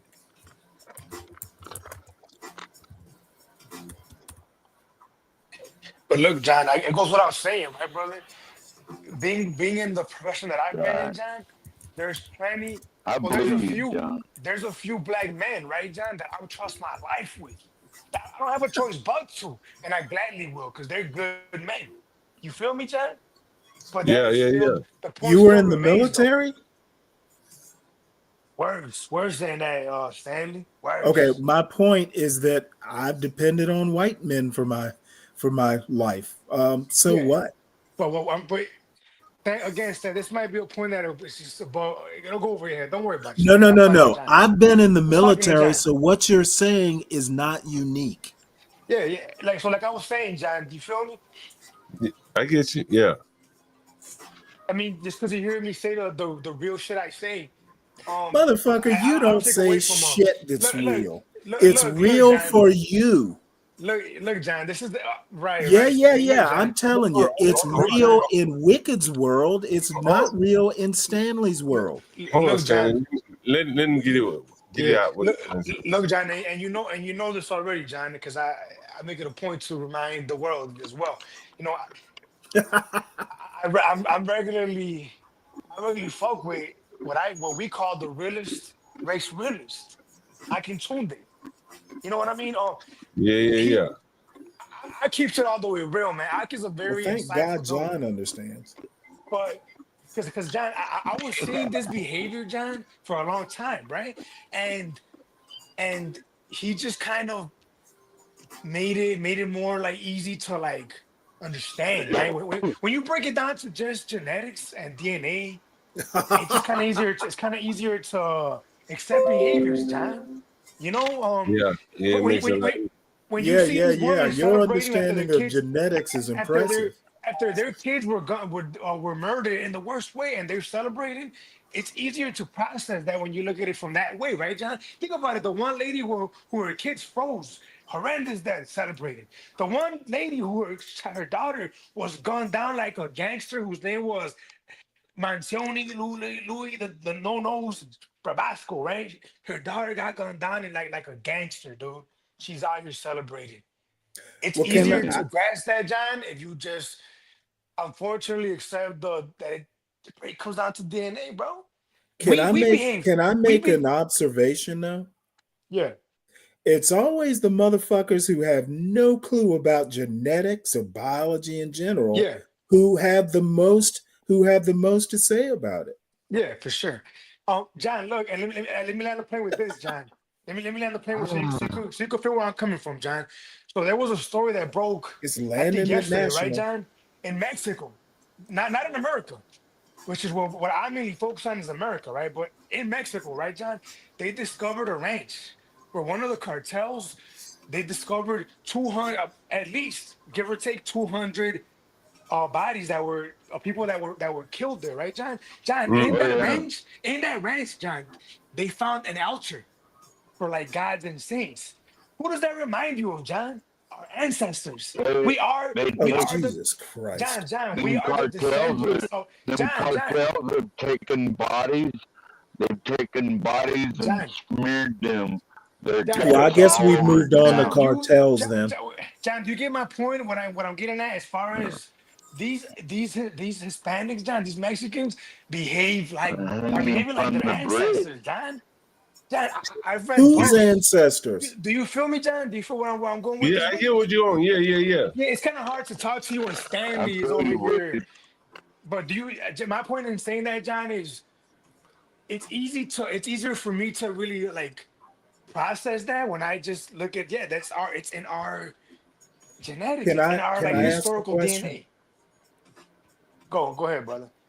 Whose ancestors? Your ancestors? Obviously, Stanley. Oh, okay, just checking.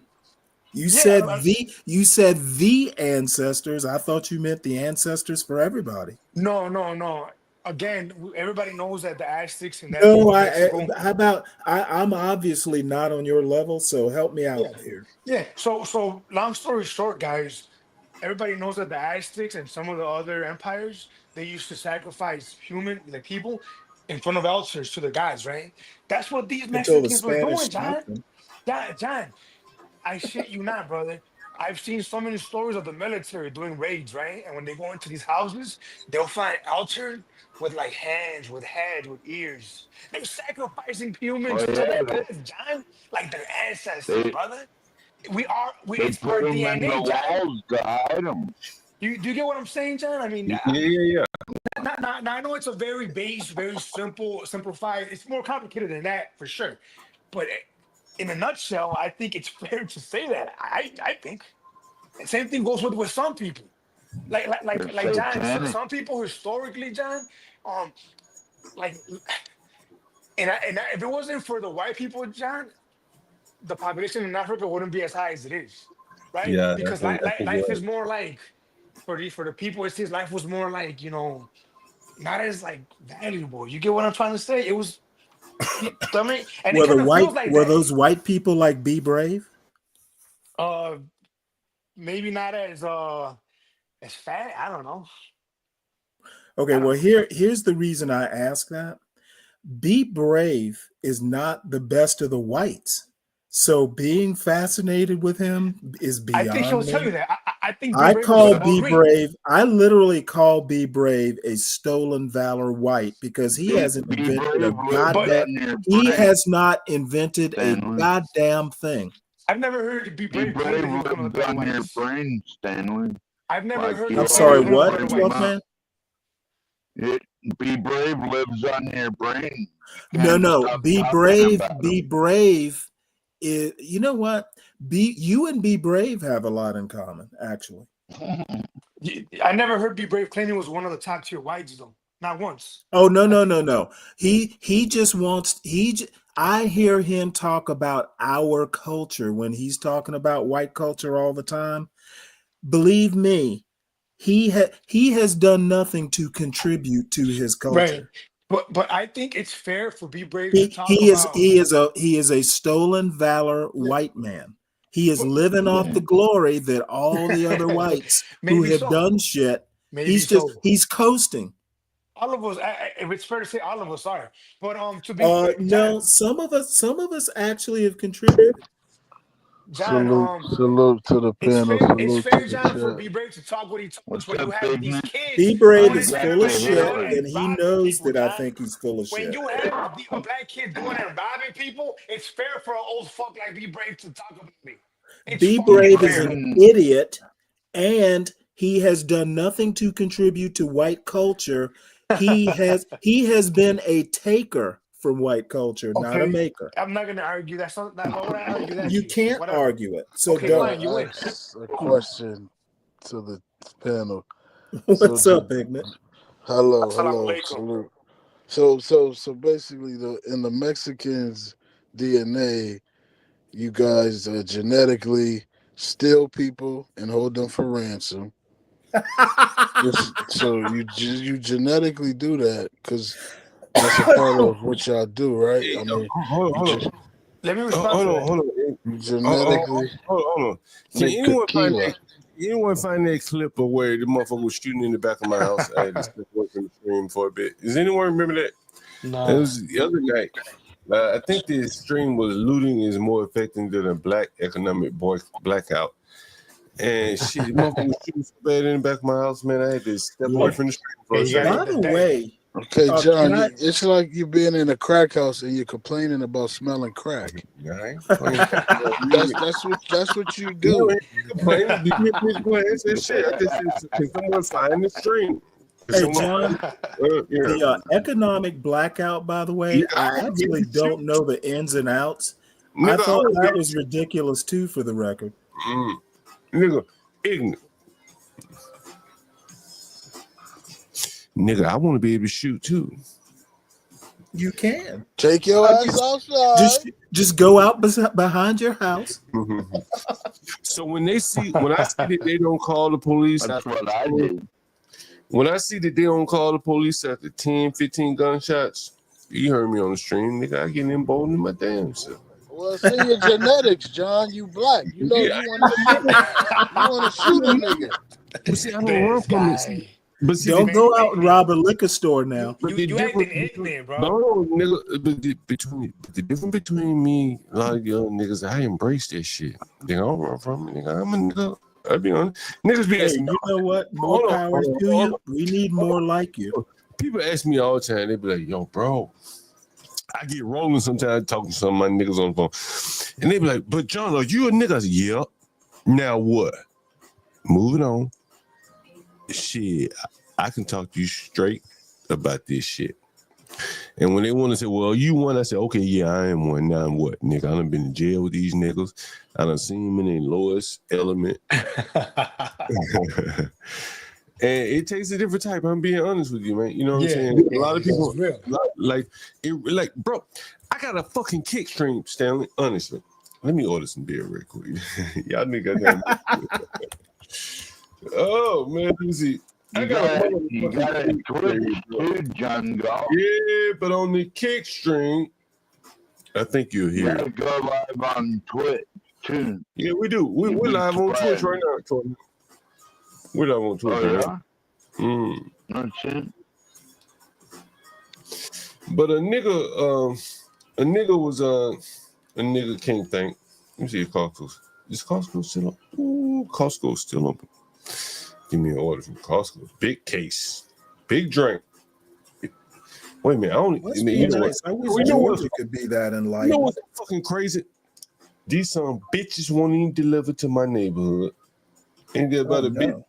Ain't there about a bitch selling? I wonder why. Well, what do? You have to go up to the corner? Hell no. You know what you gotta do? The prices get higher up, or have to order from GoPuff. Them niggas charge a little more. Well, John, stop complaining. Georgia doesn't let you order beer. You ain't heard me complain about shit. I don't complain about nothing. Georgia won't even let me do that. I can afford to order the shit, so but I'm saying for the niggas that can't, right? Oh, I'd say either then I have to go get it myself if I Things want it. last $2. So now I I gotta go to GoPuff because the niggas in DC. I can show you. You think I'm lying? Let me show you this. Beer delivery DC. Alcohol, dude. They don't deliver any fucking alcohol in DC in my neighborhood. Niggas done fuck that shit up. It's because they're racist, John. They racist. But you know what's you know what's so interesting about this? I'm gonna listen, give me a minute and a half. I'm gonna tie this together as to how even this makes black people poor. Give me a minute. It doesn't make all black people poor. Well, if you tear down the foundation, then okay, I fundamentally disagree with you on all that stuff. I understand. We are not a monolith. Right, I understand.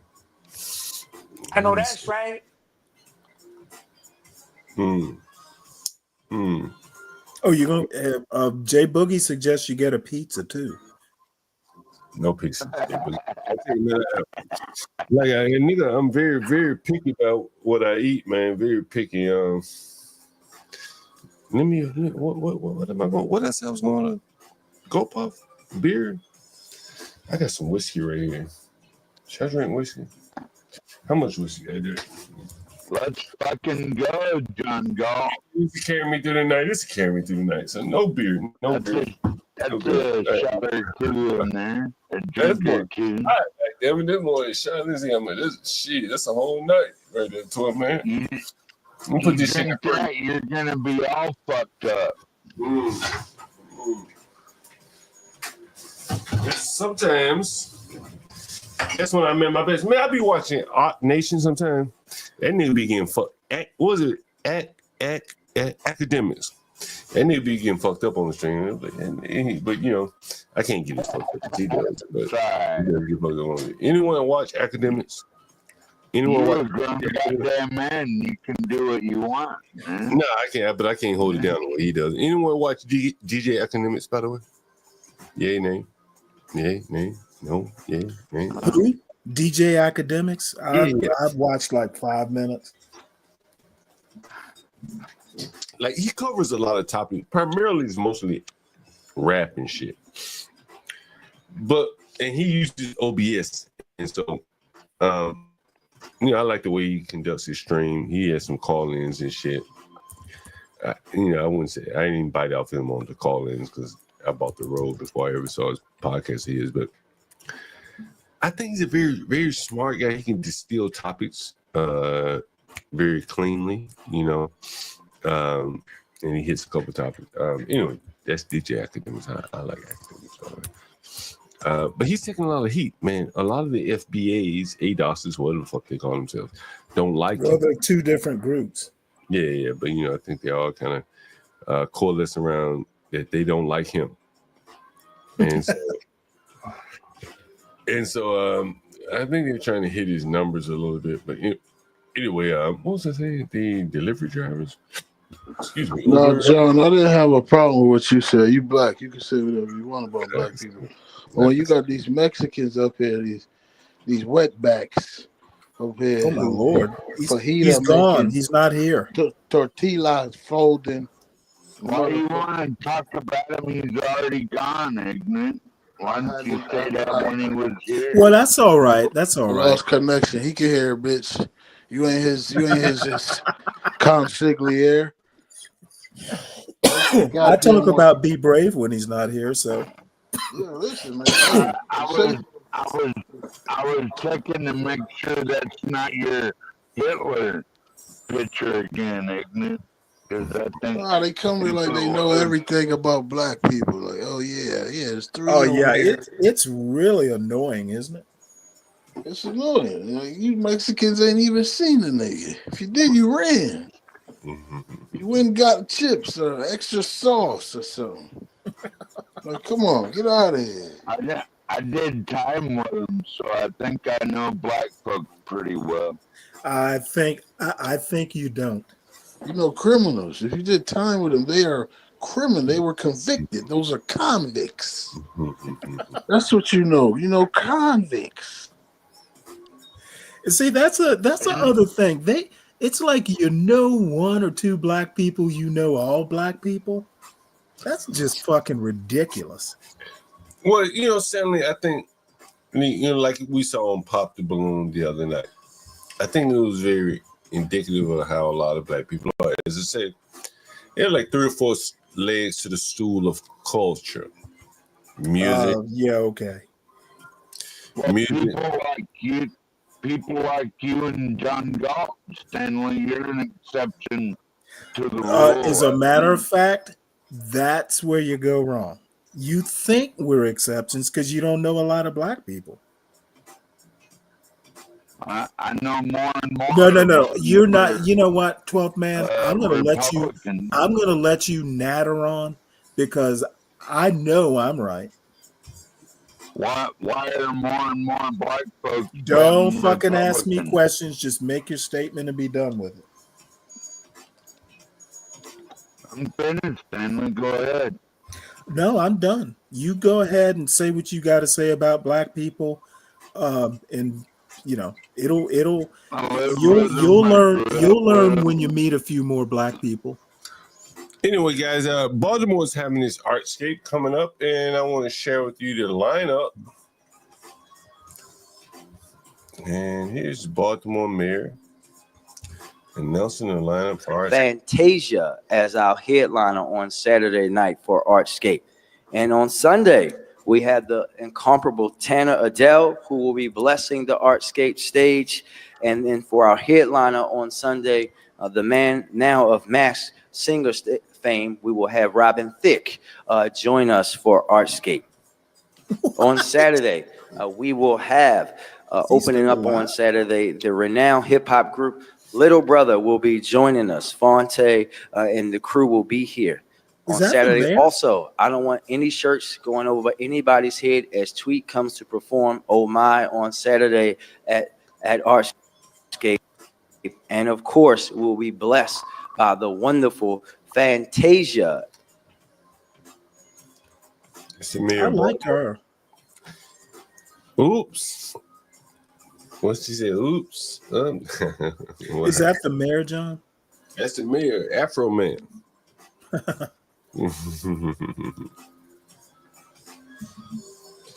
Afro Man himself, announcing that. All R&B and rap line up there. He got that bridge. He got that bridge fixed. Lickety split. Clippers had to shoot a guy outside of town earlier last week. And that's a white person. Like, That's Fantasia. a lot of these white trash motherfuckers, we got a lot of those around here. A lot of Be Braves, huh? They sling their meth and they're a bunch of crack junkies, but the goddamn Alaska State Troopers are starting to take them down more and more since Trump it's got funny. elected. I don't think I've ever heard Fantasia's music. I just like her. That's the cool thing about Kick is you can just go stream whatever you want on there, a movie, a video, just play music or whatever, but you can't do that on YouTube. You still do it on Kick though. Like if John ever wanted to just play whatever, then he's not gonna get copyright or anything like that. I really like Kick. But the problem is you're not going to get as many viewers on there, right? Unless you build it up over time. 12 man. You sure you ain't drinking lean out there? What the fuck is lean? that? I don't know what that is. I don't know what kind of wine you drinking, but it got some morphine in it or something. It's got a little extra oomph. That's what beer and barbecue is for. Portia, beer and barbecue. Is Portia, are you doing a show tonight? If you can hear me.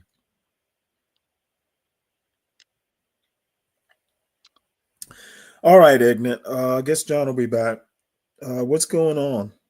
He's getting his delivery, I guess, Stanley, right? A beer, and marijuana delivery, or could be. Like that. Damn, I wish I could get that service, but then yeah, I'd never well, have to leave my land, Stanley. Unfortunately, it's going to be another sober night for poor me. Oh, I thought you had a Bud Light already, Stanley. Nope. Not yet. I actually have things to do every now and again. Yeah, like be on here. No, I've made dinner already. I got dinner already made too. So I actually came up to be a guest. Didn't really plan on doing any hosting. Well, you're hosting it now. Well, at least for a little while. We used to give a professor 15 minutes, and then you get up and you walk out the class. I was just getting his delivery took care of, I think. I wonder if he ordered a pizza. Maybe Be Brave must not be broadcasting right now, or else you'd be over there, I'm sure. Who, me? I've never subscribed to him, Stanley. Oh, no. I'm talking about Maven. Oh.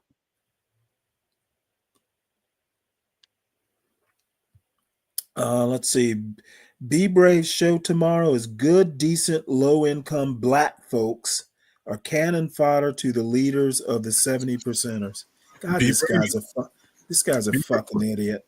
Be Brave even have you in the chat, son. Oh, well, I go over there to kind of troll a bit until I get bored. So that's what I'm saying. Like Brave, here's a niche there.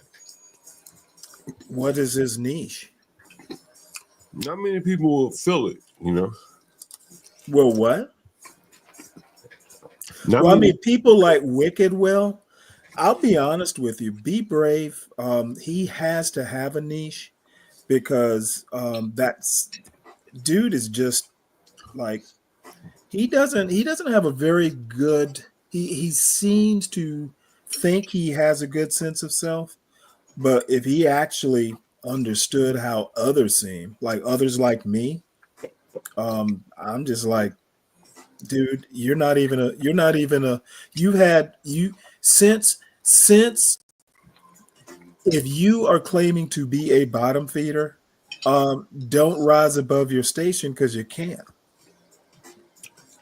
Well, Yeah, my thing is, if niggas are destroying the world, why they haven't come kicked your tent over already? That's my thing. Because he moved amongst his own. He seems to think and to be honest, I'm actually surprised because black people make the same mistakes. They think all blacks are alike and they got to stay in their neighborhoods. And you know that crab in a basket thing, you try to leave and they want to pull you back. That's how I see it. To me, I see Be Brave as a clown show that lives in a trailer park. So I don't think he lives in a trailer I don't park. see nothing wrong with staying with your people. I don't believe in fearing your people. Like, it's like when you move with fear, it kind of dictates your thought pattern. You know what? You're absolutely right.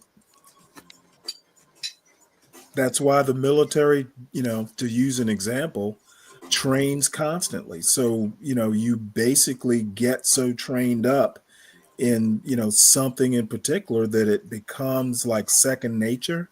So when you do get scared, your body still, the muscle memory and whatever other types of memory, you have to learn to survive with a certain level of fear. And people like Be Brave, um, and he's 70 now, so I mean, you got to give him a little bit of grace. But Be Brave, that sixth grade education is not doing him any favors. Yeah, he was around for the Panthers and all that. I wonder how was his experience. Oh, he was probably under a table. Hey, Ebony. What's up, Ebony? That's racist, 12 man. Call a black woman Ebony. Look at Maeve. Maeve is his little. Song together. Maeve is his little puppy. He lives in a decent old neighborhood of houses. How the fuck do you know, Maven? I actually kind of hate to ask that question. Maven comes and changes his diaper every morning. And makes his bed. He feeds him applesauce at 12 o'clock. Maven is his home care nurse. He wipes his ass. Wet wipes. Maven says he fights for truth. You fight for Be Brave. You just fight for lies. It's obsessive, though. It's like an obsessive lie. You're number one in keeping Be Brave relevant. Oh, fuck it. I'll keep him relevant as much as I want to. You got a problem with it? No, I guess he lives on your brain. You know what? No, you know what? Let's just say he does live on my brain because I hate seeing white flesh go to waste. Connect your CPAC back on, David. It's like this motherfucker lived 70 years in his racist little world, and here he is at 70 fucking being a racist. I couldn't imagine a sadder 70 year oldness. I need an Airbnb. Does John have any properties in Florida? Of course he does.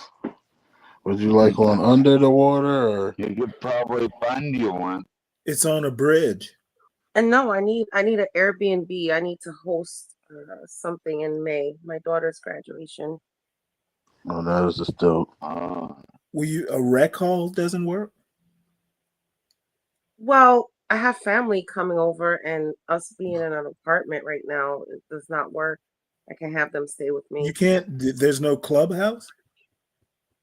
Well, I want us all, we're all going to be together for like at least 4 days. So I would like to have an Airbnb so we can, They got a bunch of them out there. Yeah, I bet your cook daughter's and looking forward to that. she is. She misses her grandma. Yeah, She misses okay. her grandpa. Well, she sounds like a wonderful young lady. She is. She is. She's black. Rent a whole floor in one of those high rises at Cocoa Beach or Daytona or That's across Oh, the that's state. too far. I'm any looking for one of something in those. my area. That's too far. Yeah, Cocoa Beach is I on the other coast. yeah, Yeah. that's where my dad is at. That's It's what I like to go my when I dad go is to in Palm Florida. Bay, so that's Yeah, only like plenty of 5 titty minutes. bars there, right? Oh my God. Oh, I've Well, spent a few days in Cocoa Beach at Port Canaveral. I wanna get a place from John so that I can just leave lashes all over. I'll leave them on the toilet seat, on the windowsill, on the door leave your handle. eyelashes He all ain't gonna over. do Oh that. my Come God, I in. would leave so much lashes. It would He be gonna hilarious. just videotape like, look at this, look at this nigga, look at these niggas, look at these niggas. That's what he would do to me. Yeah, exactly. And it would be so funny. See, I think John be too high to really get angry. It's I kind of think John would have a laugh over me leaving some lashes on the windowsill and the toilet seat and the bathtub and stuff like that. That would yeah. be He hilarious. would compare you to all the other blacks. Yeah, he wouldn't Well, notice. He lets tranny guys come in there. John, in my defense, it would be a joke. Of course, I would leave Oh, his. okay. I would I leave thought his you were house for real. clean. No, I would leave his house clean, but I definitely would buy a pack of cheap lashes just to leave them on the windowsill. And drop them down the tub drain. No, I wouldn't leave my dreads in the tub drain. Sorry. Can't do that to Come John. on, you got to give him something to do. I'd probably buy wouldn't some leave weave and just leave it right there in the middle of the floor. You wouldn't leave a dreadlock in the bathroom sink, right? No, I wouldn't do anything that would harm his place, but I would definitely be a prankster like that and just leave lashes just like on the toilet seat and the Yeah, and it would be a windowsill. prank. It would be a prank when he talks about your ass. Oh, I think John would get a good laugh at it. John seems like a decent guy. Him and 50 of his best friends. Better things to Look do what this than nickel did. Look what this nickel did. pick fake eyelashes. Pick fake eyelashes off the toilet seat, Virgo. Come on. Don't make them do that. Leave it in the fridge.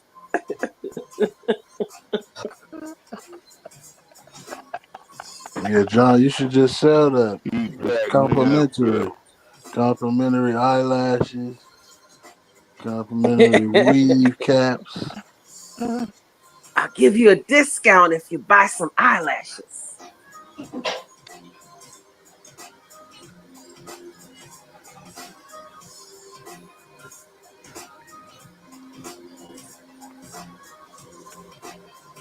So what you guys doing on this lovely Saturday?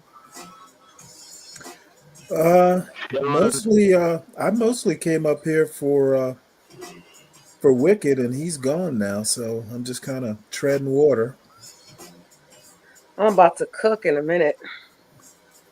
What you cooking, Virgo? Just some spaghetti. It's Saturday. That sounds good. How about spaghetti stuff? I making like some to put spaghetti. hot Italian sausage in my spaghetti. Well, Hey, yo. I got some Uncle John's hot links, and I think that's what I'm gonna make them with. Hamburger and that hot Italian with some thin spaghetti. It's a bomb. Oh, I don't have Pause. any. But I don't Pause. have any hamburger meat. I got some hot links. So I'll I, probably just I make the let spaghetti with the hot links. I let my sauce simmer at least 4 hours. Yeah, but I here's the put it problem. lightly simmer. Here's the problem, 12th man. You, The people in my house, they like this spaghetti separate. I don't like it separate. I like it together. So well, I'm just gonna have to take some pasta and put it apart so that they can do it whatever they want. I like it. I like it separate the first time. Then I take all the noodles and I just mix it up with the sauce, and I can eat on that for No, I make 3 or 4 days. I make the spaghetti the Caribbean way, where you make the sauce and then you add water to the sauce and then you pour the spaghetti in and let it boil like you was making a pot of rice. No, you That's how don't I make want my spaghetti. That's not the right way to do it, Virgo, because It is my right it, way, well, then you get and I all the guarantee you it's starches. delicious. That's why you boil the noodles first. No, I don't You boil it pour all separate. that starch off. Gotta pour I don't all that boil it separate. starch Well, you off. wash it. You wash it, 12th man. You wash it. You rinse it. But but I will do it two different ways. Jesus, I can't wait to get back into my house. Is Jesus I, there waiting for you? I'm I hope gonna he send is. her. I'm gonna. I'm gonna email her a tangerine tree. Tangerine Send her. tree. Oh, I would love a tangerine tree. Yeah. Don't get talking about my mangoes because they're supposed to be growing right now. Hope you get to That's the move it only thing back left into standing your in your home yard, right? soon, bro. What you said about my yard, I said that's Stanley? the only thing left standing in your yard. No, the mango tree is it went kaput. Oh, okay. I thought part of I it got the survived. little one, but the little one is not really producing any fruit. So That's probably did you sad. save did you save the mango wood so you can smoke and have barbecues with it? And, like that's great wood to be smoking with.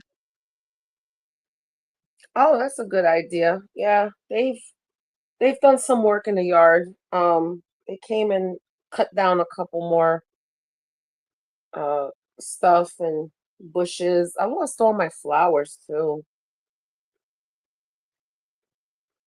You'll get it you'll get it back in order soon enough, Virgo. Yeah, I that's hope if I you don't do. sell. You've been through a tough last year. I mean, and one struggle after another. But here's the wonderful thing, quote unquote, hurricane season is coming back pretty soon. And they said that it's gonna be rough again. Well, shouldn't So I that don't know be what's your gonna happen. cue? Shouldn't that be your cue, Virgo? Yeah, Like I gotta wait till the go kids to Texas or something? I gotta wait till the kids finish school too, we're thinking about it. But it is what it is. I mean, no matter where you go, you got tornadoes in Texas, you got everywhere else has something that's going to destroy your life. There's always a natural disaster. Every state, like what state is safe? Serious. You tell me and I'll move there. Well, they seem to be pretty safe in Texas. I mean, they might get knocked down a couple of times, but they come right back. You know? I guess. You never hear anything happening in Delaware or Rhode Island. It's too cold for me. I can't. After my back operation, I can't live in the cold. Because when it gets cold, I feel not just where I got cut in my back, and I have a metal rod up my back, and I feel it when it gets cold. I feel my C-section scar too when it gets cold.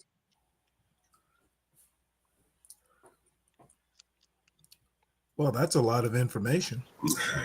Oh yeah, but it's true. I mean, I can't deal with the cold. I was thinking about Mr. Virgo is adamant about he's not moving to New York. So what can I do? Divorce him and move to New York? You know. Virgo, you think that nigga lying to me when he said he ain't got, but what he say he had? How much money did that nigga say he had? 12, man. $5. $5? Nigga say he had $5. Oh please. 12, man, you think he lying? How much money you think he had? You think he lying? He got more than $5, 12, man. He probably got $5,000. He ain't trying to spend it. If he had that kind of money, he wouldn't be living in my room. Would you rent to him, John? He already a tenant, so I know he ain't got $5,000. Oh, okay. He's already a tenant. Oh, okay, I came in late. My bad. That nigga saying, how much you say he had, 12, man? $5. $5. I got $5. I got $250 for the Loch Ness Monster. That's a South Park. Virgo, that nigga got a lot. Virgo, that nigga had a law degree though, Virgo. He had a law degree. A law degree with $5. A law degree with $5. Oh, come on, man, you're lying. Come on. You should buy a surgery with $5. So. You know, I wonder if you're disbarred, can you be a paralegal? I think so, yeah. It depends. You know what? It depends on what state. Oh yeah. It depends on what state. I know here in Florida, I don't think you can. But you know what? I'm not a lawyer, so but I don't think you can.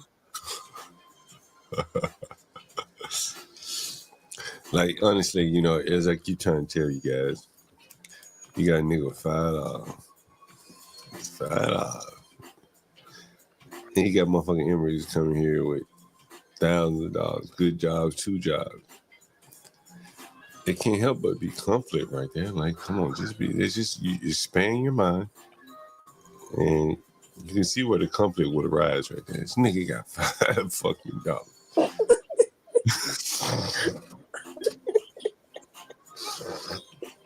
He got 5. Humble said he got 5 on it. He got $5. I mean, yeah, it might be some niggas out here. They ain't got $5 motherfucking dollars. How many y'all niggas got $5? Does he need a cash app? Nah, I'd rather cash app John Galt or Portia J. Or maybe even Stanley for $1 every now and then. With the $15, what's that song? What's that song called? With the $15, what's that song? With the last $2. With the last $2.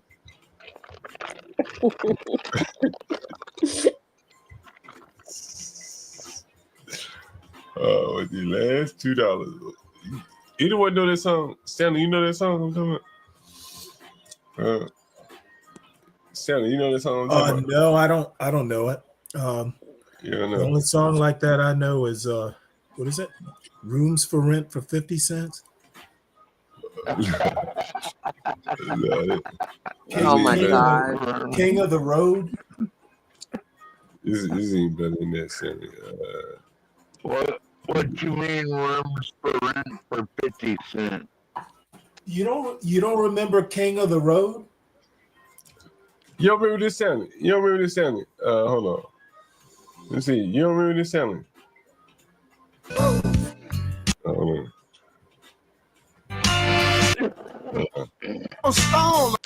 I want to get to me. I want to get the way he said it. Cool.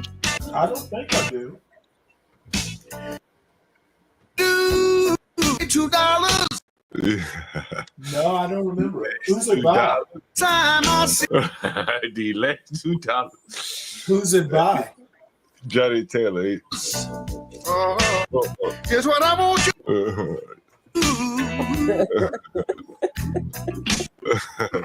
Just loan me $2. That poor man. Just loan me $2. They loan me $2, nigga. How late is he on his rent?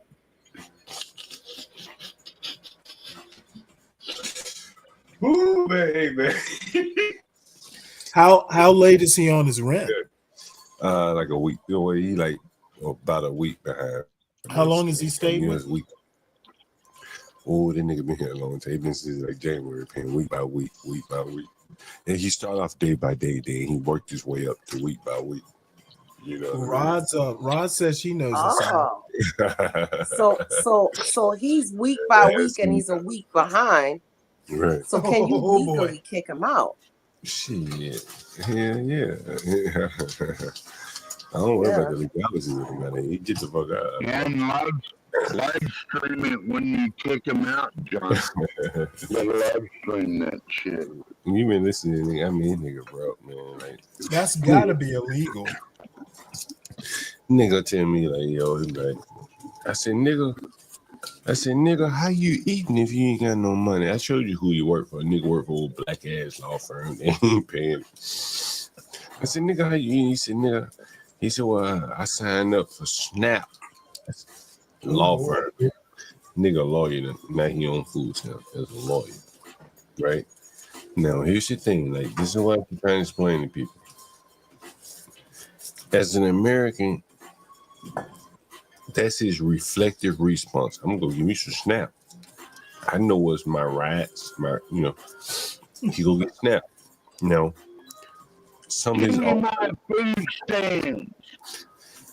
his alternatives are he could have gone and started working for Uber and DoorDash, right? At night, working 2 jobs, just like the African that I highlighted to you on the stream. You can go see that video. And then I called him one day. He's not at work because his employer is not paying him. And I said, well, what you do all day? I just sitting around doing nothing, twiddling my thumb. He's sitting by the dock of the bay. Sitting by the dock of the bay. Whereas he should have been going, he could have gotten a bike for $5-6 a day and rode around delivering food. That's what a migrant would have done. He's looking at the world from a whole different perspective. He probably sending his resume around. And AI is swatting that shit down as soon as you send it to him. Like, what? Where'd you go to school? What? Nope. You don't even get to the hiring manager or anything like that. He doesn't understand the new world that he's in. And here he is working for a black ass law firm, not willing to take any advantage of any opportunities to make the money to pay rent. He's depending on my benevolence. Well, and he's lucky, John Galt, you're not in this to be benevolent. You're in it for business, right? But he's very, very lucky that. I'm blessed. I'm blessed that He's very, very lucky that there's content in it. He's very lucky, bro. I promise you this. If he was renting from a motherfucking foreign nigga, they've been done tossed his ass to fuck up out there. And part of the reason is why, because there's a supply of them motherfuckers looking to rent. They're gonna have their money. You've seen these Africans come in my house paying rent, cash money. They don't want to live in the ghetto either, right? And he's very lucky, that I'm his landlord, because I could put his ass out right now. I could call that nigga right now. Like, How many niggas want me to put the nigga out right now? I give him to in the morning when he get the fuck out. How many Put people him want out. to see that on the Put him stream out. right now? Well, I can't say don't Well, put him you out got because the water. Wicked will say that I'm weak. How many people want to see me? I call a nigga right now. He's not Put him paying out, John. you. Put him out. Call him right now. John, Yeah, if yeah, he's not paying you, you need to get the fuck out. Period. I think you should End give of him till story. Monday. Don't ruin his weekend. Nah, he's a week late. Here in Florida, you got 3 days. You got 3 How many days. people? 3 days you don't I pay know. your rent, they got that note on your door. You Put gonna him let the out. audience vote? Come vote. Should I put the nigga out? Maybe I You could be change the written title. out to somebody who, you could be written out, John, to somebody who will pay you. Right. Yeah, that's right.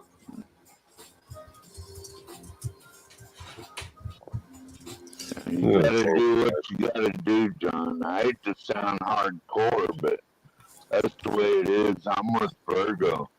That's what I say. You know. Put his ass out. How old is he? Gotta go. He's probably about I should pull him up on the stream. He's probably about 40. He hit his, I could understand if he like Oh, gave you like shit, some 40. of the rent. see that's the thing. Let me pull it. Let me for those of you who haven't heard, I'm gonna pull up so you can hear it. Right? And so you can find it on the stream. But I'll put it up. Please give me 1 second.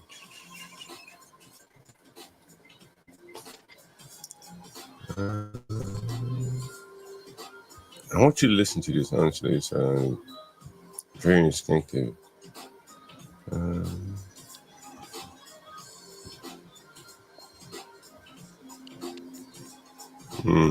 Where is it? Here it is. We Ain't published got so the many money for videos. that dope. We got the money. How many of you guys heard about the African interview that we had, by the way? Which African interview? The nigga from what's he from? Sierra Leone? No, I didn't hear that. Oh shit, we're gonna play that at some point. Let's see. Did you hear that one, Stanley? Oh, I here think I heard parts of it. it is.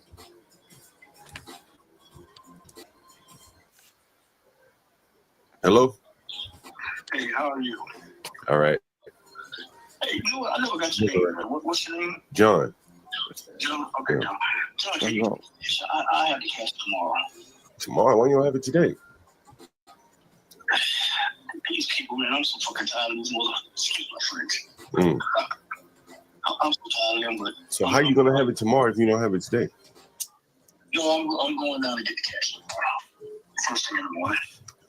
Why didn't you do that today? Because they told me they would have it in my damn account. That's they were promising me that they would have it in my account. And so you think you're gonna go down there and what, strong arm them in the pen? No. I'm just gonna go down there and get the paper check and cash it that way.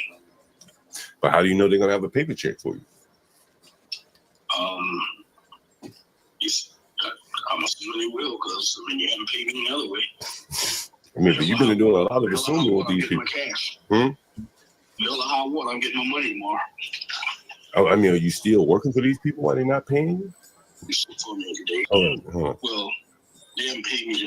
I didn't work today because they didn't do shit for me. you hear that? I ain't worked today. No, you just laid up in my house all day. No work.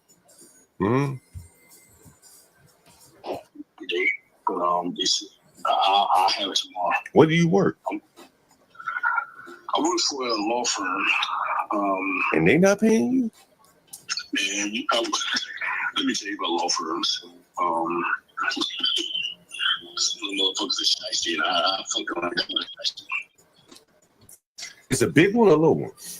No, it's local. What's it? What? If you don't mind me asking, what's the name of it? Charles Tucker. Oh, okay. So he ain't paying. God damn. No, I'm gonna get it, man, because I ain't trying to be on the fucking street. All right. So what if he don't pay you tomorrow? Listen, I'm glad. You go down there, you be like, hey, where's my money? And he be like, I ain't got it. What you gonna do? I've been talking to a couple of friends. If that doesn't go through, I'll be able to borrow the money from them. But I don't want to. Why don't you borrow it now and then pay them back? Yeah, why don't you come on stream? I tried. I really not do that unless I absolutely got to do that. I don't really want to keep it in my current situation. You're gonna have to tell them tomorrow if they don't pay you.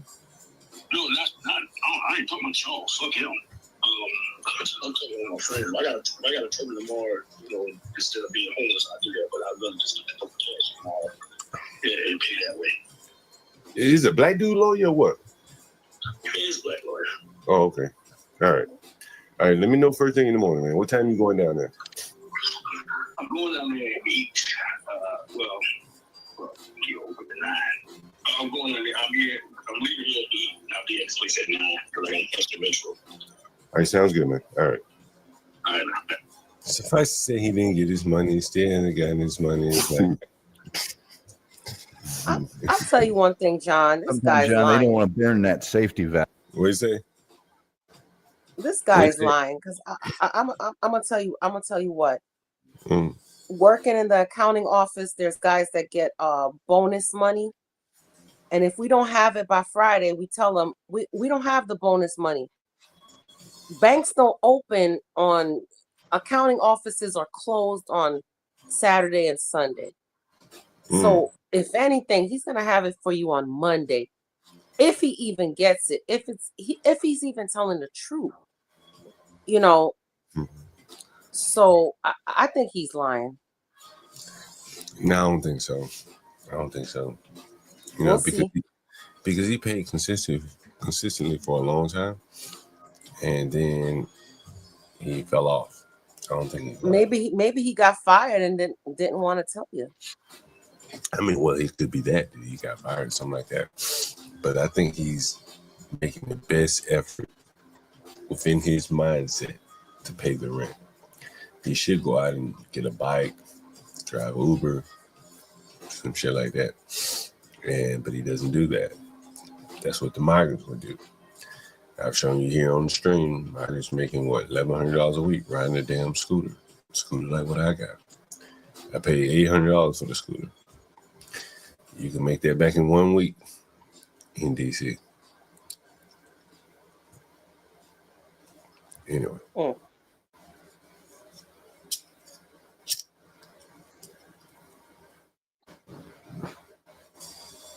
Anyway, just my thoughts. Part of the problem, isn't it, John? No one wants to cook, and they want all their food delivered to them in a box or whatever.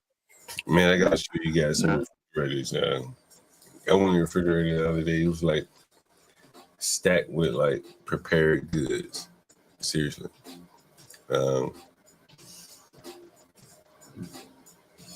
I'm looking at Kevin. Yeah, I see what you're saying, Kevin. Yeah, I don't disagree with him. What would I say to that?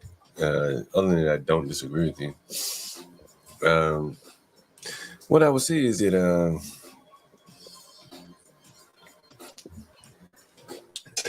not a lot I can say that. Tell him to shut up and drink his tea. He is British, right? What I can say is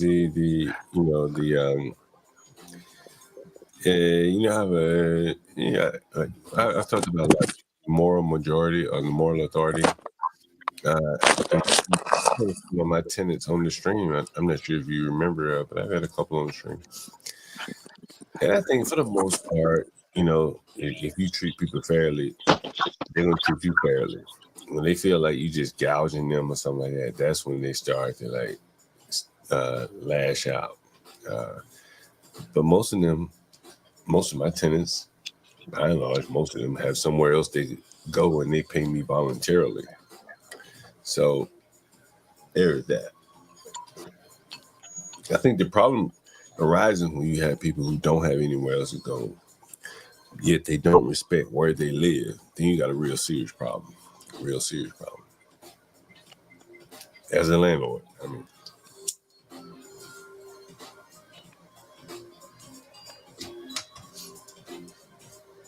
Anyway.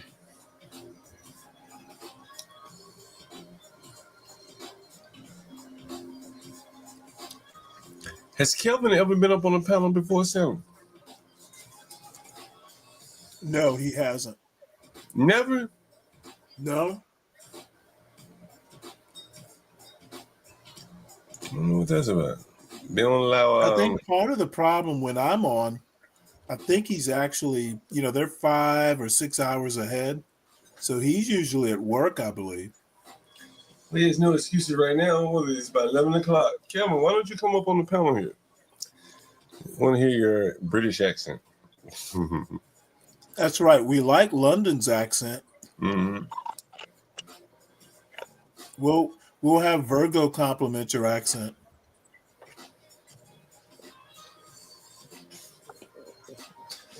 I like all people. I like everyone. I like everyone to come up on the panel. I'm not trying to call you out or anything. It's always good to have people in the chat come up on the panel. Mavic G, Flavor Maeve, whatever. Same goes for you. Come up on the panel sometime. What do you think about this, Sam? So Mavid won't come up if I'm on the panel. He knows what will happen. Oh Lord. What will happen, Mavid? Stanley would tear him a new he one. would be forced to call me sir, for starters. Flavor Maeve.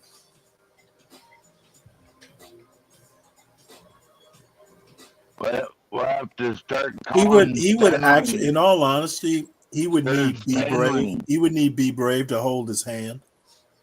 Sir Stanley, can I ask you a question, Sir Stanley? Oh, sure.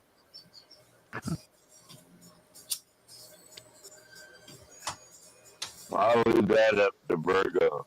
Turn it over to him. I literally said, go ahead.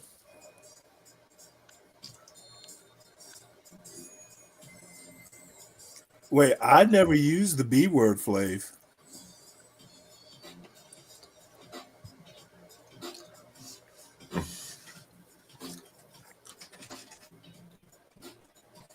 What's your question, 12 man? I was wondering, like, John Galt, you ever had to go through tenants threatening you when you got to move them out? Did they give you a bad time? Oh, yeah, man. So many examples. Shit, we talked about one on Kick. You may find it on Kick. I think I talked about it on Kick. Yeah, I did talk about it on Kick. So you should be able to find there. A big nigga, big old, intimidating motherfucker. I talked about that. Other people, shit, I've shown videos throwing people out. Matter of fact, let me see. I've shown it. I ain't gonna pull this shit up, but yeah. Not so much anymore, so. Which is a good thing, 12 man. As you get older, you don't have time to put people out. Well, are you allowed to carry a sidearm in D.C., John Galt? You do, but I don't. You do. You are able to. Be careful, man. Well, I can tell you right now, as soon as Trump takes over DC, it's going to be like Dodge City. You think so? Oh, yeah. Everybody's going to be strapped. I mean, it's already illegal to carry a gun. You just got to go through the process, get the permits and shit, Yeah. I think it'll always be like that in D.C., John. Yeah, that's I don't even worry about that shit. I just do what I'm going to do. And, let the chips fall when they may. But I try to stay out of harm's way, That's what I do, man. You see me in here half the time of the day. So I was trying to find these guys a long time ago that I threw out. Let's see. Oldie. think I saw about all this.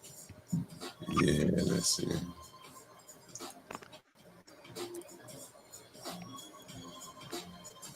Damn, what the fuck is that video? Maybe it was this video.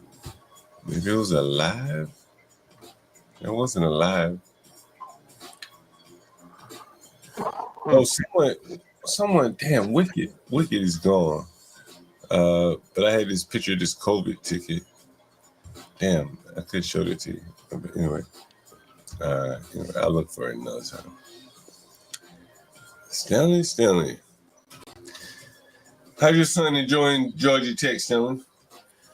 It was good enough that he never wants to come on the weekends. Mm-hmm. Hey. We knew that was coming. Busy, Stanley. I don't know. We're going to Savannah for spring break, so I'll see him soon enough. I'll have him a whole week to myself. Oh, Stanley, I feel your pain, Stanley. My sons are coming up. I'm not in pain. My sons are coming up for my daughter's graduation, and that's about it. And they're living their life in New York, so. Well, the deal is I mean, it'll be me and his grandfather every day, almost all day, so he won't get any peace. He might show up with a girlfriend. Yeah, they have an extra bedroom this time. Well, she's not going to be able to come down for spring break. Why not? Well, what are we going to tell his grandpa? Times have changed, Grandpa. Grandpa? She's going to be sleeping with the grandson. I wouldn't allow my sons to come down with a girlfriend for the first time either. And they sleep in the same bedroom. I don't have a problem with him, because we may actually wind up picking him up from school and then heading to Savannah because it's on the way. Well, Stanley, your son is pretty much a grown goddamn man by now, right? No fucking kidding. He's 18. He's not grown yet. My sons are about to be 22 on the 18th. They're not grown yet. Old enough to die on the end of a sword or in a war. Okay, let me level set you here.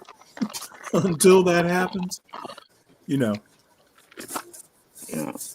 my daughter's talking about going into the Air Force. Right on. I don't know how I feel about that. Well, what do you mean? She must make pretty good grade level to be invited into the Air Force. Just because she's my baby girl, I would hope that since the Air boys Force are out, since the boys are out the Air house, Force like?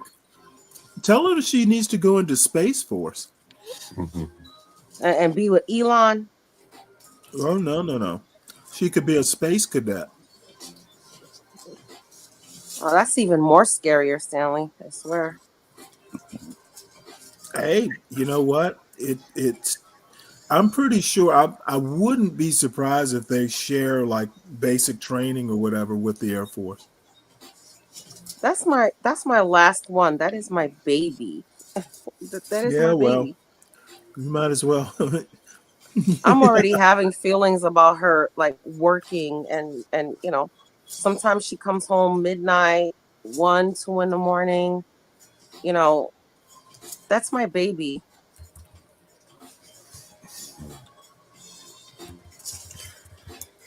I don't know. I guess I'm just being a mom. It's a learning experience. You know what I mean? You're letting go gradually. And so that's how it works, Well, I don't know. As a single parent, I mean, it was kind of, I still sometimes kind of have to get used to him not being here, but it's really not. I mean, he's literally like an hour and a half away with traffic. So, it's not like he's on the other side of the country. Yeah, and that's the thing, Stanley. It's like my sons are all the way in New York, so we don't get to see each other all the time. I mean, quite frankly, I mean, there's more stuff to do on campus in, Midtown Atlanta than there is to do here. All he's going to do is, go fishing, and that's about it. Yeah. I mean, I guess, and all his friends are like in college. So, I mean, it's not like, If your daughter wants to be in the Air Force, then support her in that. Don't try to change their mind, but I'll support her in whatever she wants to do. Hey, hold on, But I'll try to guide her to do the right thing as well. Hey, hold on, guys. Here's an update on the killing in Southern University here. Here's an update here. Listen here. Y'all talk about God gonna do this, God gonna do that. Bitch, I'm not trying to hear none of that. You make certain decisions, you do certain things, and you see the outcomes every time. Like, my tempo never switched up, bitch. I don't give a fuck if the dude my friend, I don't care if I ain't know him from a can of paint. I said everybody involved deserves to be held accountable. Somebody said he didn't know. How many times I gotta say that? How many times have I already said that? None of them knew that shit was gonna play out like that. That's why they did it. There's been multiple times at Southern where organizations have been called out on their hazing before it got too far, and they shut the line down and everybody gets consequences. That should have happened in the same instance, but it didn't. And you see what can happen when it's not, when hazing is not have a light shined upon it, like when it's not broadcast. You see what happened. Shit like this, people coming up unalive because the shit is illegal. So why keep continue to do something that's illegal? And the same people that claim to be these hazing advocates and stuff like that, bitch, y'all been knowing hazing what's going on. This shit ain't nothing new. Now that somebody passed away, now it's just, that energy should have been there. It shouldn't have got to the point where somebody had to pass away for y'all to be like, oh yeah, hazing is wrong. That shit been wrong. Like, half of y'all not even from the city of New Orleans. And so it looks like some people are saying here, if you're listening. Ooh, who is that girl? I know. When news first broke about Caleb, she was giving her condolences and stuff like that. But now, because her friend involved, Caleb should have walked away. She weird as fuck. A graduate defending her friend Caleb McCrae, the guy accused of murder, said Caleb could have walked away before things got too far, but he didn't, and it cost him his life. That's what that girl right there is. Costed him his life? Oh my God. That's a lot of grammar. Obviously, she's not attending English classes. And so here's the tweet that she's saying, apparently. Is that her? I don't know. You know what? Believe this or not, she looks like a girl I was in grade school with. I can't zoom in on this apparently, but what the fuck does it say? See if I put this on the big screen here. See if I can read it. She's saying Caleb could have also walked away before things got too far, but he didn't, and it cost him his life. Is he a freshman? I don't know. I doubt it. If she knows this guy. Well, John, why do these kids even have these kind of guns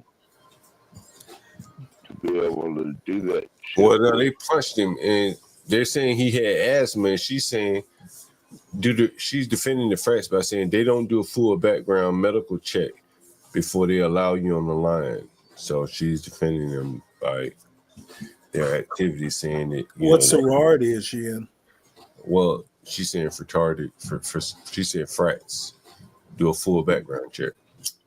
Right, but I'm asking what sorority is she in?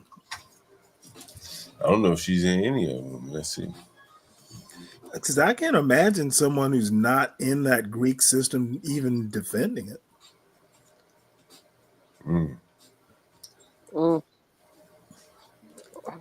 Kind of fucking amazing, though. Well, I'm a proud AKA. Damn.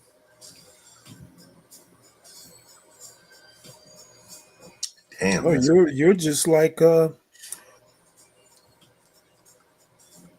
Kamala. And Are you my are you son, one of black? my what? Are you Yes, I black? am. Yes, I am. And one of my sons is a Is Catholic. Kamala black? Kamala is blackety black. Okay, just checking. I'm joking, Stanley. Well, no, hey, you're as black as she is, I would imagine. Oh, Stanley, come on now. I'm black. Are you? Well, so is Kamala. Stanley, don't mess with me. Oh, who's messing with you? You're both sorors.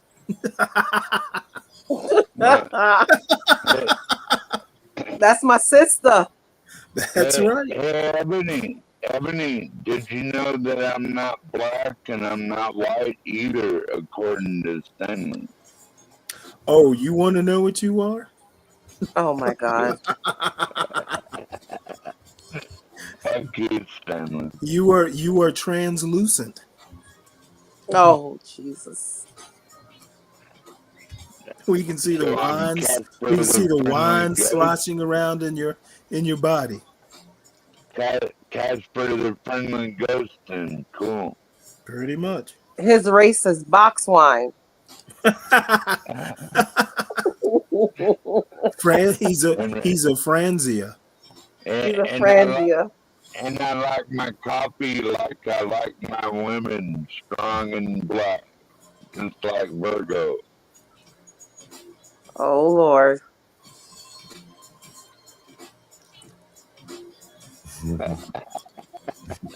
Behave yourself, Ivory.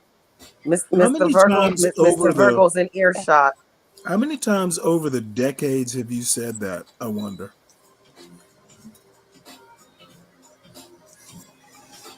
What? I mean, if John's tenant had a dime for every time you said that over the decades, he'd be buying. Well, he never go broke. That's right. He'd be asking John, "Is your building for sale?" I wish that were true. I started putting a penny on it. Well, if I was John at his age, I would sell everything and buy me a nice piece of land, build me a nice house, and just settle there. If I were John, I would move into the house next to Be Brave. Oh my God. You build a studio in his backyard. John will make a Be Brave move then. Oh, that would be funny. Just find your own land and build your own road into it. And set your own crib up, and then Every time I hear you talk like that, I think of the Big Rock Candy Mountain. No one will ever fuck with you again. That hobo song. Damn, we're old. Do you even know the song? Oh, I remember Stanley. You have to remember, I'm not that far from your age. You know, you may have like maybe 10 years, above me, but 12 years. 11 years. Well, 11 years. you're just a year older than my brother. Yeah, I'll be 49 in September.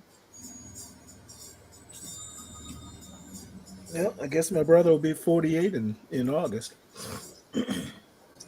Is he a Virgo? I have no clue. He's born in August. August what? I think 21st.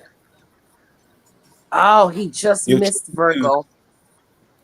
Yo, check this news coming out of Atlanta right here. Very interesting. Listen to this. Oh, God. Spelman student was taken to Grady Hospital. Police arrested a Spelman College student for driving drunk and driving the wrong way. They say 20-year-old Addison Thornton crashed into another vehicle. It happened just after 3 this morning near North Avenue along the downtown connector. 2 people from the Buick Encore she hit were taken to the hospital with non-life-threatening injuries. She got very lucky. The passenger in her vehicle, also a Spelman student, was taken to Grady Hospital with serious injuries.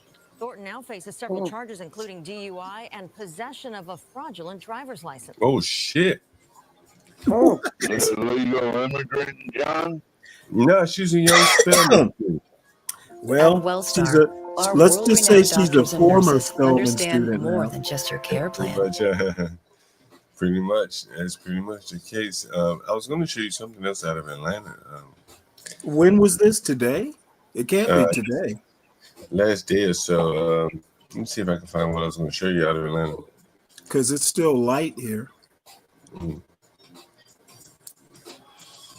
5 hours ago, it was reported. Holy shit. Well, it's like daylight. So that was this afternoon. Yeah, well, why was it dark? It had to have happened last night. Must have been last night. Here's another one. Atlanta, man. Atlanta has a lot of interesting news. A lot of news out of Atlanta. Take a look at this. This is a story we brought you as breaking news last night. This morning, we spoke to the family members. They identified the couple. Police say the couple's son is the primary suspect. Fox 5's Kim Lufflin has. So what the hell did he do? The daughter of one of the victims tells me this all started when she was trying to get a hold of her dad to wish him a happy birthday and ended up calling for a welfare check. I called him yesterday morning around 8:50 in the morning, and it was straight directly to voicemail. Marvin Spencer's daughter says when she couldn't get in touch with her dad on his 76th birthday, she called his girlfriend, Henrietta Russell. And then I got in there. Girlfriend? He stated that he was here. Feeling something wasn't right, she went to the apartment with a leasing agent. Yeah, look at those blinds. Look at these fucking blinds right here. What the fuck? That's when they found the door barricaded and called police. When police got on scene around 3 p.m. on Friday, they say a man identified as Russell's son refused to come out, leading to an hours-long standoff. By that time they was coming out, they was shooting the little tear gas guns. They was letting off, they let off a large amount of rounds to get them out of there. When police got inside the unit, they found a man and woman dead, which family have identified as Spencer and Russell.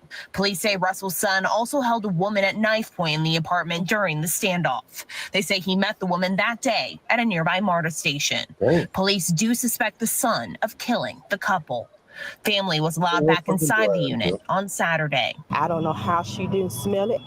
It's there.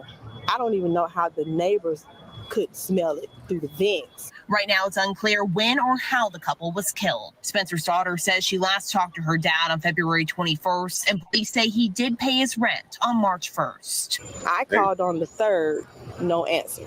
Police have not yet released the suspect's name or his full list of charges. Spencer's family wants answers. I talked to him for a brief moment, and he literally just lied in my face. So I'm ready to see him in court. We know the suspect in this case was taken to Grady to be treated for self-inflicted cuts. Police say he's been charged with false imprisonment with more charges pending. In Atlanta, Well, that's her brother? Yeah. Well, one of them is her father. Also coming out of Atlanta, check this out. The Trump administration, the Small Business Administration office is out of Atlanta because it says it's a sanctuary city. The Small Business Administration is leaving downtown because of what officials say are immigrant-friendly city policies. That's kind of surprising. News 8 reporter Rob DiRienzo went to Mayor Andre Dickens' office for a response. This is the first federal office in the Trump administration to say it's leaving Atlanta because of its politics. The head of the administration says its policy on immigrants is to blame. When you're in a sanctuary city, you don't know if they're going to have your back as an American citizen. President Donald Trump's small business administrator and former Georgia Senator Kelly Loeffler told Fox 5 in a one-on-one interview on Monday she wants out of Atlanta. By the end of the week, she made it official. What we need to do, Rob, is make sure that we're located in places that care about the safety and security of their people and that small businesses feel comfortable approaching these offices. The Trump administration could close another 17 government properties throughout Georgia. But that's just to save money, not for political reasons. Loeffler says Atlanta has policies that help people who came to the country illegally break the law. They'll also leave cities like New York, Boston, and Chicago. So we want to be in communities that have high growth opportunities for Oh, is small she in businesses that charge are of the approachable and SBA? secure, and that really help drive growth in communities that are wanting that growth and not opposing federal law. It's not clear what specific Atlanta city policy she's referring to. One city official told Fox 5 Atlanta couldn't be a sanctuary city because they're banned under state law. Councilmember Jason Dozier responded in a statement to Fox 5, quote, "The livelihoods of small business owners shouldn't be jeopardized by billionaires like Kelly Loeffler and Elon Musk, who are far removed." Now, that's the lady whose husband owns, I think the New York Stock Exchange or something like that. Okay, whatever. well, she is either Experiencing the struggles owner or part owning and owner operating a of small the business. Atlanta the women's WNBA team. Oh, is that right? Okay. Yeah. Well, she ain't playing games. I was hoping she was going to move He the concluded weakening WNBA team too. It's quite possible. They support in I Atlanta, hope so. weakening Georgia's economy as a whole. Get her the fuck out of the Folks work. state. We're tired of the politics. I asked Loeffler where they want to go next. Yeah, it could be more rural areas. It could. Wasn't she a state senator or something at one time? No, she was a U.S. senator, but she lost. Yeah, that's our U.S. senator. Yeah. So She lost to Ossoff. That's correct. That's correct. It is correct. It is correct. Stanley, I got to get out of here. You want to take over, or you hit it out too? I'll take over for as long as Virgo wants to be up here, but I don't. I'm not going to be up here long. John, how much of a hurry are you in? Because I dropped a link back there you might be interested in. What's up? Let's take a look.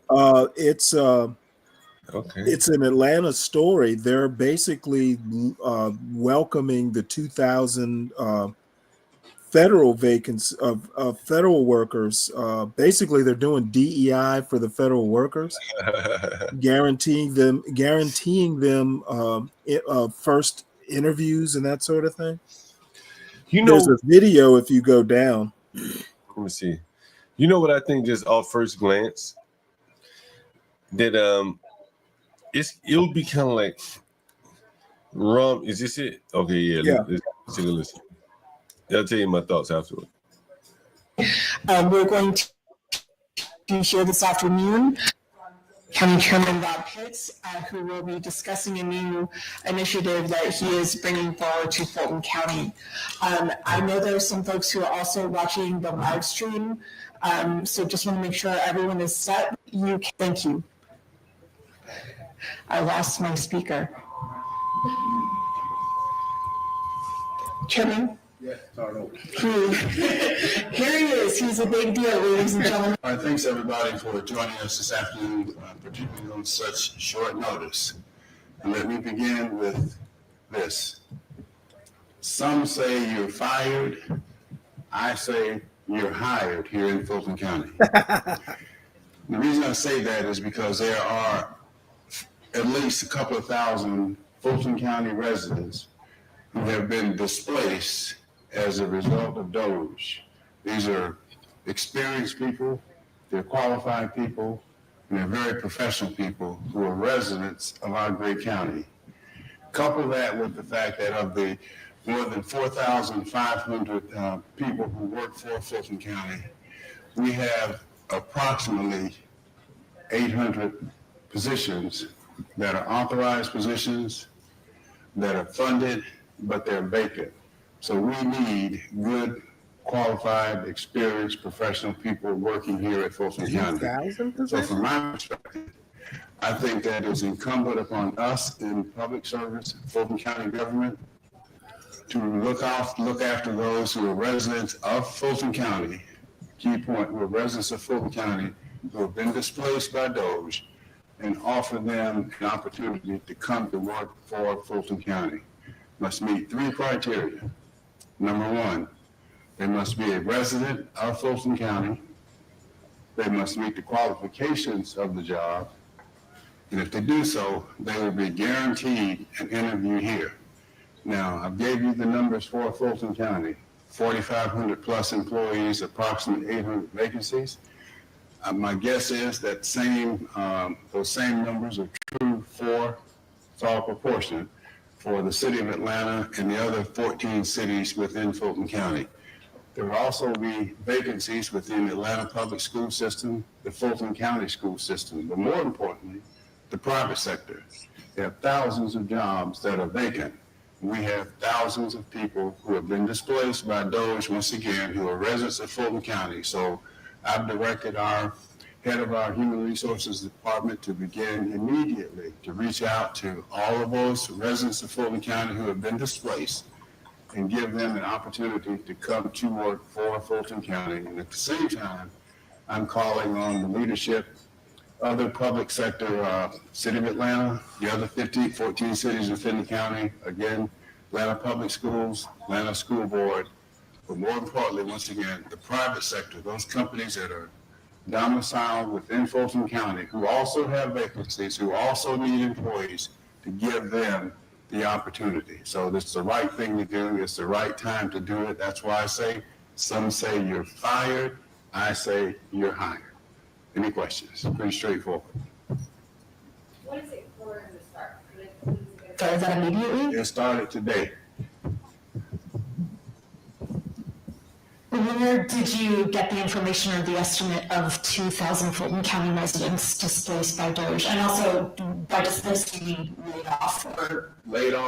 Laid off, fired, resigned, quit, whatever, as a result of DOGE. And that's probably a very conservative number rather, particularly with the fact that the number of IRS employees here, CDC, you name it, those federal agencies that are here. So that number is probably a little conservative, as a matter of fact.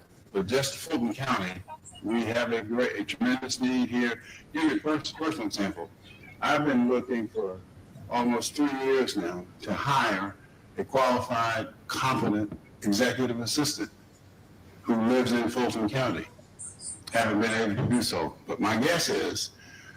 What does it say to you, Stanley?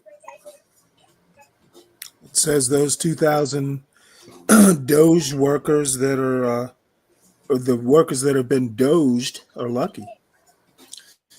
I mean, here he is saying, like, honestly, Atlanta is supposedly one of the most talented cities in the country. And he's been looking 3 years to fill an executive assistant. What? Well, he said 3 years. 3 years to fill an executive assistant? And he said she's got to live in Fulton County. Yeah, I mean, damn, like, that's 400,000 people, give or take, right? Oh, well, it's probably not paying a lot. I'll probably have several qualified applicants who have been laid off. Well, how is he going to hire the government motherfuckers who make more? Well, the thing is that some of these people are going to take pay cuts. Fired, terminated. And that's what happens when you get when you get doged. But your life gets upended. Well, you think about, well, I ain't going to go into it, but the salaries are fairly low among many of the groups in Atlanta. Unemployment's fairly high. Damn. I mean, the executive assistant, you got to be able to juggle some balls, but fair enough. Speaking to the fairness of that operation, but I am speaking to the fact that these are Fulton County residents who are. John, I was going to say one requirement that I don't know about all executive assistants, but being familiar with the Microsoft Office suite, Access the database, Excel, Word, those are actually qualifications like Microsoft certs. So, and they're not, I've actually taken the test. I had a temp job years ago. And I told the lady that, I could basically take the test and ace it. And I did. I mean, that's not hard stuff. Plus I do computers, but, so it's probably not that easy if you're looking for those sort of certifications. I mean, by and large, these are more or less, to be quite honest, patronage jobs. An executive assistant position isn't hard to fill. Well, unless you're persnickety, maybe he's persnickety, but they're saying there's like 800 vacancies. Yeah, and that just goes to show you, I've seen, at least from this, my point of DC, and I wouldn't imagine Atlanta would be much different. They covered those government jobs like kingdoms or fiefdoms, and they dole them out.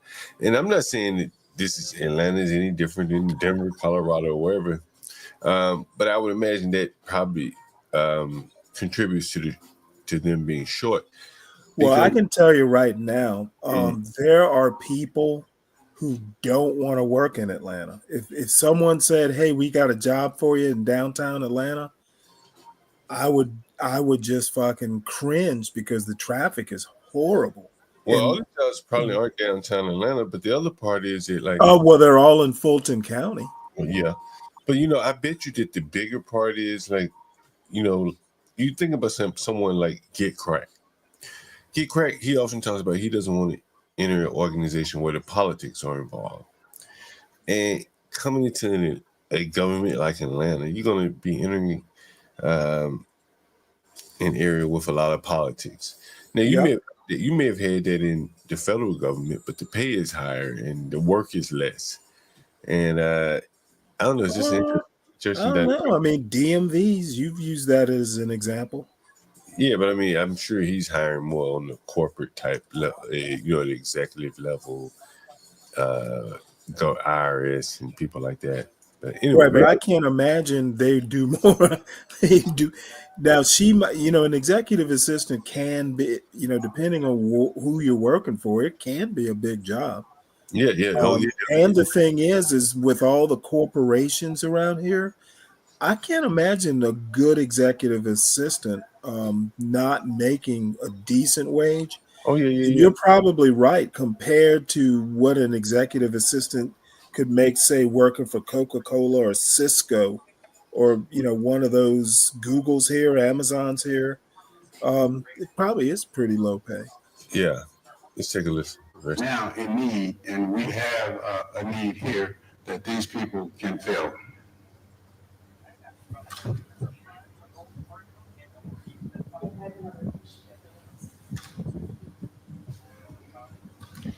You said the Human Resources Department is going to be reaching out directly to some of these people. How are they identifying those people?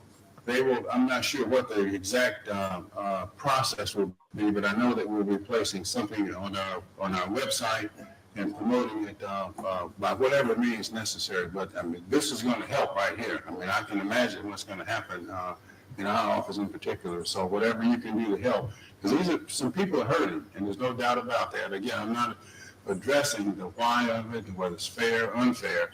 I'm trying to fulfill a need here in Fulton County, not just at Fulton County government, but the other governments of the other 15 cities, plus the 2 school systems. Again, more importantly, private sector is always looking for skilled, qualified, competent, creative, professional people. Is this preference also open to current employees of the federal government who might be looking to jump ship? Could be. If they meet the criteria, absolutely. There's some, they don't know. There's a lot of uncertainty going on. So what we're trying to do is say, listen, we have positions here.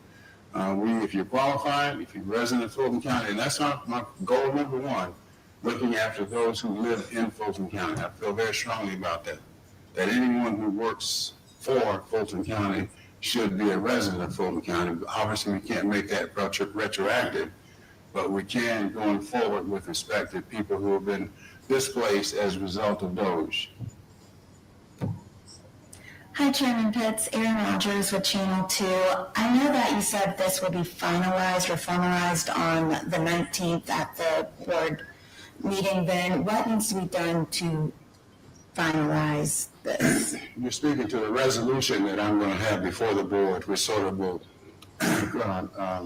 when you say finalize, it's probably a good word, but it's in effect now. I met with Mr. Kenneth Herman, our Director of Human Resources, titled yesterday, sent him a letter today restating what we said in private, that we need to start today to begin to let those who've been impacted know that Fulton County is looking. Some say, once again, you're fired. I'm saying you're hired.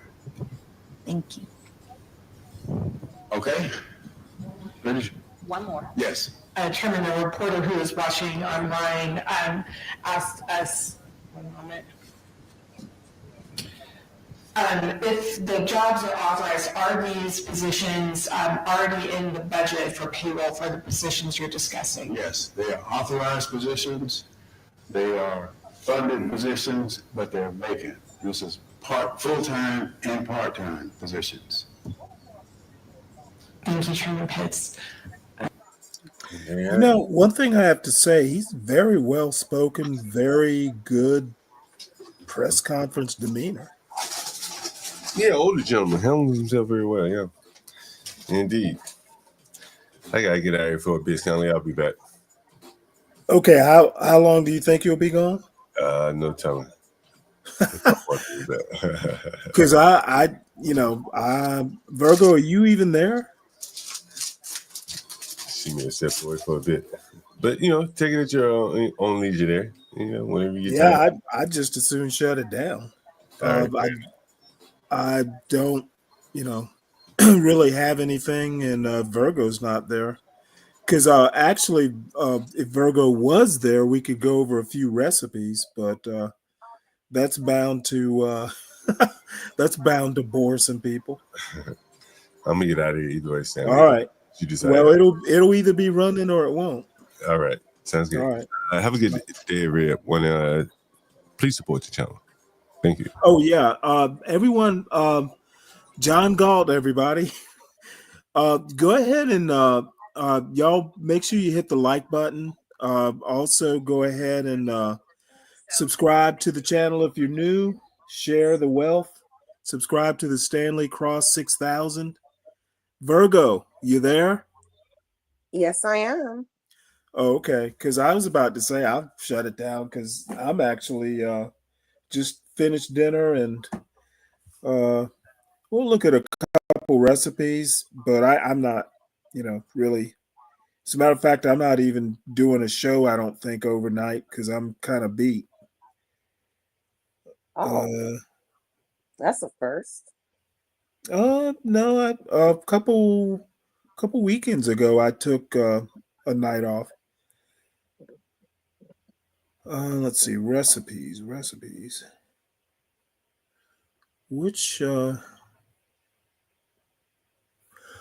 right, well, I'm on the right browser.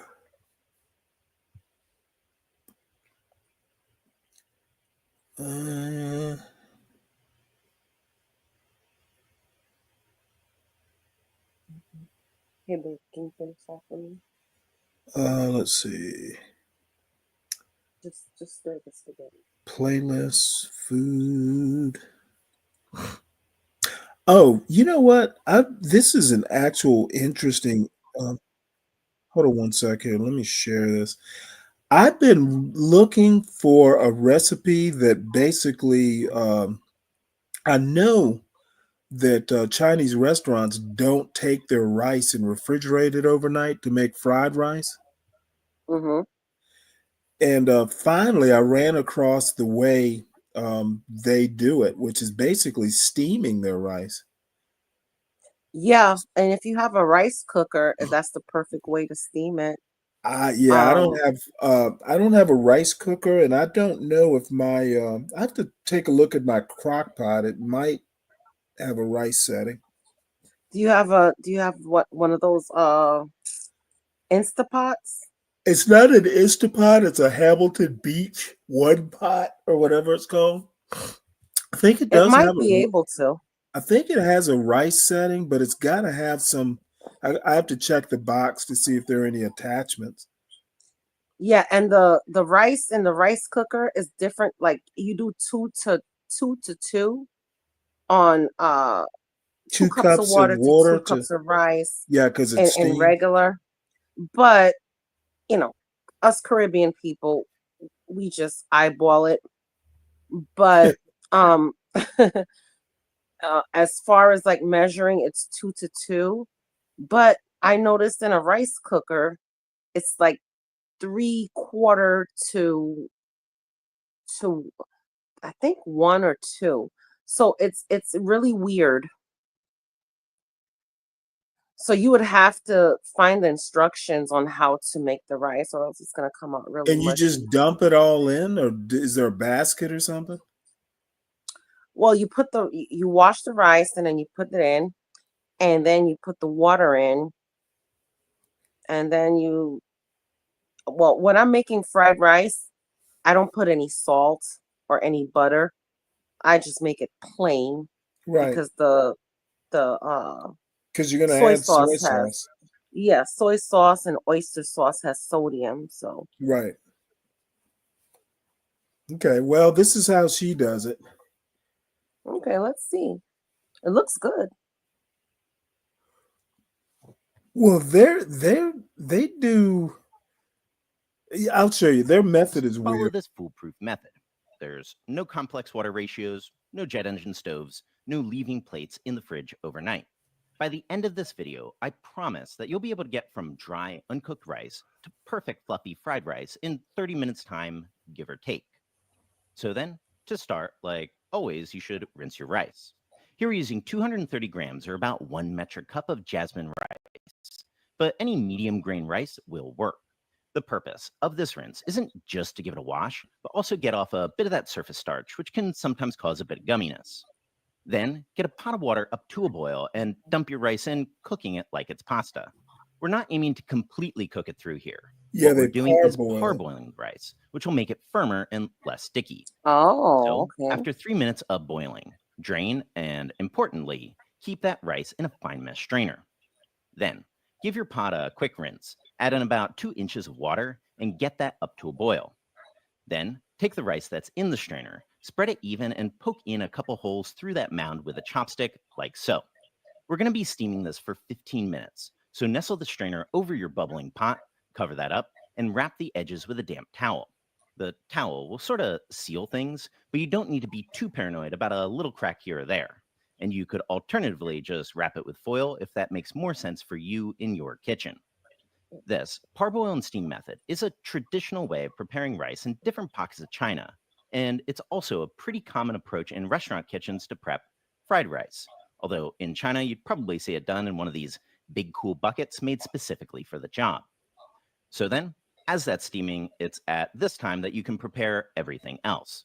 Meat, vegetable, whatever, it's your fried rice, go nuts.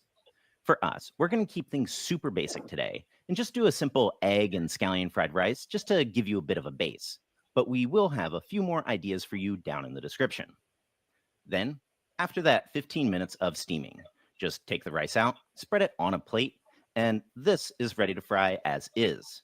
No drying in front of a fan, no waiting 24 hours. The parboil and steam method does your work for you. But I do know that in a lot of corners of the internet, many people breathlessly tell you that this rice then needs to be fried in a wok, needs to be over a high flame, etc., etc.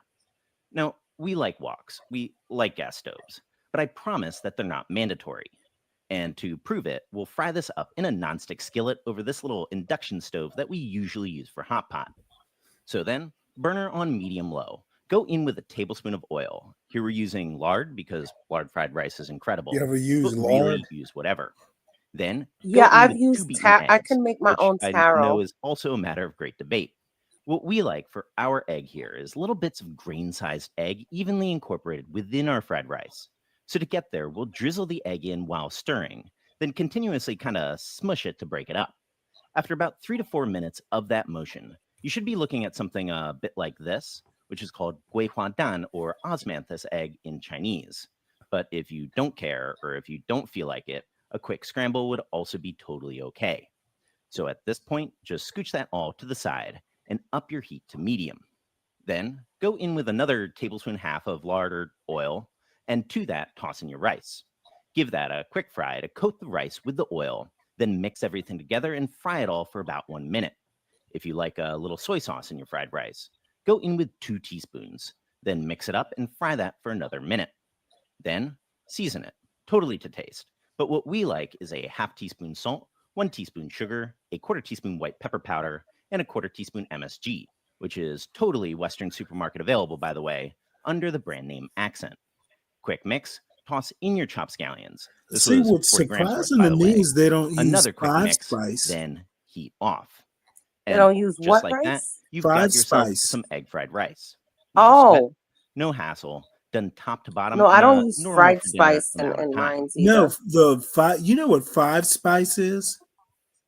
It's Oh, got like five spice is with the star anise. yeah, exactly. I'm surprised because to me it doesn't taste right without it.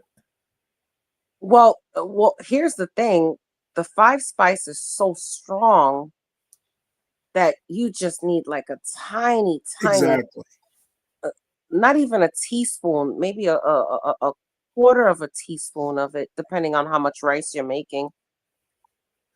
Right, but I just assume Chinese restaurants use it because to me it doesn't taste like a Chinese restaurant if you don't use the five spice. Yeah. Now it's just to me, they're the these people are the experts. You can tell by her accent. So the fact that steamed rice is the best for fried rice, it seems to be something that both the North and the South agree on. But that's kind of a traditional wisdom nowadays because most families they have rice cookers at home now.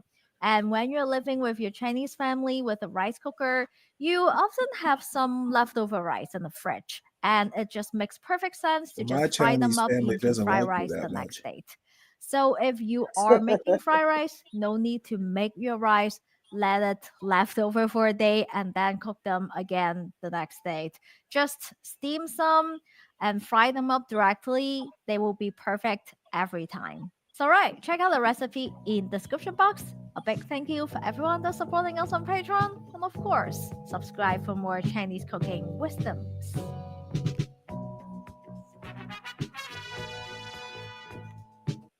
And I do have I have MSG at home. It's not accent, but I have I go to the Oriental store and I get MSG, and everybody says that MSG is no good for you, but that's a That's not lie. true. That's a lie. And MSG makes the food so flavorful. Now, granted, I don't put it in I just everything. use accent. Mhm. As a matter of fact, my parents, like growing up, we used accent. So I mean, Oh, that's been like something my parents have cooked with. Hell, I'm almost 60. For 60 years. So MSG I'm no stranger to MSG. yeah, it is. It is. It makes the food so flavorful. Now, have you ever had this corn cuckoo? Corn cuckoo. What country is this from? I This is don't know. probably Trinidad. It's called Caribbean pot. I don't know what country. Let's see. This is probably Trinidad or Yeah, it's a Guyana. bit of an overkill with the size of the pot, but I just don't want to make a mess on the stove. Plus, it'll be Oh, from the easier for you accent, all to he's see what I'm Trinidadian. doing in a Yeah. better pot. Okay. I'm going in with butter, 2 tablespoons of butter in there. I'm just going to turn my heat down just a little bit. I don't want the butter to brown. I am one of those people who don't like brown butter. You know, people go on about how brown butter is this and that and the other. Not Uncle Chris. I'm not into that. But anyhow, here we are. And back in 2009, I originally shared this recipe for making cuckoo. You know, some of you call it fungi or fungi. You know, in places like Antigua, Barbados, British Virgin Islands, you know, and in Jamaica, there's something very similar as well called ton or turn cornmeal. Um, yeah, it's one of them sort of nice, comforting, hearty sort of things we have with stewed meats and all that. Onion, Oh, is it a cut cornmeal? I pimento thought it was pepper. like corn. And this is just an Corn. updated Oh, version okay. of that recipe I shared in 2009, Us I think it Haitians, we was, do or maybe cornmeal too. 2016. I can't What's remember. it It's way back supposed to when. make? And since then, just about everybody and their It's mommy just went and something you copied the eat with recipe like and put it stewed online, which is beans fine. or I ain't hating. I or just or trying to spread the um culture a of garlic. stewed chicken, That's just stewed some meat. crushed garlic. Okay, because And I I was like adding a thinking it was lot of like flavor. You know, in couscous. Barbados, when you go to Barbados No, it is and not you get a couscous. fine It's fish with coarse tofu, a cornmeal. yo, man, it's one of them best things you Okay. will ever eat, yeah? Fresh thyme. And they don't usually season it as much, all these flavors that I'm adding, but I am Kind truly of going like a an little sweet here. American's You know, answer I saw my to grandmother eating it, so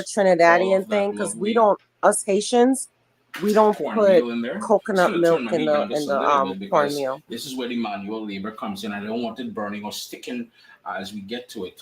And all you're gonna do is work that. Yeah. Thank God for that. I don't like coconut milk that much. In there. That is exactly what we. There's only one thing that I use coconut milk for, and that's until this chickpea stew that I make. Here. Yeah. Oh, okay. Oh no, no! And Hey, Tropes, I don't want butter and a little bit of salt. Do not pollute my grits. Cornmeal with that coconut And I heard milk. you talking about your Just gonna split keep pea moving it. soup, Oh, and I'm making Stanley, Oh, rice. that but was great. I You know what? think you I would will find use this very the full 4 interesting. cups Us of that Haitians, we make coconut split milk. pea soup as It will well, take a little bit of elbow grease. but So we in total, we I use make the it a 4 little cups of thicker, coconut milk and to then we 2 pour it cups over of white that rice, cornmeal.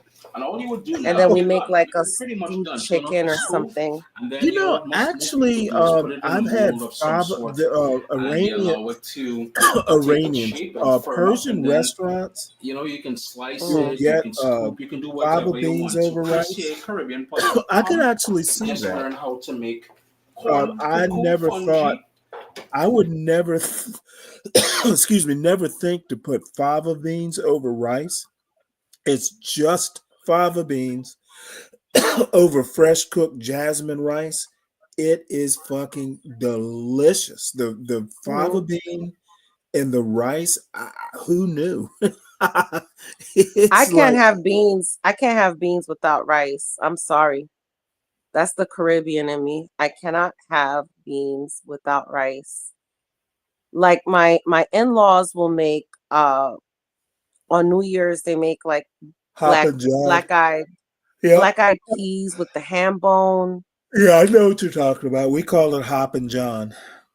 Yeah, but I always have to put an extra flavor in it because so I always have to put some more, uh, what you call it, Tony Chichiraries Yeah, I know what you're or talking about. or slap your mama in there. I gotta put something in I there. got Slap Your Mama for the first time. Mm-hmm. I don't, there's another one called Geau,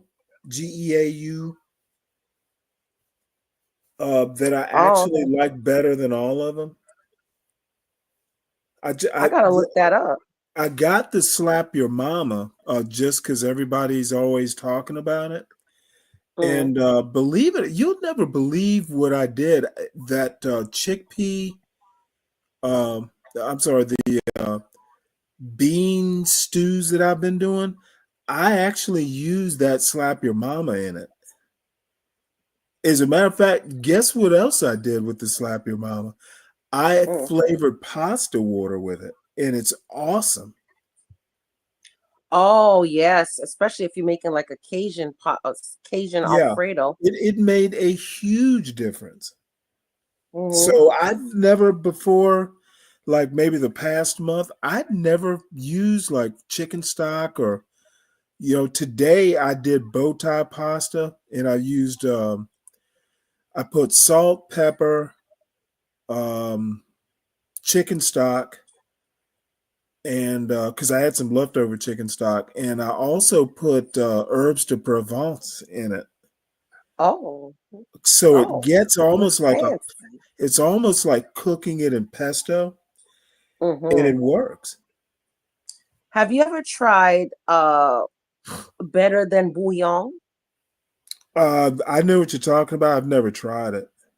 Oh my God, Stanley. And they come in different flavors. You have your beef, you have your chicken, you have your vegetable, and then oh my God, and then there's other flavors too. I love to make my pilaf rice with Right. the chicken better than bouillon. So what I'll do is I'll toast uh I'll take the vermicelli noodles Right. and I'll toast that. I'll saute some, chop the onions real fine, chop the garlic real fine, and fry it up in a pan. Then I'll throw in the noodles, the vermicelli, and then I'll get that nice and toasted. Then I'll throw in the washed rice. I'll give it a nice toss, and then I'll throw in the water Right. and let it cook. OMG. That comes out so good. And I'll put the better than bouillon chicken flavor in there. I'll I'll have to try also it. You put know in what like I've been a bay using leaf. I've been using the basically it's Hispanic that you can get like a pound bag of chicken powder. You know what I'm talking about? Yeah, I get that from my Mexican rice. I get the Yeah. it's the chicken powder plus Yeah, it's got it's like a MSG. It's tomato. got MSG in it. Yeah, it's the caldo de tomate, and I'll Yeah, I use know what you're that. talking about. Mm-hmm. And it has the chicken flavor in it as well. And you remember And that Korean, that Mexican lady who has the Korean husband? We looked at a recipe of hers not too long ago. It was what is it? Um, Gochujang Mama. I think that's what she calls herself. She's got like 2 million subscribers. oh Um, wow. oh yeah, she's huge. Um, I started using chicken powder because of her. Oh yeah, it makes a difference. Take a look at this. This. I bought this totally by accident once, but it's actually I like it better than Slap Your Mama, to be honest.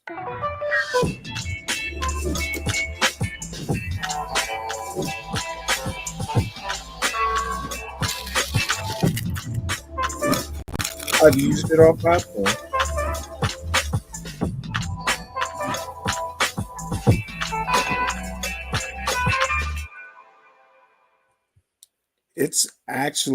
It's better than any Cajun seasoning I've tried. Now it's a little on the sweet side, but if you're using it on something where the sugar kind of melts, it sticks really good. It's actually not too bad to use as a dry rub. So if you Especially if you're barbecuing. Yeah. yeah, if you're ever ever want to experiment, get a little container of this. I've been impressed by it. Good I enough do want to that make a gumbo. I do you even use Creole seasoning in gumbo? Oh yeah. Oh yeah. I Oh, use I use a little bit of Cajun and a little bit of Creole. But I make my gumbo Cajun style. I don't put the tomatoes in it. I see. And I use okra, and Okay. then I put a little bit of filet at the end. Some Okay. filet powder. Yeah, and then I've experimented with my gumbo. So, when I first started making gumbo, I used the, sausage, chicken, and shrimp, Right. you know.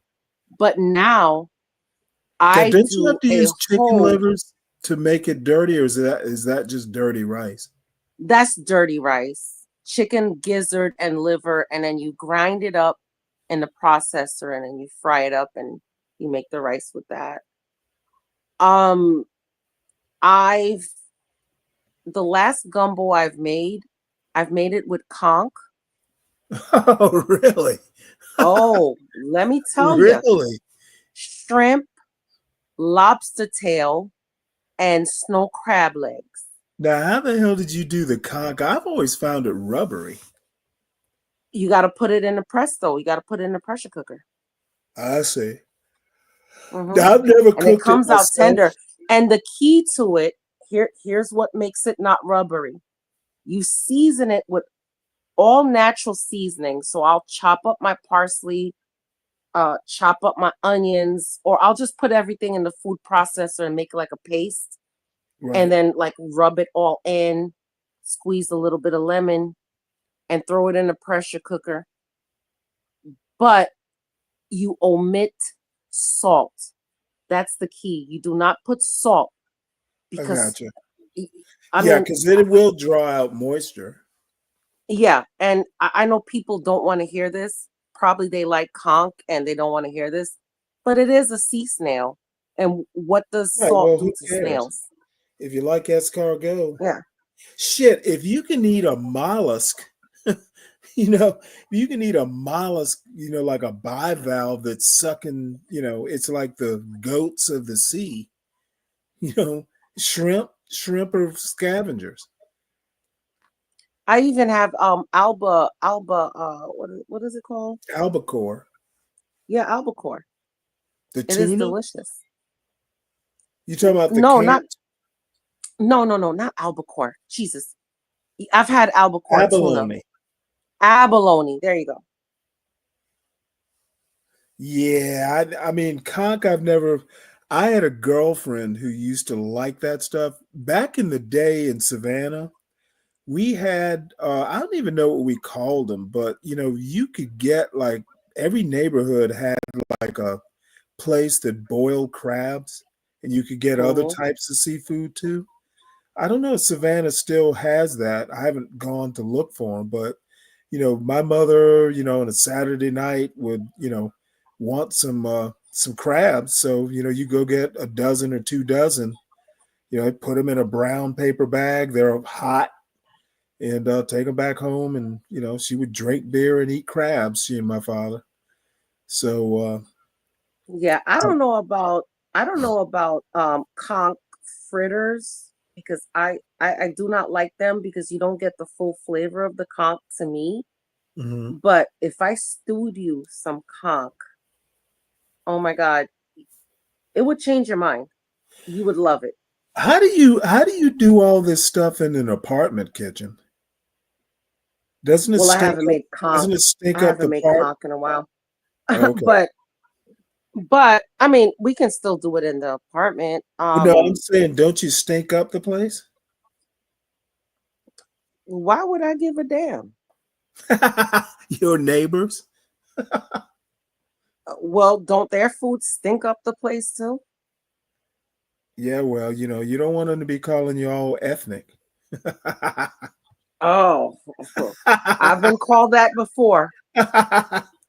I'm dead serious. I've been called that before when I brought in some oxtails one time, and then so when I was working for GM, I brought in some oxtails and I was eating my lunch at my desk, and one of the white women there was like, "What is that?" And I was like, "Oxtail," and she was like, "Ew." And, And then and the I next bet day, now she's paying like $50 a pound. yeah. And then the next day, oh, it's because of them we're paying $50 a pound because everybody Yeah, on TikTok. exactly. Yeah, as a matter of Oxtails fact, used to be so freaking cheap. as a matter of fact, they used to practically give them away. Yeah. And then the next day, I got my hair braided. I remember I got my hair braided, and she was like, "Oh, your hair looks cute. You're so ethnic." And I'm like, I wanted her to catch me outside. Let me tell you, You should have worn your dashiki the next day. I should have. That's right. And just So, brother. put up the black fist. That's right. Wear the black glove. Turn cornmeal, I guess. Anyhow, I don't know. That just looks I like want to get mashed an opportunity potatoes. to give this one a try. Real comfort food right there. Stewed meat gravy or on its own, whether it's fish or oxtail in my case, or chicken or whatever, you're good. Oh wow.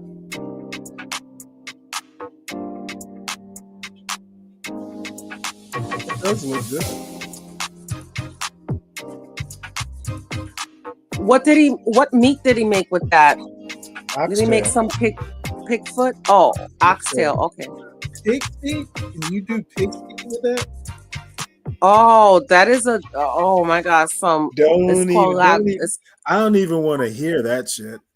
It's called ragu, and it's so good. Here Some it is. pig feet stewed. Costco salted cod. But I only eat the sauce though. I don't eat the actual pig feet. Okay, now you got to see this recipe. I'm actually going to try it. Oh yeah, this is what the Caribbeans do. We get the salted cod. Yep. But I hope she boils it. Oh, but she puts it through a process, believe me. Yeah, because you have to boil it to get all that salt out. Oh, she boils it and she soaks it, then boils it. Yeah, but you got to boil it like 3 times.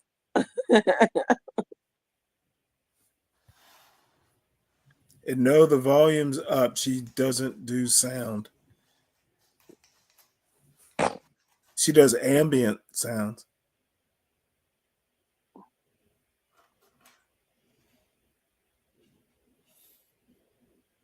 Ooh, you fry that. Once you finish boiling it, you flake it. You fry it Yep, up with some that's tomatoes and some herbs, and then you put it and you make a pastry, and you make a patty with that. Oh my God, some codfish patties. now. Just let Oh me gee. know if you approve of her process, because Mm-hmm. I was shocked at how much. I mean, she's gonna soak it in like overnight and change the water every 6 hours. She's just gone Oh no, crazy. I don't do all that. I just boil it like 3 times. I don't have time for that shit. But you know, the overnight, I get it. Well, hold on, because I think she puts it in the oven. I think she gets this water hot somehow.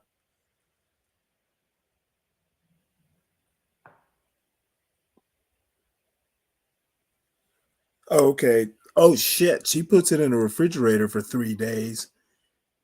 Change the See, water I don't got time to do all that three thing. days every 6 hours.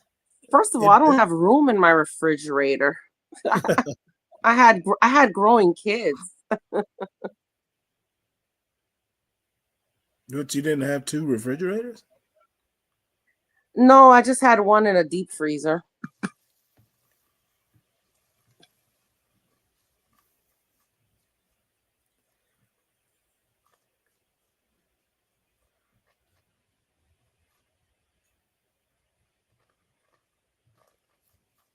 Okay, so she did it another way. Instead of her boiling it, she No, soaked it for three she's days. still. I think she's still going to boil it.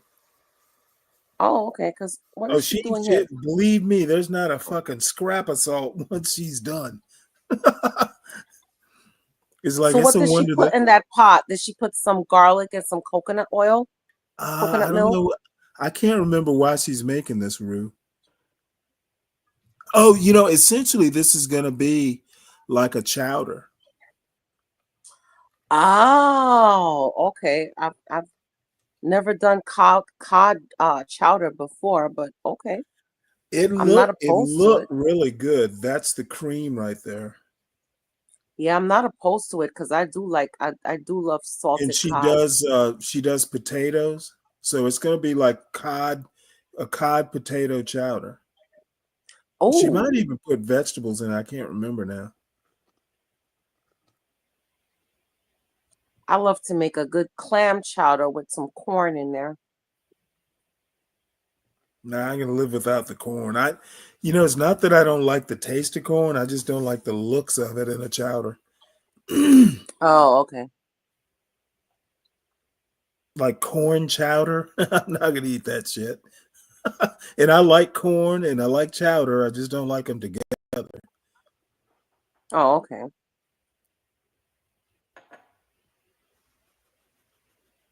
Now, do you have white pepper? I do have white pepper. Let me tell you a story. One day, I was in the grocery store looking for white pepper, and Uh-huh. I don't know. It was like I asked someone who worked there, did they have white pepper? And as it turned out, they didn't, or maybe they did, but I couldn't find it. So this Uh-huh. random lady heard me ask for it, and she literally comes up to me and she's like, "Hey, I didn't even know there was such a thing as white pepper." And I'm like, "What? Oh. Why are you here? Why are you talking to me about this, white lady?" It shocked me that that people don't know there's such a thing as white pepper. Well, yeah, it's a little bit milder than black pepper. Right. I usually use white pepper just for Asian kind of dishes because you I, have the chilies and stuff. Or I'll use it for mac and if I'm making like a mac and cheese. right. Well, I just use it for white foods, Mhm. because That's true too. Yeah, yeah. Because I don't want a bunch of little fly looking things in the. Oh, but I love to make my I'm joking. Alfredo I'm with joking. some cracked. I love to make my Alfredo with some cracked black pepper. To me, Okay, it now is so delicious. this is after the 3 days of soaking. Okay. And then I think she goes ahead and boils it. She's going to portion it See, out. after 3 days of soaking. Well, you know what? It was in the refrigerator. In the supermarkets, you see the way she had hers in the package. Yeah. You can get it like that, or you can get it like I don't want to say processed, but it's like in a different package. Oh, Where I've it's just seen it in salted. that little paper, in that little cloth sack thing.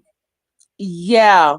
So I guess when you get it the way she gets it, yeah, I would guess that you would have to even if you didn't do the 3 day soaking, you would have to boil it at least, if not more, 3 times Well, to now get all that salt out. I think she only does it once, but she's boiling it with like a bouquet garni. Well, she doesn't actually put it in a cheesecloth, but she's basically like doing almost like a poaching liquid. Yeah, and another way I like to do it is I like to boil it to the point where there's no salt at all, and then I will add back, salt to my taste. And then I would mash some potatoes and put it in there and make like a fritter. So it's like saltfish fritters. Okay, so the next thing she's gonna do, I think she flakes it, or she might. Well, I can't remember. It's been a few days, but I do remember going, "Damn, that looks good. I'm gonna have to try it." Oh, look at Dan girl talk. Hey, motherfucker, don't you see male chefs on cooking on the cooking channels? I bet you wouldn't say that to Gordon Ramsay. He'd beat your ass. You maggot. You muppet. Yeah, so here she is flaking it up. Okay. Is she gonna put it into the mashed potatoes? No, I think the potatoes wind up in the chowder. Well, she mashed the potatoes. I don't think she does. So there she goes. Now she's going to saute it with the onions.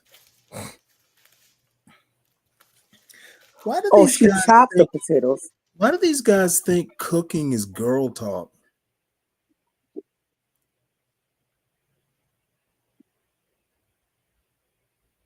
Because they can't cook. Well, better yet, they don't have a girl to cook. Yeah, that's true too. They're just stuck in their incel basements eating ramen noodles every day. And you got to take one a day vitamins so you don't get scurvy because you don't eat vegetables. Yeah, eating McDonald's. Is it scurvy eating or McDonald's for breakfast, dinner, and lunch?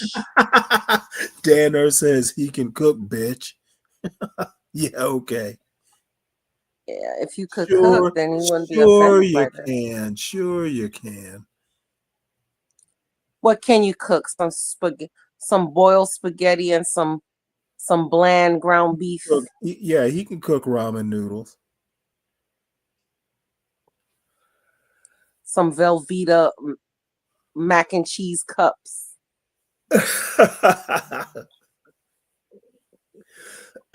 It's got the dried vegetables in the ramen.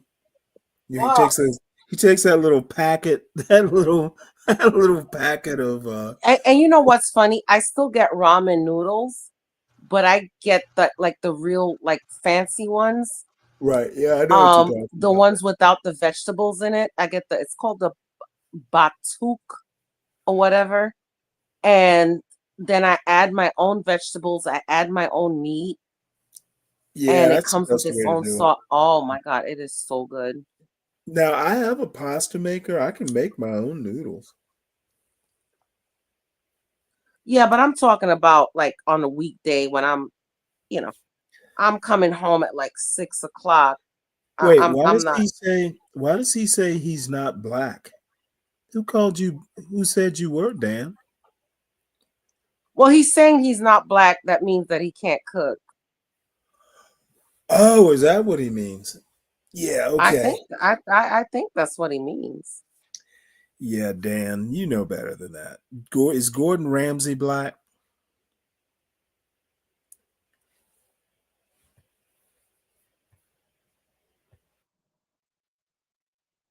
Do you wash your meat, Dan?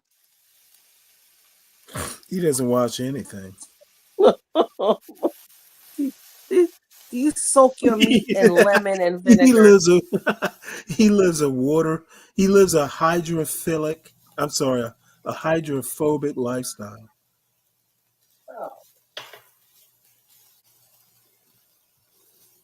Corn pop. Oh no, it's corn pop, back from the dead. Ooh, Ignat says gross. Man, Ignat, get your CPAC working. Stop playing with us.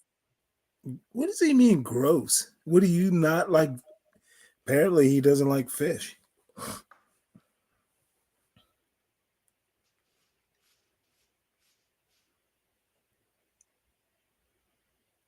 I wonder if this woman's Portuguese. I think a lot of Portuguese and people from Spain use salted cod as well. Oh no, bacalhau is a Portuguese thing. Yeah, and Spain uses it. A lot of Spanish Caribbean Well, you countries find a use lot it. of seafaring nations did because it was a way of Mhm. preserving the fish for sailing. Bacalao is very good. Yeah, I've never been able to pull it off though. I've tried a couple times. Oh, so she made kind of like a fish cake. Okay.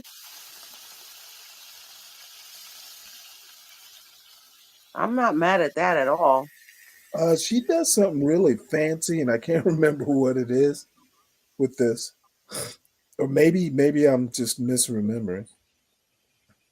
Oh, and she puts it in a nice tomato sauce. Okay. Yeah, you didn't see her make the sauce? No, I didn't. Oh my Oh no, God. she think she used canned tomatoes, but it's got Kalamata olives. Oh, I was about to say, where are the olives? Okay. Yeah, so she's probably from Spain or Portugal. Yeah. Oh, that looks good. Yeah, it looks real good. In that La Crusette, in that La Crusette La cookware. Cuisette. Yeah.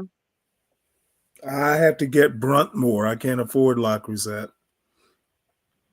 Well, we have an outlet store here in Florida, a La Cuisette, and I was starting to collect Who is them everything? one by one.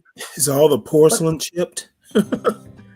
no, they actually last long, to be honest with you. But I also have my copper pans too. Oh, this bread recipe is really good, but I'm gonna hold it here. So I'm getting tired. I hate to cut it short, but I am feeling it. And Portia says that she's been editing all day, so she's not sure if she wants. She's gonna do a show. Oh, Portia's on. Hey, Portia. She said hello. I think she Oh, might be off by now. I didn't see it. I was going back and forth through the chat.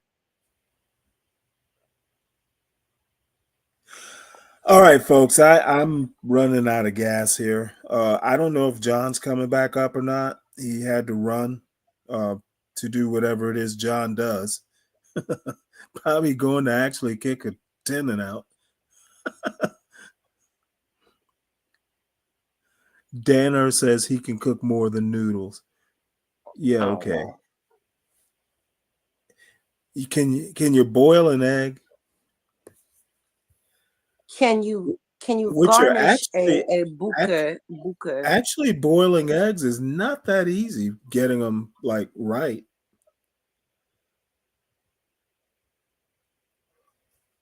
It's quite a science. All right, folks. I gotta sign off. You know, before I pull a Porsche and fall asleep on air. Uh-oh. So everybody hit the like. Oh, you know, tropes, I do it a totally different way. I basically submerge the eggs in cold tap water. And then what you do is you put the pot on top of the stove and jack it up to high. So the eggs basically go from cold all the way up to boiling. By the time the water boils, the eggs are pretty much perfectly done, and you don't have to put a pinprick in it or anything like that. I tried it that way for a couple times, and it literally worked perfect. There's something about taking the egg from a cold state to a boiling state. It basically cooks the egg evenly through. It's not like when you drop it into boiling water, the outside is hot, but the core is still got to cook. If you take it slowly from cold to hot, the egg actually cooks like as a unit. It doesn't cook in layers. It actually, it's one like temperature throughout the egg, and it just cooks better. I And just have an egg boiler. Yeah, well, we can't afford the modern conveniences like you. Well, it's really not that expensive. I only paid like $20 for it. An egg boiler. Mm-hmm. Do you ever eat poached eggs? I don't like my eggs runny. My kids do, but I don't. So no, You I have to never be like invested. my mother. They have to be halfway to burned. My mother could not No, stand. a hard fried egg. You know, how about over easy or over No, medium? I don't like that either. I like a hard fried egg. It doesn't have to be burned, but just The edges the have yolk. to be brown. Yeah, and the yolk cooked. My kids Yeah. love a sunny side up because they like to dip their toast into the eggs. Now, see, I don't know that's where they funny. get that from. I basically wouldn't cook my son's steaks. They had to be well done and eggs pretty much well done till he was in high school. And I was a weird single parent. Like, you know what? If there's a risk, of because, anytime you cook food less than well done, there's a little bit of risk involved. And I'm like, I don't, I figured by the time he's in high school, his body would be more prepared for, undercooked eggs or, a medium or medium rare steak. Now it might be Well, an old wives' tale, but I just felt, the body's able to, fight off bugs better. well, here's my thing. I like a medium rare, right? And anytime I go to a restaurant or I make it here, I do it. I get it, and I do it medium rare. And when I go to the restaurant, my thing is, if I get it medium rare, I eat the edges because the edges are always going to be a little bit, Right. Yeah. And when I take it home, when I take the rest home and I warm it up the next day, it's not hard and nasty. So if you get it like well done and then you warm up a steak in the microwave or even in the oven, it's hard and nasty. So Whoa. that's how I like it. I like my cow screaming. I used to like, the joke would be, I want the fork to be the last thing my my steak ever feels. But Yeah. I don't eat them. I pretty much eat my steaks medium these days. Maybe on the, when I go to a restaurant, and I can't, to be honest, can't remember the last time I ordered a steak at a restaurant. I usually just Yeah. kind of say, hey, on the rare side of medium, but medium's good Yeah, if I enough get for like me a these six days. ounce, yeah, if I get like a 6 ounce, I can eat that. But like if like let's just say like a tomahawk or a ribeye, I want it medium rare. No, I don't like my meat well done. Astro photos. I like mine medium. And John's not here. He'll be back later, Astro. I like my meat very undark. And see, people get all squeamish about the quote blood. It's not really blood. It's not. And if it is, it's a mighty good blood sauce. So, if it's not making like a like that little pool of delicious delicious little sauce there, then it's too well done. And I'm anemic, so I like the taste of, honestly, I like the taste of blood. I love liver.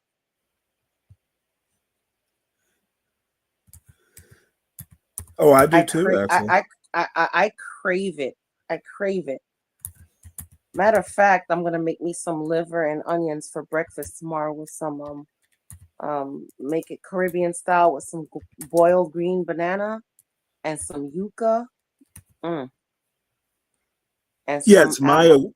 myoglobin tropes.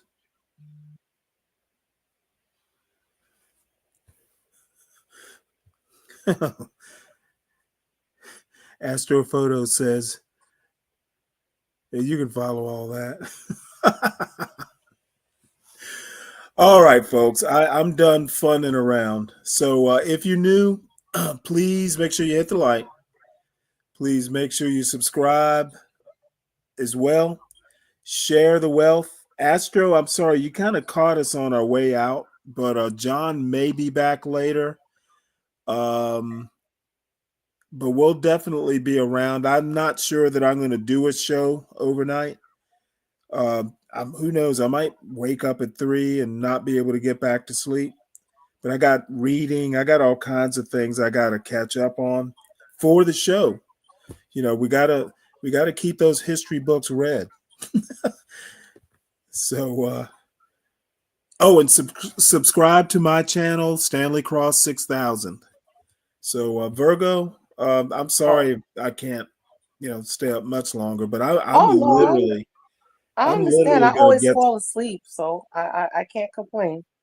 Yeah, I'm literally gonna get some water.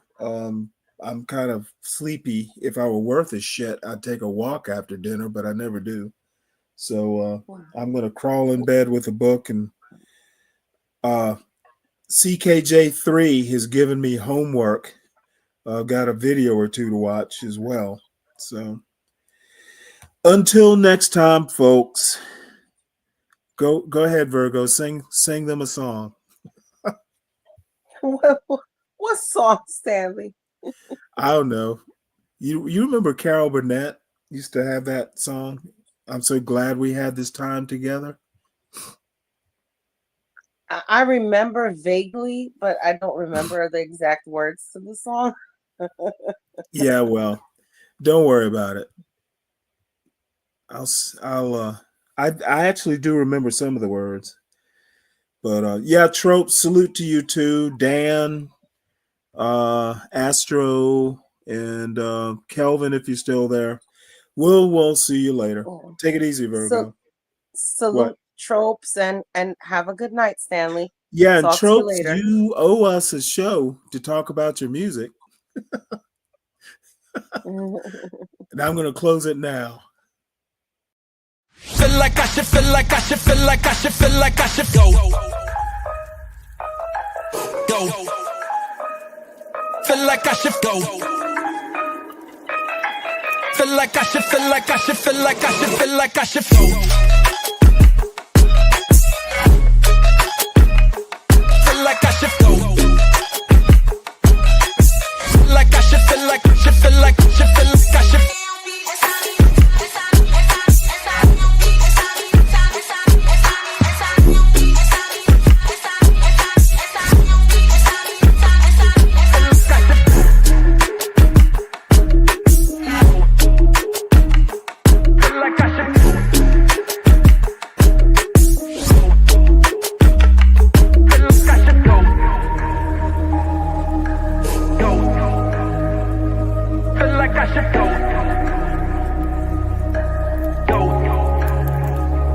Feel like I should go.